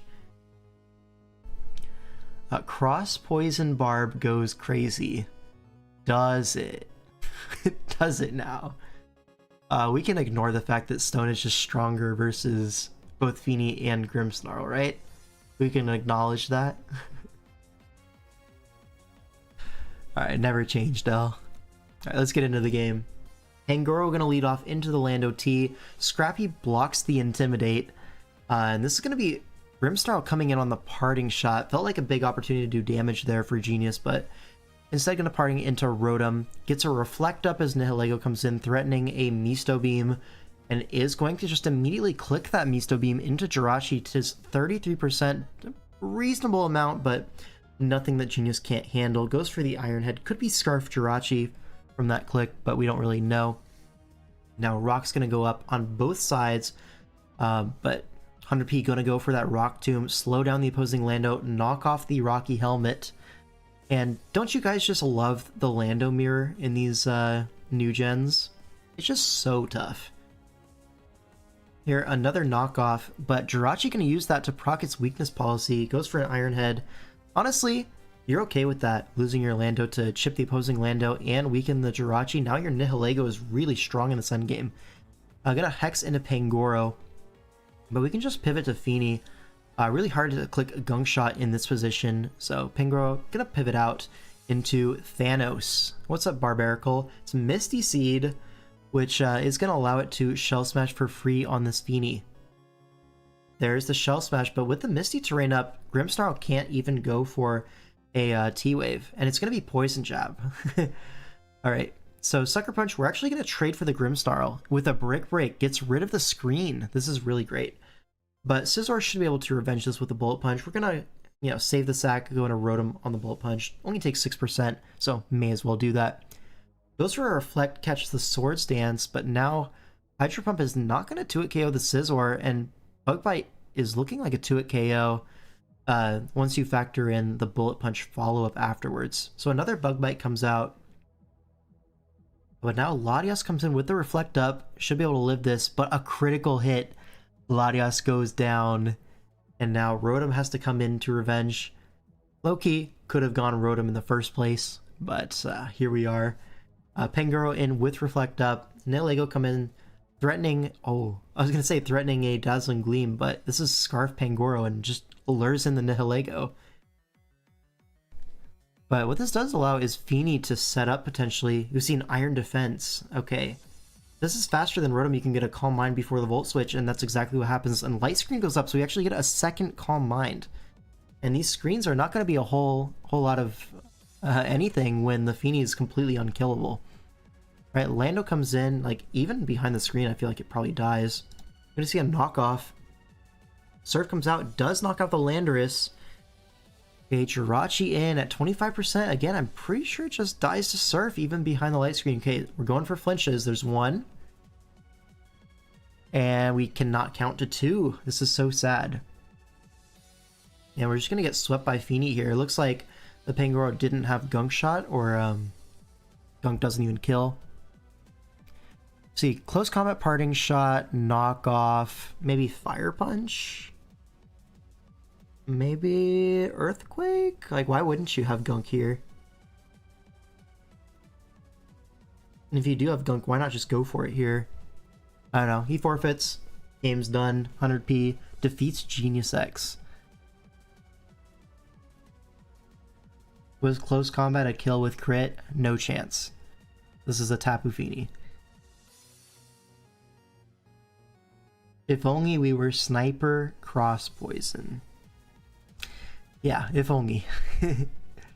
So now, Nature's Guardians are up in the series by 1 game. It's 3-2 as we go into Game 6.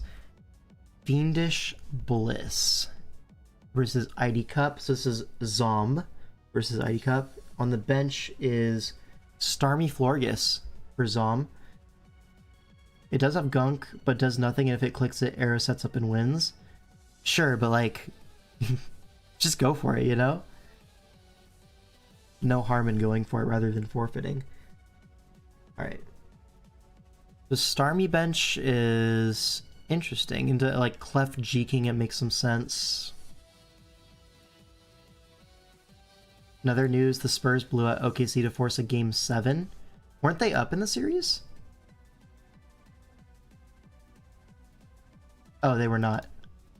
Okay, Game 7, sure. Can we skip this game? No, probably not. They were down 3-2. Okay, well, that wet banana guy is gonna win. Probably. Alright, a shiny Toxapex. Kinda ugly, I'm not gonna lie. Alright, let's just watch the game. Diggersby's gonna lead off into the Clefable. Threatening an Earthquake into no ground resist. Doesn't click Earthquake anyways, clicks Gunk Shot and poisons this Volcarona. Okay, sure. I mean, Diggersby's not threatened by a KO, but also we have a full HP Pex. Okay, Will-O-Wisp. That would have been tough to take on Diggersby. And Morning Sun Volcarona able to just completely wall out Toxapex, it looks like. So if this is Quiver Dance, Morning Sun, Wisp, okay, it's just U-turn, just a defensive Volcarona, nothing special, and we can just go to Glowking. Toxapex can't really legally do anything to Glowking, so this is great. Can go for a Chilly Reception here. Yeah, and you basically get momentum off of that for free. Skarm comes in, but you have Clefable to answer that. Definitely threatening like a Fire Blast or T-Bolt. Okay, gets the rocks up instead, that's totally fine. As Pex comes in, we just go back to Slowking, but this time Zom sees the writing on the wall, doubles to Diggersby, catches that, and now Earthquake gonna eat up that Shuka Berry, but Ice Beam's not gonna kill this Diggersby back, and looks like Earthquake is pretty strong here. You could pivot to Clefable, but it's a little bit risky, and so we're just gonna sack Volcarona instead. Now Quaquaval comes in, threatens this out, but we have a Pex, but also it's burned. Okay, it's not set up Quaquaval, it looks like. Just flip turn into Slowking, and we can just Chilly again. Totally reasonable. Let the rocks do the heavy lifting for us.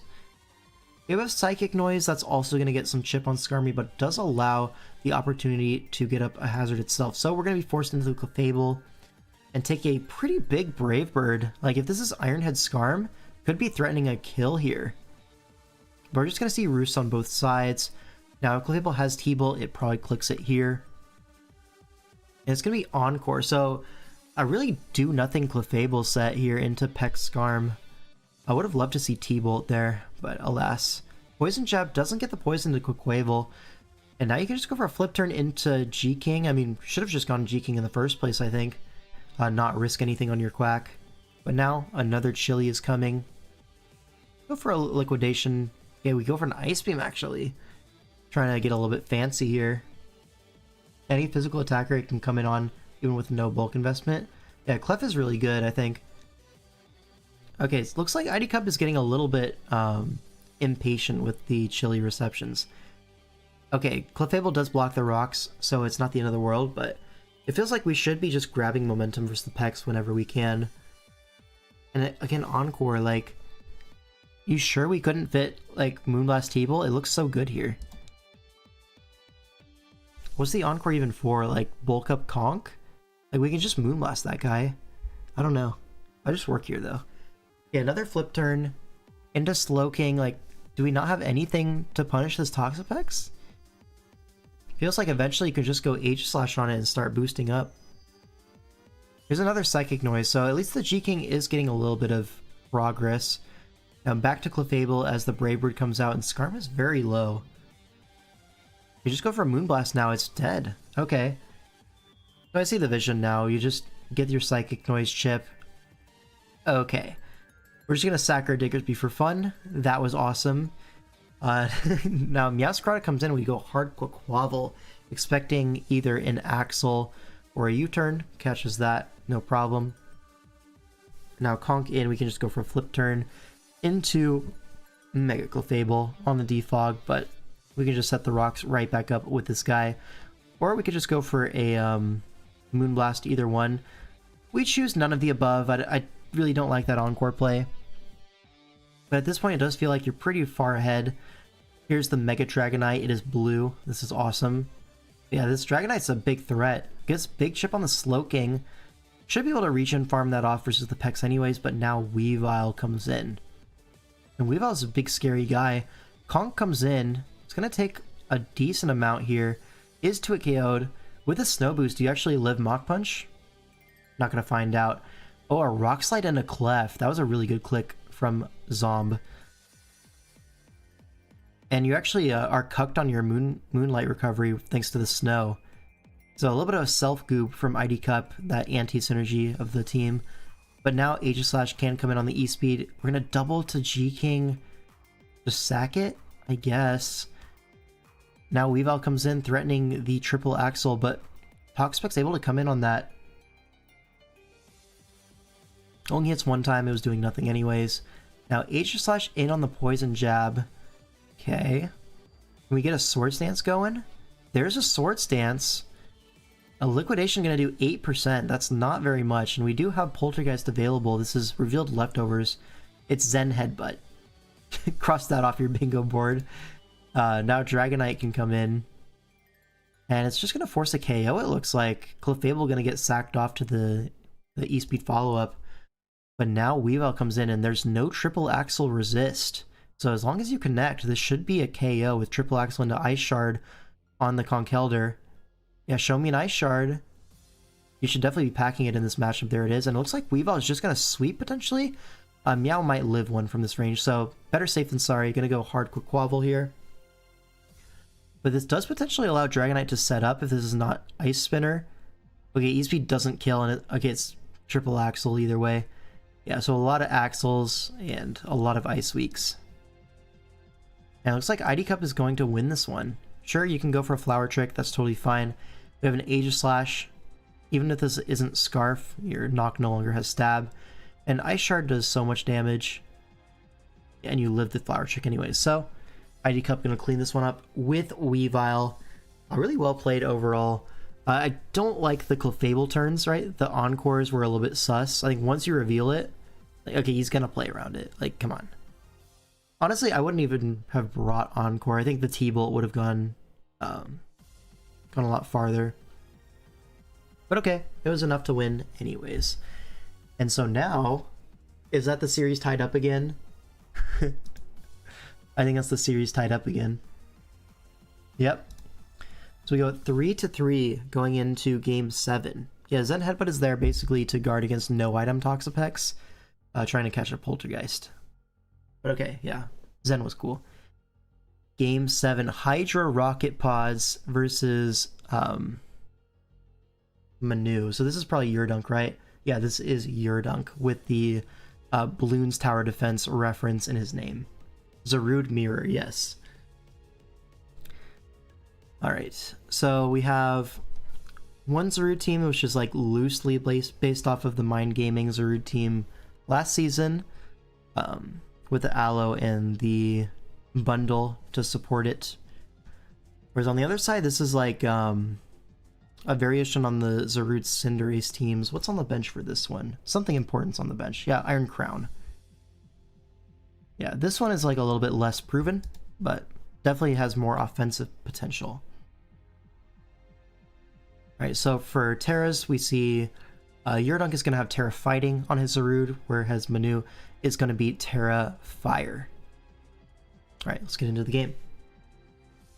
Brought no fighting resist into Terra Fighting Zarude, yep, and immediately going to rip it turn 1. Does not want to be that Grass Dark typing. And just going to Drain Punch into the Mandibuzz. No helmet to be seen. We're just going to Swords Dance Raw. Could have caught a Toxic there, which means this Zarude is definitely going to be packing the Jungle Healing. Goes for a Drain Punch on the Garchomp. Gets Dragon Tailed out, so Crisis averted for now. But it feels like that Zarude's going to have plenty of setup opportunities in the future, and immediately doubles right back to it. Catches the Aloe. Here's a Flip Turn into the bundle, threatening Encore. Just going to switch out Guard against that, going to Comfy. Flip Turn there, well played. Gets a Spike opportunity from Klefki. But with Cinderace on the field, like, setting up these spikes is not necessarily a good thing. Yeah, Court Change comes out, and now Manu has to deal with a Spike on his own side. And now that the Cinderace is a normal type, it can stay in and burn the Aloe. So the Cinderace is actually doing God's work right now. Big HJK into Alomomola. Another HJK, just going to bring it low after regen. Why not? Now Bundle comes in. We're now in Bundle range, so just going to switch to Comfy. With the priority healing, you can kind of switch in even at chipped HP, which is pretty nice. Now Klefki in. Finally going to get that Spike up, but this does allow the Zarude to come in. We see a T-Wave, but we've already basically revealed that this is Jungle Healing, so this is not exactly a great trade for Manu. Here's that Roost, as we're definitely going to see a Jungle Healing, and there it is. And the problem with Mandibuzz here is it just allows another Swords Dance unless it's Whirlwind, and it is Whirlwind. Okay, so fair enough, but pulls the Glamora, unfortunately, and now a Misto Beam is looking quite threatening. It's just going to be a Power Gem. And a Mortal Spin is going to remove the Spike. See a Flip Turn? Do we see Corrosion? And it's just Corrosion Glim. Imagine a T-Spike up right now. Oh my god, dude. I hate these guys. Now Comfy comes in on this Earthquake. Can potentially just synth this off. And there it is. So Comfy comes out no worse for wear, as Aloe going to take the opportunity to farm up some regen. But the Giga Drain comes out. Catches the Wish, and now Aloe forced to Protect, and this is going to be your Zarude turn. Oh, we don't Protect. Our Aloe remains low HP to pass the Wish into Klefki. But Klefki is not really a factor for this Zarude. Get the Swords Dance off. We see a Drain Punch on the Mandibuzz. It is a 2-hit KO, so next time it comes in, on again, we get the Glamora. That's really tough. And here's the Toxic. Catches the Klefki. Wow, that was so awesome. Imagine a T-Spike up right now. But Zarude comes in, gonna get that Swords Dance opportunity again, and now Mandibuzz is chipped. So if this Jungle Healing doesn't get full parried here, we're gonna be totally fine. And honestly, with the Klefki Poison, you can just click Jungle Healing again. That's exactly what he's gonna do. Like, what's the worst that can happen? A foul play? And this guards against that Prankster T-Wave. Now, Bundle comes in, and since we didn't Encore last time, I think Eurodunk just thinks he doesn't have it, which is definitely an interesting choice in the Zarude matchup to not pack the Encore. But looks like he's not packing it. And just going to Flip Turn into Garchomp, take a Drain Punch. It's actually pads on the Zarude, it looks like. So going to avoid Rocky Helmet Garchomp, Rocky Helmet Mandibuzz, anything of that sort. Now here's the... Actually, no, it's Punching Glove for sure. Get that boost on Drain Punch while doing the same thing. It was Encore, so we just didn't click it. That's on you, I want to say. Yeah, and now Zarude comes in, tries to match it, but not going to have a move that can one-shot the Zarude. If it was Power Whip, that would have killed from full at +2, but it is not, so gonna be game. Good set from Eurodunk, honestly. The Drain Punch, like, what was the resist on the roster? There was an Okie Dokie, I guess. Yeah, Okie Dokie is the only fighting resist on the roster. And that was benched. Alright. Hallelujah. Good job, Zarude. Now we go into the last game of the stream. It's going to be a deciding Game 8. J-Scurf versus Panda. Dogi looks chippable anyways here, to be fair. Yeah, it does. He probably has some helmets somewhere so that when Okidoki comes in, it's hitting into like maybe a helmet Latios or something like that. And then you chip it that way. It was Rocky Helmet Glim actually. Just hovered over it. So that was probably the plan. Just helmet down the Okidoki. Also, it's unrevealed 4th move. It could just be a move for Okidoki at the end of this root set. But anyways, game always came down to which Zarud 6-0'd first. This is so sad. We might have to ban that guy. Like, low-key. I think maybe for next DPL, if no one does it before then, we might have to ban the top 3 Terra guys. The Bolt, Zarud, and Torn. Because they do feel a little bit centralizing at the moment. But okay, moving on to game 8, it's going to be J-Scarf versus Panda. J-Scarf for the Nature's Guardians, Panda for Slay the Spiker. Currently, Spikers are up 4-3, so J-Scarf needs to win this to tie. Whereas, if Panda wins, they win the week, which will be pretty big for them. Alright, Terra types though, we see Terra Ground on the Blaziken. This makes sense in the Raging Bolt matchup quite a lot. Also gets the Terra Blast coverage into the Torkoal and the Gouging Fire. The other Terra is going to be Terra Fairy on the Mismagius. Also makes sense into the Raging Bolt. Also can cover for every single like Great Tusk option that they have. So pretty cool there. You also get boosted Draining Kiss, which is interesting. What do you think would get better with banning the big 3? I mean, everything else becomes a little bit better, right? So probably the next up guys will be particularly good, namely Keldeo, Blaziken, these sorts of guys. But okay. What else to say about this matchup? There's Terra Water on the Bolt. Terra Water into these Blaziken and Gyarados teams seems to be like what people are going for the most. And it's also going to be Terra Water on the Cresselia. So both sides opting for like defensive Terras. Blaziken can use ground offensively as well, but it's mainly to protect it against Thunderclap and stuff like that. Alright, let's get into the game. Blaziken's going to lead off into the Great Tusk, does not want to stay in here, unless it's Focus Sash, which in that case, totally fine to make this trade. I'm going to go for a knockoff instantly into the Choice Scarf Great Tusk. Okay, this tells us a lot about the team. We're going to be tearing our Mismagius here. Sash Blaziken lead means we're probably just trying to get some chip. And what does that open up here? So Blaziken likely going to force in the Great Tusk. What do we need Great Tusk weakened for? Maybe like a Swords Dance Garchomp and take advantage of that fact? Could be Reversal. Yeah, that would be really cool. Great Tusk chipped if it's AV or something. That also opens with a Darkrai. Here it was Choice Scarf, which also would have checked the Darkrai, and now you don't have a Darkrai check as easily, but you still have Enamorus. It's hard to see like why there's a Sash Blaziken on my screen. Like, what's the intended use of it? I don't really know.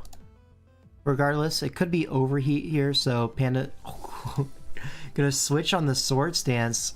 He's like, okay, I need my Tusk HP, and J-Scarf agrees. You need your Tusk HP. You should switch. Goes for the Swords Dance on the switch to Gouging Fire. Now we're gonna get off a really big Earthquake on this guy.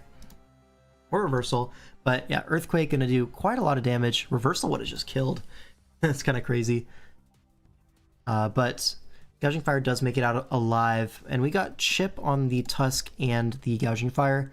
Item removed on Tusk for our Blaziken. It feels like not the highest return on investment. Like, Blaziken did look pretty strong in the end game potentially.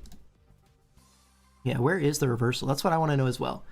Okay, Jirachi comes in to revenge kill the Gouging Fire, goes for a Psychic, and that's going to reveal specially defensive Torkoal, it looks like. Could be packing a Misto Beam, and there it is. Going to go for the Misto Beam on the Cresselia. Only does 28%, are you kidding? So this is like a bulky Jirachi with the Misto Beam. We're just going to Trick Room Lunar Dance immediately. Gets our Gouging Fire back on the field with Sun Up. It's Defense Booster, interesting enough. That's just going to get intimidated by Gyarados and completely stopped. Alright. Now what can this Gyarados do to the Tusk? Is going to Dragon Tail into the Raging Bolt. Now this Gyarados is not Terra, cannot stay in on this. I'm going to go Jirachi on the Dragon Pulse, which is booster special attack. It is Boots though, we have revealed that in here. Just going to Terra, go for a Weather Ball, knocks out the Jirachi. Yeah, now Miss Mages can come in, potentially go for a Terra Fairy, Calm Mind, or Nasty Plot even. There's the Nasty Plot. Going to go for a Shadow Ball. Is going to 2-hit KO the Gouging Fire. You expect this Miss Mages to be quite bulky with this set, so probably would have taken not too much from a Heat Crash, but now Darkrai forced in. Gonna go for a Dark Pulse, and actually Torkoal lives that, which is not great for Panda. Loses a Sun Turn out of that. But now Enamorus comes in, is going to be able to Revenge Kill the Darkrai as Gyarados comes in on the Moonblast. Looks like it might be a roll. Panda not willing to take the chance, as Enamorus looks like Thanos in the endgame, and it's going to be Endure Gyarados. So probably Endure Salic or Custap. But here, we're just going to pivot. Oh, holy shit. 74? God damn. This is not a bulky Miss Magus at all. But Draining Kiss is going to get at least a little bit of recovery out of that. Wow. And then a really smart pivot to Garchomp, knowing that you're not going to click Dragon Pulse into my Fairy type. Gets the Garchomp in on the Weather Ball. And now we're threatening a Scale Shot, honestly. Or Earthquake. I guess Enamorus could come in, right? So we're going to double to Miss Magius on the Dragon Pulse. Gets rid of the Protoss special attack. And now we can Draining Kiss. Do we live now? Oh, we definitely live this. Yeah, 62. Does it have Thunderclap? We're not going to stay in to find out. We're going to go Garchomp. Covers the T-Bolt or the Thunderclap, so it's not a 50-50. And now Garchomp can just Earthquake and knock it out. It's now in range. And that's going to 2-hit KO the Great Tusk. Not willing to risk our Enamorus, which I think makes sense. So now Enamorus comes in. We're going to sack our Gyarados.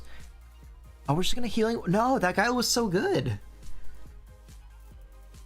And now Endeavor.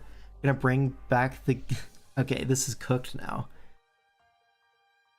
D-Bond Miss Magius also gonna trade. And now just Garchomp cleans up the endgame. I think Panda definitely had the tools to win that one, but a lot of Pokemon died very quickly there. Yeah, Healing Wish the best mod, immediately get Endeavored, yeah. That definitely felt questionable, because Enamorus was just claiming a Pokemon every time it came in. It outsped 3 of the 4 Pokemon alive at the time. Really questionable decision there. I would want to know, like, what is this Enamorus set? Is it like Specs, Scarf, something like that? Even into Scarf Rye, you weren't that fucked, right? Were we? We might have been fucked to Scarf Ice Beam.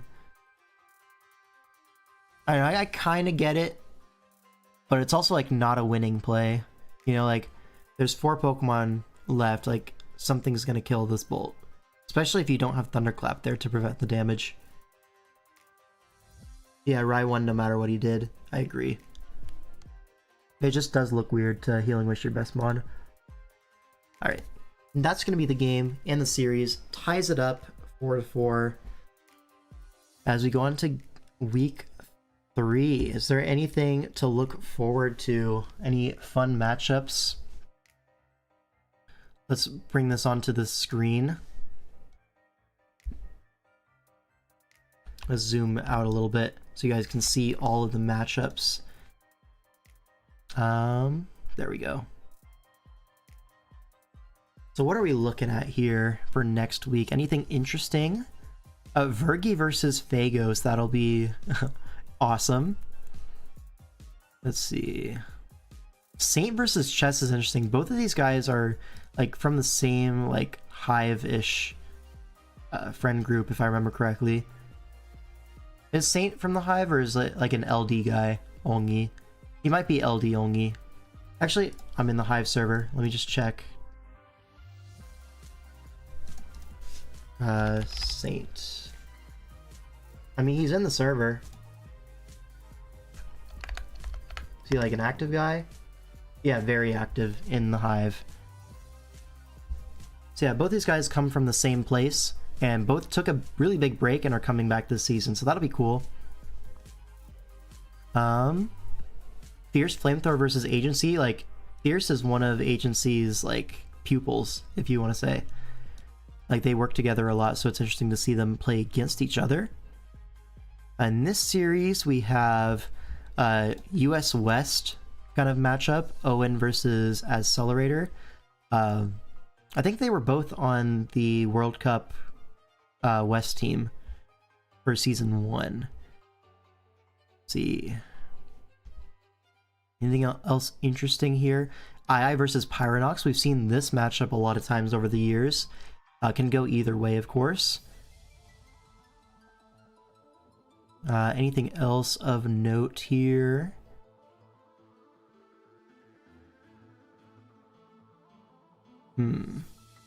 Genius versus Toxic. That should be a good game. Genius also under threat to go 0-3 before mids after being the most expensive player. Like Toxic has had a great start, 2-0. Genius has had a really slow start, 0-2. So if that trend continues, Genius will be 0-3 going into mids after going for 54k. Right. What else to say here? Me versus Sub-Zero is going to be interesting because we were just teammates on Flex Appeal. That'll be fun. I think that's all like the big storylines that I see. Alright, Toxic is also not using the Melmetal again. Oh yeah, he's using a different team this time. There's an Archeops on my screen. That's awesome. Alright, well, that's it for me. Those are the things to look forward to for next week, and I'll see you guys for that. I'm not sure what day the stream is going to be next week because my work schedule's been changing around a little bit. So we'll see. This week it was on Thursday. Next week it might be another time. We'll see. Adios.